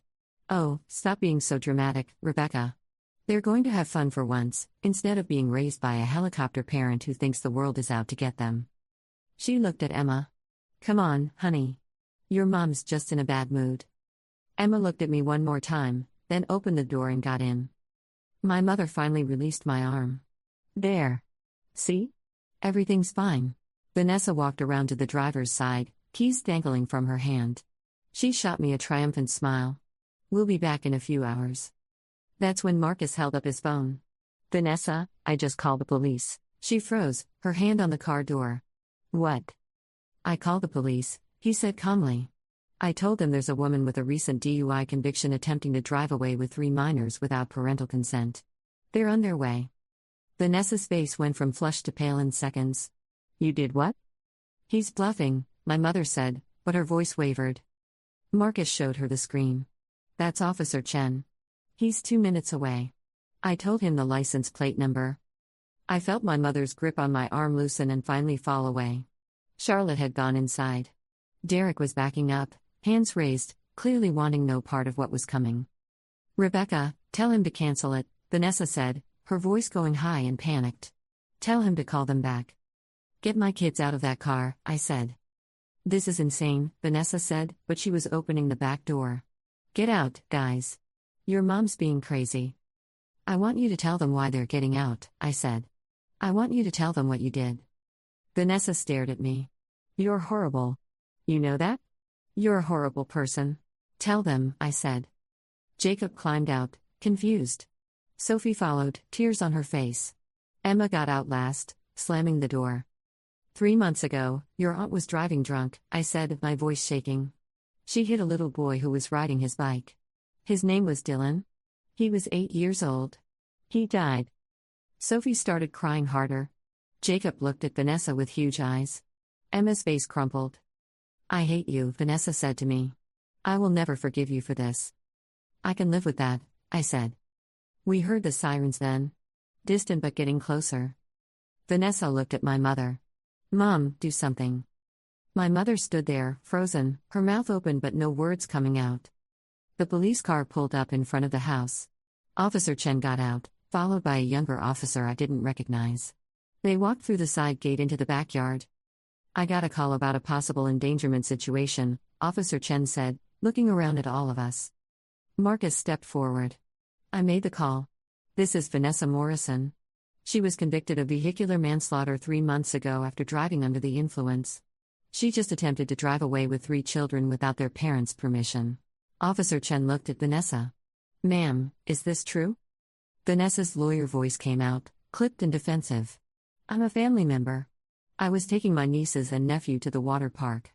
This is being blown completely out of proportion. Do you have a DUI conviction on your record? She hesitated. Yes, but I completed my sentence. I'm allowed to drive. Officer Chen looked at Marcus and me. Are you the parents? Yes, I said. And we did not give her permission to take our children. She's my sister, Vanessa said. This is family business. Ma'am, if the parents didn't give consent, that's attempted custodial interference, Officer Chen said. Were you planning to leave the property with these children? This is ridiculous, Vanessa said, but her hands were shaking. I'm being harassed. The younger officer was writing something in his notebook. Officer Chen turned to my mother. Ma'am, are you the homeowner? Yes, my mother said weakly. Did you give this woman permission to take the children? My mother looked at Vanessa, then at me, then back at the officer. I thought it would be fine. She's family. The parents say otherwise, Officer Chen said. He turned back to Vanessa. I'm going to need to see your license and registration. I don't have them with me, Vanessa said quickly. You are operating a vehicle without your license on you? Her face was bright red now. It's at home. Officer Chen exchanged a glance with his partner. Ma'am, I'm going to need you to step over here. As they walked her away from the car, I knelt down and pulled my kids close. All three of them were crying now. Marcus put his arms around all of us. I'm sorry, I whispered. I'm so sorry you had to see that. Is it true? Jacob asked. Did Aunt Vanessa hurt someone? Yes, I said. She made a very bad choice, and a little boy got hurt. Did he die? Sophie asked, her voice tiny. I nodded. Emma pulled away from me, her face angry. Why did you let her come here? I didn't know she was coming, I said. Grandma invited her without telling me. I looked over at my mother, who was sitting in a lawn chair now, her head in her hands. My father stood behind her, one hand on her shoulder, his face grim. Officer Chen came back over. We're not going to make any arrests today, but I've strongly advised Ms. Morrison not to attempt to drive away with anyone's children without explicit written consent from their parents. She's agreed to leave the property immediately. Thank you, Marcus said. Vanessa walked past us without looking, got in her car, and drove away. The tires squealed as she turned out of the driveway. The party was over. Charlotte and Derek packed up their kids and left within minutes, avoiding eye contact with everyone. My father went inside. My mother stayed in her chair, crying quietly. Marcus loaded our kids into our car. I walked over to my mother. How could you? I asked. She looked up at me with red, swollen eyes. She's my daughter. So am I said. And those are my children. You held me back while she tried to take them. Do you understand that? I thought you were overreacting, she said. I thought you were being cruel to your sister when she's going through the hardest time of her life. The hardest time of her life? I repeated. Dylan Hutchins doesn't get to have a life. His parents don't get to see him grow up. And you're worried about Vanessa's feelings? My mother didn't answer. She just kept crying. I walked away and got in the car with my family. On the drive home, nobody spoke. Jacob stared out the window. Sophie held Emma's hand in the back seat. Marcus drove with his jaw clenched. When we got home, I sat the kids down in the living room. I need to explain something, I said. What happened to Dylan was not an accident. Aunt Vanessa made a choice to drink alcohol and then drive a car. That choice killed someone. What I did today was to protect you, because I love you, and I never want you to be in danger. Grandma was mad at you, Sophie said quietly. I know. Sometimes grown-ups disagree about what's right and wrong.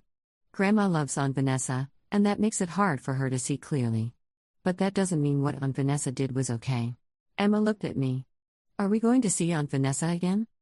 Not for a long time, I said. Maybe not ever. I don't know yet. Jacob crawled into my lap. I don't want to go in her car anymore. You won't, baby. I promise. That night, after the kids were in bed, Marcus and I sat on the back porch. It was dark and quiet, the crickets chirping in the grass. I'm sorry I put you in that position, I said.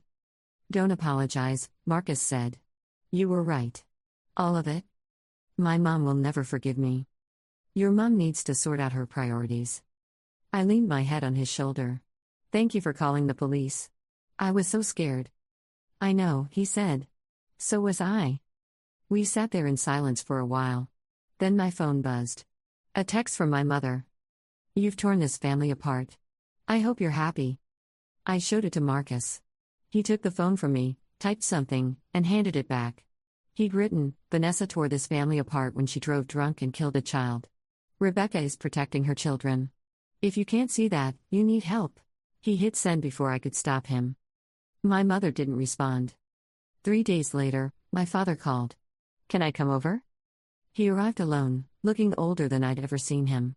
We sat in the kitchen while Marcus took the kids to the park. Your mother isn't speaking to me, he said. She's furious that I sided with you. Did you? Side with me? You're right, Rebecca. About all of it.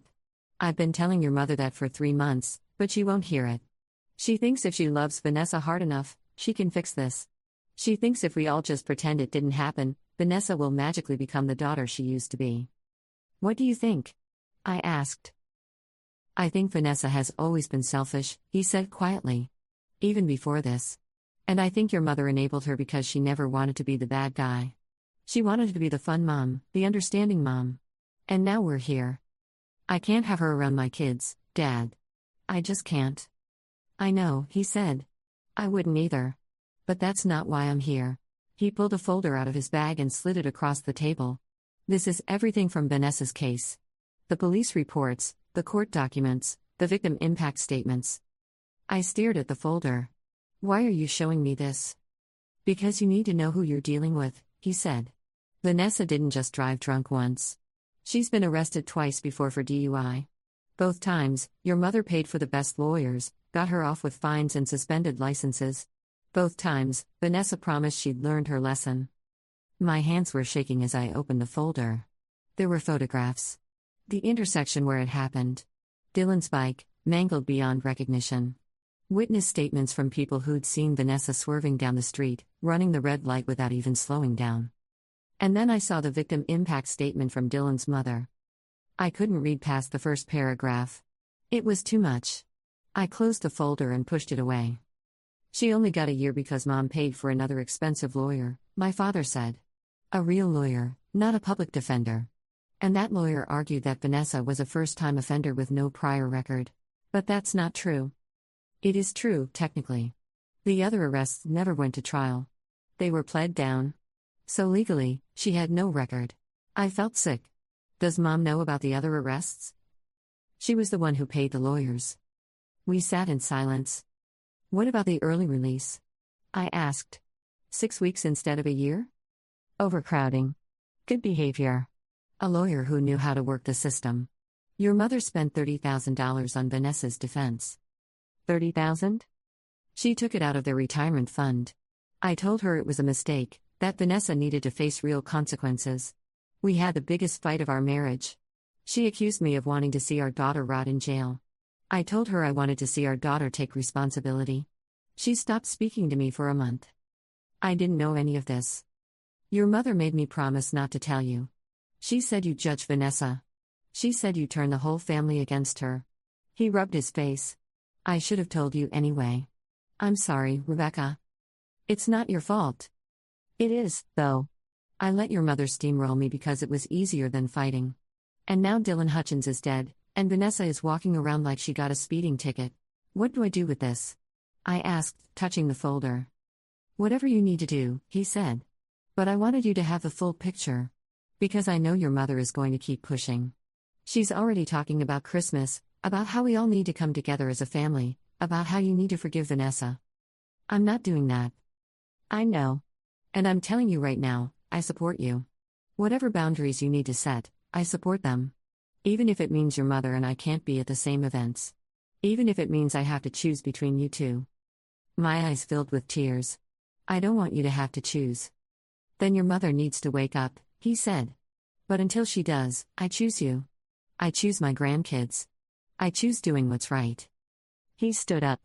There's one more thing. Vanessa's applying for jobs again. She lost her position at the marketing firm after the conviction, but she's using your mother as a reference. She's telling potential employers it was a one-time mistake, that she's rehabilitated. Your mother is backing her up. Of course she is. If anyone calls you for a reference, tell them the truth. I will. He hugged me at the door. I love you, sweetheart. And I'm proud of you for protecting your kids. After he left, I sat with a folder for a long time before opening it again. I read everything. Every police report, every witness statement, every piece of testimony. I read Dylan's mother's statement 3 times, forcing myself through the pain in her words. By the end, I knew what I had to do. I spent the next week making phone calls. I started with Dylan's parents. I'd found their names in the court documents, and it wasn't hard to find their number. When Dylan's mother answered, I told her who I was. "I'm Vanessa Morrison's sister," I said. "I'm calling because I need you to know that I'm horrified by what she did. And I'm angry that she only served 6 weeks. And I want to help, if I can." There was a long silence. Then she said, "Help how?" "I don't know yet. But I know you fought for a year sentence, and she got out after 6 weeks. That's not justice. So if there's anything I can do, any way I can support you, I want to do it." We talked for an hour. Her name was Patricia. She told me about Dylan. His love of dinosaurs, his obsession with chocolate milk, the way he'd insisted on wearing his superhero cape to bed every night. She told me about the hole he'd left in their lives, the way his little sister kept asking when he was coming home, the way her husband had stopped sleeping. "The worst part," she said, "is knowing she's out there living her life. We saw her at the grocery store last week. She was laughing with someone, like nothing had happened. And I wanted to scream, but what good would it do? She already took everything from us." "She didn't serve enough time," I said. "That's wrong. And I'm going to do whatever I can to make sure people know that." "What can you do?" Patricia asked. "The case is closed." "Maybe legally," I said. "But not in every other way." Over the next 3 weeks, I built a case of my own. I documented everything. The prior arrests that my mother had paid to bury. The early release. The fact that Vanessa was already driving again, already trying to insert herself back into normal life as if nothing had happened. I created a website. Nothing fancy, just a simple page with the facts. Dylan's story. Vanessa's story. The truth about the prior DUIs and the expensive lawyers and the 6 weeks instead of a year. I included links to the news articles about the case. I included Patricia's statement, with her permission. I called the site Justice for Dylan. Then I started sharing it. I sent the link to every friend, every family member, every person who'd been at that barbecue and had seen my mother hold me back while Vanessa took my kids. I sent it to people Vanessa had worked with. I sent it to the schools in our area, warning them that a woman with a vehicular manslaughter conviction was living in the community. Within 48 hours, the site had been viewed 2,000 times. Within a week, it was 10,000. A local news station picked up the story and did a segment on lenient sentences for DUI offenses. They interviewed Patricia. They mentioned Vanessa by name. My mother called me, screaming. "What have you done? You've destroyed your sister's life." "She destroyed her own life," I said. "And she destroyed Dylan's life. I'm just making sure people know the truth. Take the website down. Take it down right now, or I swear I will never speak to you again." "Okay," I said, and hung up. She called back 30 seconds later. "You can't do this to your own sister. She killed a child, Mom. She killed him, and you're more worried about her reputation than about the family she destroyed. She's served her time. 6 weeks isn't time. 6 weeks is barely enough time to get over the flu. Dylan Hutchins is dead forever, and Vanessa got 6 weeks." My mother was crying. "Please, Rebecca. You don't understand what this is doing to her. She can't get a job. People are recognizing her in public. Someone threw a drink at her at a coffee shop yesterday." "Good," I said. "How can you be so cruel?" "I'm not being cruel. I'm being honest. And maybe if someone had been honest with Vanessa years ago, Dylan would still be alive." She hung up on me. I didn't call back. 2 weeks later, my father called. "Vanessa's leaving the country." "What?" "She's moving to Australia. She has a friend there who's offered her a place to stay. She's leaving in 3 days." "Did Mom pay for the ticket?" "Of course she did. She's devastated. She thinks you drove Vanessa away." "I drove her away?" I repeated. "She drove drunk and killed someone. I just made sure people knew about it." "I know," my father said. "And for what it's worth, I think you did the right thing. That website needed to exist. People should know. But your mother will never forgive you." "I can live with that," I said. "Can you?" I thought about it. Yes. Because every time I look at my kids, I know I did the right thing. I protected them. And I stood up for Dylan when nobody else would. Patricia Hutchins called me, my father said. She wanted my number from the court records. She thanked me for raising a daughter who had the courage to tell the truth. I started crying. She said the website gave her the first sense of peace she's had since Dylan died. She said it felt like someone finally saw him, finally saw what was taken from them. I'm glad, I managed to say. Me too, sweetheart. Me too. Vanessa left for Australia on a Tuesday. My mother didn't tell me. I found out from Charlotte, who'd heard it from Derek, who'd heard it from our cousin. Apparently, there was a small going-away dinner that I wasn't invited to. I didn't care. A month later, I got an email from Patricia. She and her husband had started a foundation in Dylan's name, focused on stricter DUI sentencing laws and support for victims' families. They wanted to use some of the content from my website for their advocacy work. I said yes immediately. 6 months after that, a new law passed in our state. Mandatory minimum sentences for vehicular manslaughter while intoxicated, with no possibility of early release. They called it Dylan's Law. Patricia sent me a photo from the signing ceremony. She was standing with her husband and daughter, holding a framed picture of Dylan.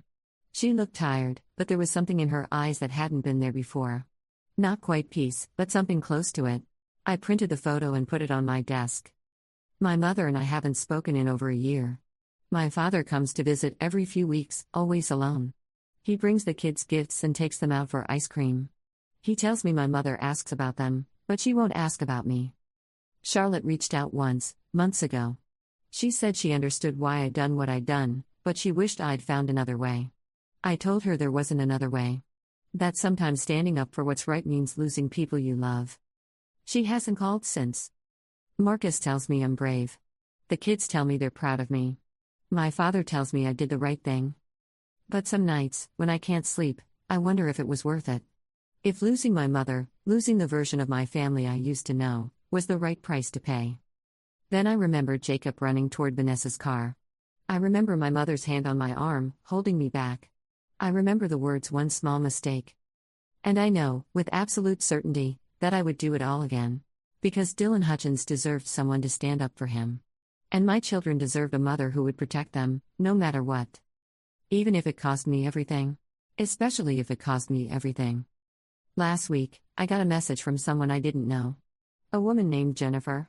She said her teenage son had been killed by a drunk driver 2 years ago, and the driver had served no jail time at all.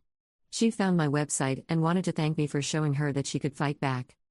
She's starting her own foundation now. Her own website. Her own push for justice. I wrote back and told her I'd help however I could. Because here's what I've learned: revenge isn't about making someone suffer.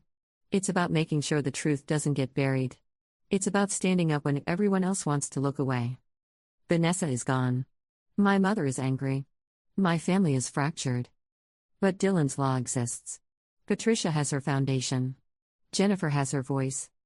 And my children know that their mother will always, always choose what's right over what's easy. That's not revenge.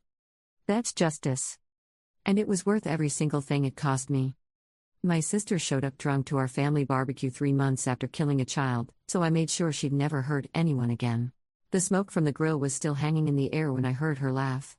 That same careless, too loud sound she'd made at birthday parties and holidays our entire lives. But hearing it now, on this particular Saturday afternoon in July, made my stomach turn to ice. My sister Vanessa pulled into my parents' driveway in a cherry red convertible I'd never seen before. The top was down despite the heat. Her blonde hair was tied back in a messy ponytail, and she wore oversized sunglasses that covered half her face. She stepped out like she was arriving at a resort instead of a family barbecue. 3 months. It had been 3 months since the accident. I was standing near the picnic table with a bowl of potato salad when she walked through the gate into the backyard. My daughters, Emma and Sophie, were playing on the swing set with their cousins. My son Jacob was tossing a football with my husband, Marcus. Everyone looked up when Vanessa entered. "Hey, everyone," she called out, waving both hands above her head. "Sorry I'm late. Traffic was insane." My mother dropped the tongs she'd been using and rushed over, pulling Vanessa into a tight hug. "Oh, sweetheart, I'm so glad you came. We've missed you so much." My father stood up from his lawn chair but didn't approach. His jaw was tight. He gave her a brief nod and sat back down. I set the bowl on the table slowly, watching. My brother-in-law, Derek, whispered something to my sister Charlotte, who shook her head. The kids continued playing, oblivious to the tension radiating through the adults. Marcus walked over and stood beside me. "You okay?" He asked quietly. No, I said. Vanessa broke away from our mother and surveyed the backyard like she was assessing a property. This looks amazing. Mom, you really outdid yourself. She spotted the kids and her face lit up. Oh my gosh, look how big they've all gotten. She started walking toward the swing set. My heart began pounding. Emma. Sophie. Jacob. She called. Come give your Aunt Vanessa a hug. Emma, who was 12, glanced over at me uncertainly. She'd been in the car with me when we'd heard the news report on the radio. She knew. Sophie, at 10, had asked me why Vanessa hadn't been at her birthday party last month, and I'd struggled to find words that wouldn't terrify her. Jacob was only 7, and he still thought his aunt was the coolest person in the world because she'd once taken him to see monster trucks. I started walking. Fast. Vanessa, I said, my voice carrying across the yard more sharply than I'd intended. She turned, sunglasses still on, grinning. Hey, big sis. How are you? I stopped a few feet away from her. We need to talk. Sure, but let me say hi to the kids first. I brought them something. She pulled a rolled up paper from her purse. Water park passes. I thought we could all go this afternoon. The Splash Zone just opened their new lazy river. My mother appeared at Vanessa's elbow. That's so thoughtful, honey. The kids will love that. Mom, I said, looking at her directly. Can I talk to you and Vanessa inside for a minute? My mother's smile faltered. Rebecca, it's a party. Whatever it is can wait. No, I said. It can't. Vanessa pulled off her sunglasses, and I could see her eyes for the first time. They were bloodshot, the lids slightly puffy. What's your problem? She asked, her tone shifting from cheerful to defensive in an instant. My problem, I said slowly, is that 3 months ago, you killed an 8-year-old boy. The backyard went silent. Someone turned off the music that had been playing from a portable speaker. My mother gasped. My father stood up again, this time moving closer. Vanessa's face flushed. That was an accident. You had a blood alcohol level of 0.24, I said. My voice was shaking now, but I kept going. You ran a red light at 50 miles per hour in a residential zone. Dylan Hutchins was riding his bike home from a friend's house. He died at the scene. I went to court, Vanessa snapped. I served my time. You served 6 weeks, I said. You got out early for good behavior. The judge gave you a year, and you served 6 weeks. My mother stepped between us, her hands raised. Girls, please. This isn't the time or place. Then when is? I asked, looking at her. When is the appropriate time to talk about the fact that Vanessa drove drunk and killed a child? It was a mistake, my mother said, her voice rising. A terrible, tragic mistake, but it was a mistake. She's paid her debt to society. She's family, Rebecca. We forgive family. I stared at her in disbelief. She took someone's child away from them forever. And she has to live with that for the rest of her life, my mother said. Don't you think that's punishment enough? Vanessa crossed her arms. I've been in therapy. I'm doing the work. I'm not that person anymore. Therapy, I repeated. You've been in therapy for 3 months, and now you think you're ready to drive my children to a water park? I'm sober, she said, her voice rising. I haven't had a drink since that night. It's 1:30 in the afternoon, and your eyes are bloodshot, I said. I didn't sleep well last night, she shot back. Marcus was beside me now, his hand on my shoulder. Vanessa, maybe this isn't a good idea today. She turned on him. Oh, so you're taking her side? Of course you are. You've always thought you were better than this family. That's not what this is about, Marcus said evenly. My mother looked at me with an expression I'd never seen before, something between pleading and anger. Rebecca, you're making a scene. Vanessa made a horrible mistake, but she's trying to move on. We all need to move on. She's your sister. She killed someone, I said again, quieter this time. A child. And you want me to pretend that didn't happen? You want me to hand over my kids to her like nothing's changed? I would never hurt them, Vanessa said, tears forming in her eyes. How can you even think that? Because you already hurt someone else's children, I said. You took away someone's brother, someone's son. And you're standing here, 3 months later, acting like you just got over the flu. My father finally spoke. Rebecca's right. His voice was quiet but firm. This isn't appropriate, Vanessa. My mother whirled on him. Don't you start. We agreed we'd support her. I agreed I wouldn't turn her away, he said. I didn't agree to pretend it didn't happen. Vanessa's tears were flowing now, but her jaw was set in that stubborn way I recognized from childhood. Fine. You all think I'm some kind of monster. I came here to try to reconnect with my family, to show you that I'm okay, but clearly, you've already decided who I am. She turned and started walking toward the kids. Emma, Sophie, Jacob. Come on, grab your stuff. We're going to the water park. I moved faster than I'd thought possible, putting myself between her and the swing set. No. Get out of my way, Rebecca. Absolutely not. My mother grabbed my arm, her fingers digging in hard enough to hurt. Rebecca Ann, move. Now. I looked down at her hand on my arm, then back at her face. Let go of me. She's family, my mother hissed. How dare you judge her for one small mistake? One small mistake. The words hung in the air like poison. Emma had climbed off the swing and was walking toward us, her face pale. Mom? Stay over there, sweetheart, I called out. But Vanessa moved around me, dodging my attempt to block her. Come on, kids. Who wants to go to the water park? Jacob started running toward her, excited. Sophie looked uncertain. Emma stayed where she was. Jacob, stop, I said, but my mother was still holding my arm, and Vanessa was scooping him up, laughing. This one's ready, she said. Come on, girls. Sophie started walking toward her. I tried to pull away from my mother, but she held tighter, and Derek had moved in, his hand on my other arm now. Just let her take them for an hour, my mother said. You're overreacting. I watched in horror as Vanessa put Jacob down and started walking him toward the gate. Sophie was following. Even Emma, looking back at me with confusion and fear in her eyes, started trailing behind them. My heart was hammering so hard I thought it might burst.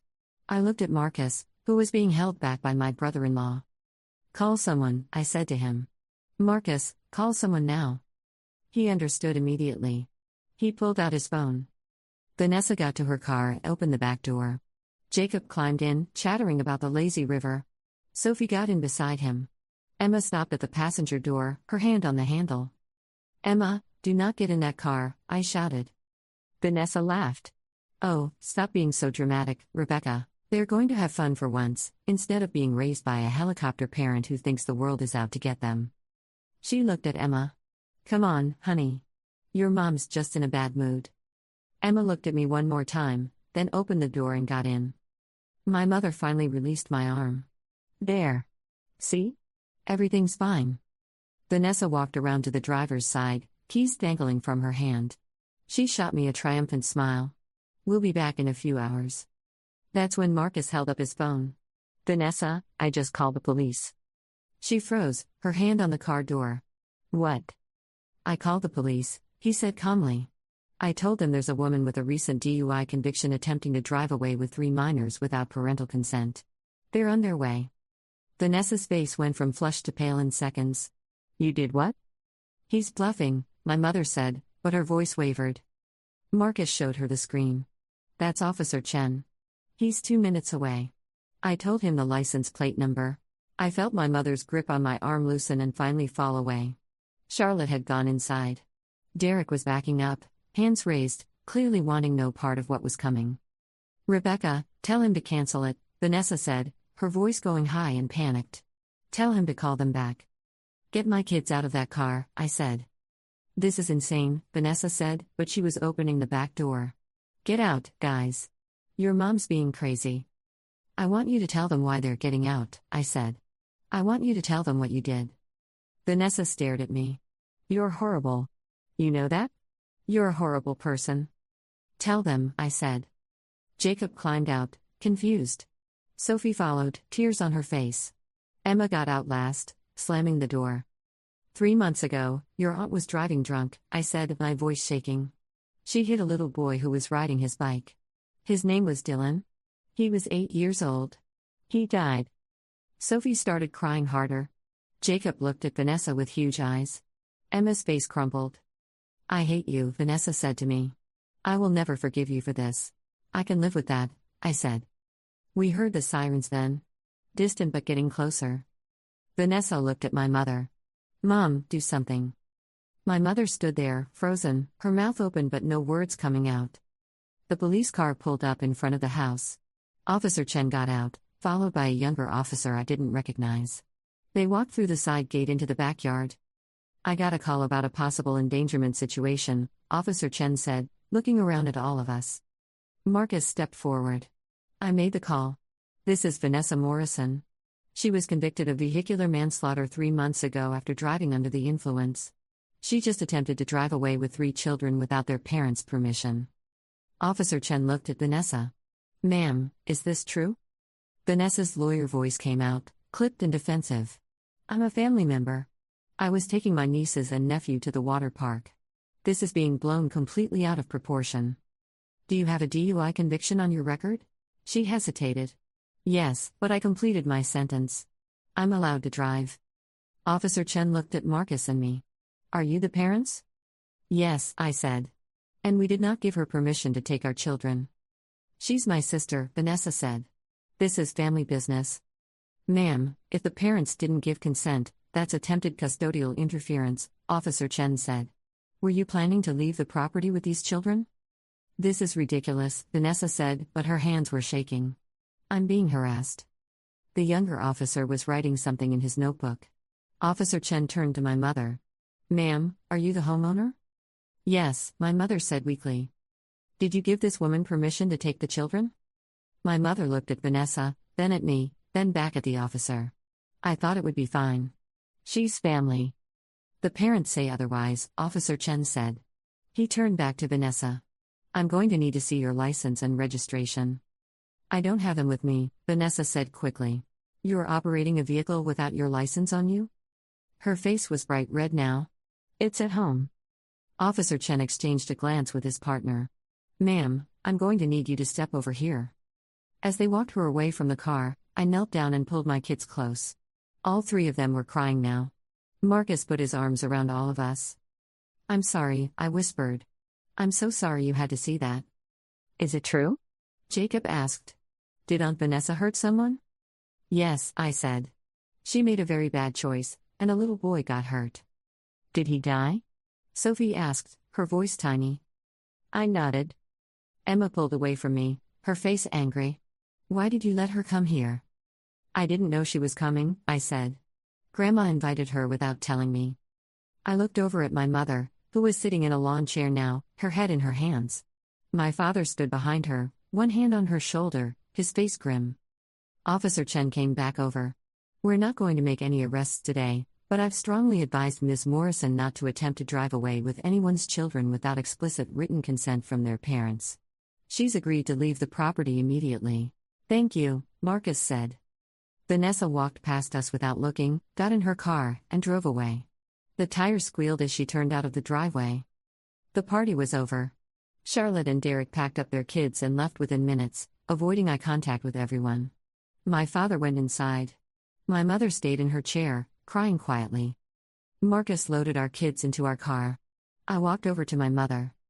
How could you? I asked. She looked up at me with red, swollen eyes. She's my daughter. So am I said. And those are my children. You held me back while she tried to take them. Do you understand that? I thought you were overreacting, she said. I thought you were being cruel to your sister when she's going through the hardest time of her life. The hardest time of her life? I repeated. Dylan Hutchins doesn't get to have a life. His parents don't get to see him grow up. And you're worried about Vanessa's feelings? My mother didn't answer. She just kept crying. I walked away and got in the car with my family. On the drive home, nobody spoke. Jacob stared out the window. Sophie held Emma's hand in the back seat. Marcus drove with his jaw clenched. When we got home, I sat the kids down in the living room. I need to explain something, I said. What happened to Dylan was not an accident. Aunt Vanessa made a choice to drink alcohol and then drive a car. That choice killed someone. What I did today was to protect you, because I love you, and I never want you to be in danger. Grandma was mad at you, Sophie said quietly. I know. Sometimes grown-ups disagree about what's right and wrong. Grandma loves Aunt Vanessa, and that makes it hard for her to see clearly. But that doesn't mean what Aunt Vanessa did was okay. Emma looked at me. Are we going to see Aunt Vanessa again? Not for a long time, I said. Maybe not ever. I don't know yet. Jacob crawled into my lap. I don't want to go in her car anymore. You won't, baby. I promise. That night, after the kids were in bed, Marcus and I sat on the back porch. It was dark and quiet, the crickets chirping in the grass. I'm sorry I put you in that position, I said. Don't apologize, Marcus said. You were right. All of it? My mom will never forgive me. Your mom needs to sort out her priorities. I leaned my head on his shoulder. Thank you for calling the police. I was so scared. I know, he said. So was I. We sat there in silence for a while. Then my phone buzzed. A text from my mother. You've torn this family apart. I hope you're happy. I showed it to Marcus. He took the phone from me, typed something, and handed it back. He'd written, Vanessa tore this family apart when she drove drunk and killed a child. Rebecca is protecting her children. If you can't see that, you need help. He hit send before I could stop him. My mother didn't respond. 3 days later, my father called. Can I come over? He arrived alone, looking older than I'd ever seen him. We sat in the kitchen while Marcus took the kids to the park. Your mother isn't speaking to me, he said. She's furious that I sided with you. Did you? Side with me? You're right, Rebecca. About all of it. I've been telling your mother that for 3 months, but she won't hear it. She thinks if she loves Vanessa hard enough, she can fix this. She thinks if we all just pretend it didn't happen, Vanessa will magically become the daughter she used to be. What do you think? I asked. I think Vanessa has always been selfish, he said quietly. Even before this. And I think your mother enabled her because she never wanted to be the bad guy. She wanted to be the fun mom, the understanding mom. And now we're here. I can't have her around my kids, Dad. I just can't. I know, he said. I wouldn't either. But that's not why I'm here. He pulled a folder out of his bag and slid it across the table. This is everything from Vanessa's case. The police reports, the court documents, the victim impact statements. I stared at the folder. Why are you showing me this? Because you need to know who you're dealing with, he said. Vanessa didn't just drive drunk once. She's been arrested twice before for DUI. Both times, your mother paid for the best lawyers, got her off with fines and suspended licenses. Both times, Vanessa promised she'd learned her lesson. My hands were shaking as I opened the folder. There were photographs. The intersection where it happened. Dylan's bike, mangled beyond recognition. Witness statements from people who'd seen Vanessa swerving down the street, running the red light without even slowing down. And then I saw the victim impact statement from Dylan's mother. I couldn't read past the first paragraph. It was too much. I closed the folder and pushed it away. She only got a year because Mom paid for another expensive lawyer, my father said. A real lawyer, not a public defender. And that lawyer argued that Vanessa was a first-time offender with no prior record. But that's not true. It is true, technically. The other arrests never went to trial. They were pled down. So legally, she had no record. I felt sick. Does Mom know about the other arrests? She was the one who paid the lawyers. We sat in silence. What about the early release? I asked. 6 weeks instead of a year? Overcrowding. Good behavior. A lawyer who knew how to work the system. Your mother spent $30,000 on Vanessa's defense. $30,000? She took it out of their retirement fund. I told her it was a mistake, that Vanessa needed to face real consequences. We had the biggest fight of our marriage. She accused me of wanting to see our daughter rot in jail. I told her I wanted to see our daughter take responsibility. She stopped speaking to me for a month. I didn't know any of this. Your mother made me promise not to tell you. She said you judged Vanessa. She said you turned the whole family against her. He rubbed his face. I should have told you anyway. I'm sorry, Rebecca. It's not your fault. It is, though. I let your mother steamroll me because it was easier than fighting. And now Dylan Hutchins is dead, and Vanessa is walking around like she got a speeding ticket. What do I do with this? I asked, touching the folder. Whatever you need to do, he said. But I wanted you to have the full picture. Because I know your mother is going to keep pushing. She's already talking about Christmas, about how we all need to come together as a family, about how you need to forgive Vanessa. I'm not doing that. I know. And I'm telling you right now, I support you. Whatever boundaries you need to set, I support them. Even if it means your mother and I can't be at the same events. Even if it means I have to choose between you two. My eyes filled with tears. I don't want you to have to choose. Then your mother needs to wake up, he said.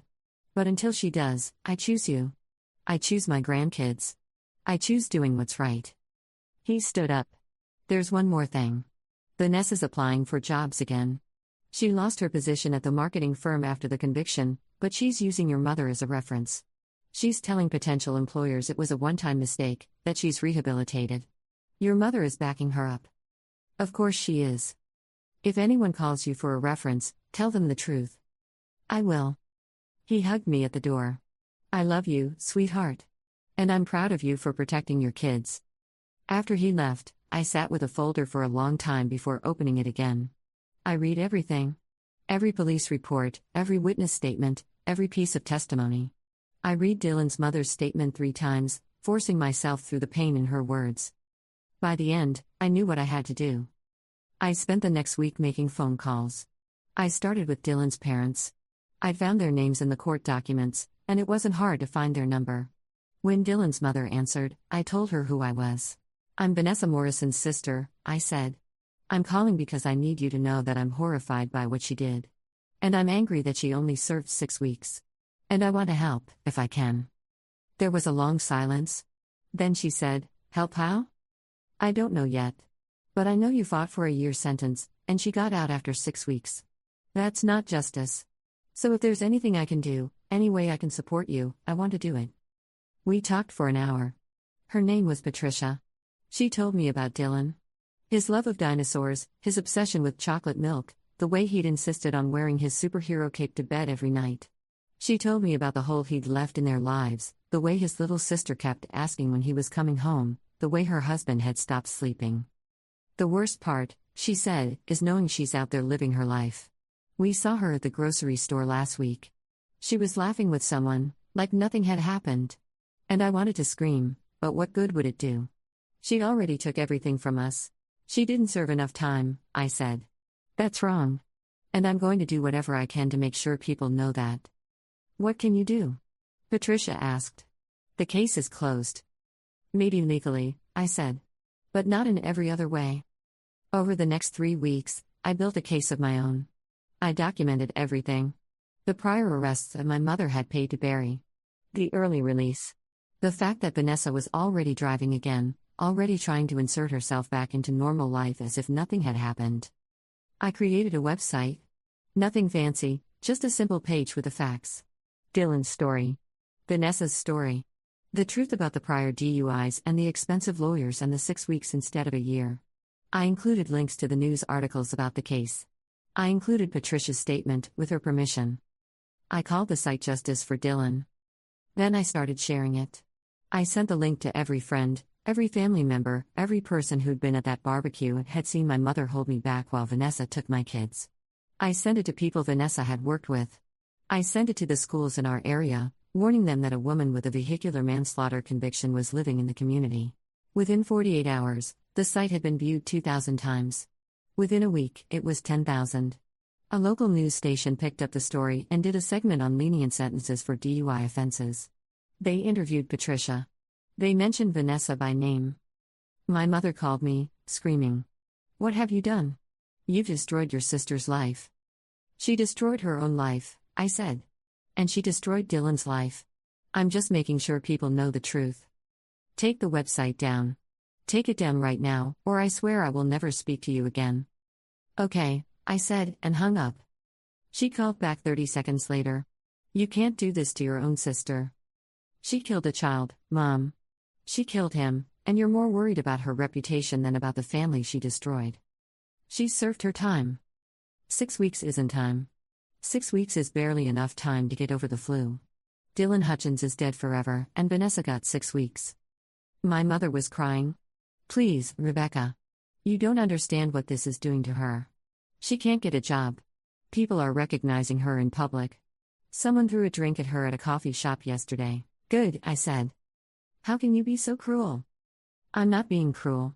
I'm being honest.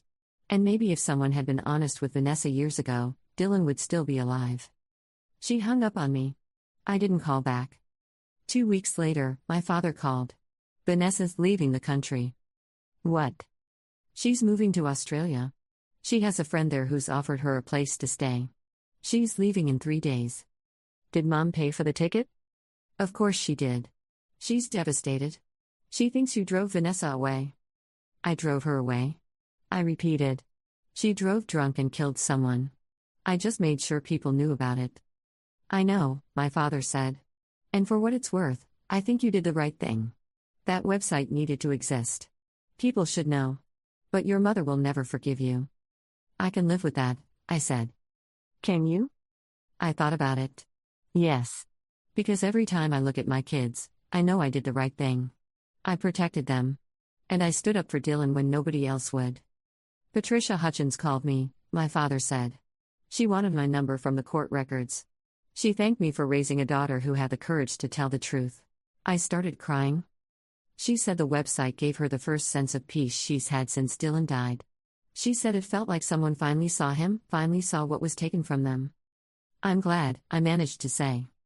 Me too, sweetheart. Me too. Vanessa left for Australia on a Tuesday. My mother didn't tell me. I found out from Charlotte, who'd heard it from Derek, who'd heard it from our cousin. Apparently, there was a small going-away dinner that I wasn't invited to. I didn't care. A month later, I got an email from Patricia. She and her husband had started a foundation in Dylan's name, focused on stricter DUI sentencing laws and support for victims' families. They wanted to use some of the content from my website for their advocacy work. I said yes immediately. 6 months after that, a new law passed in our state. Mandatory minimum sentences for vehicular manslaughter while intoxicated, with no possibility of early release.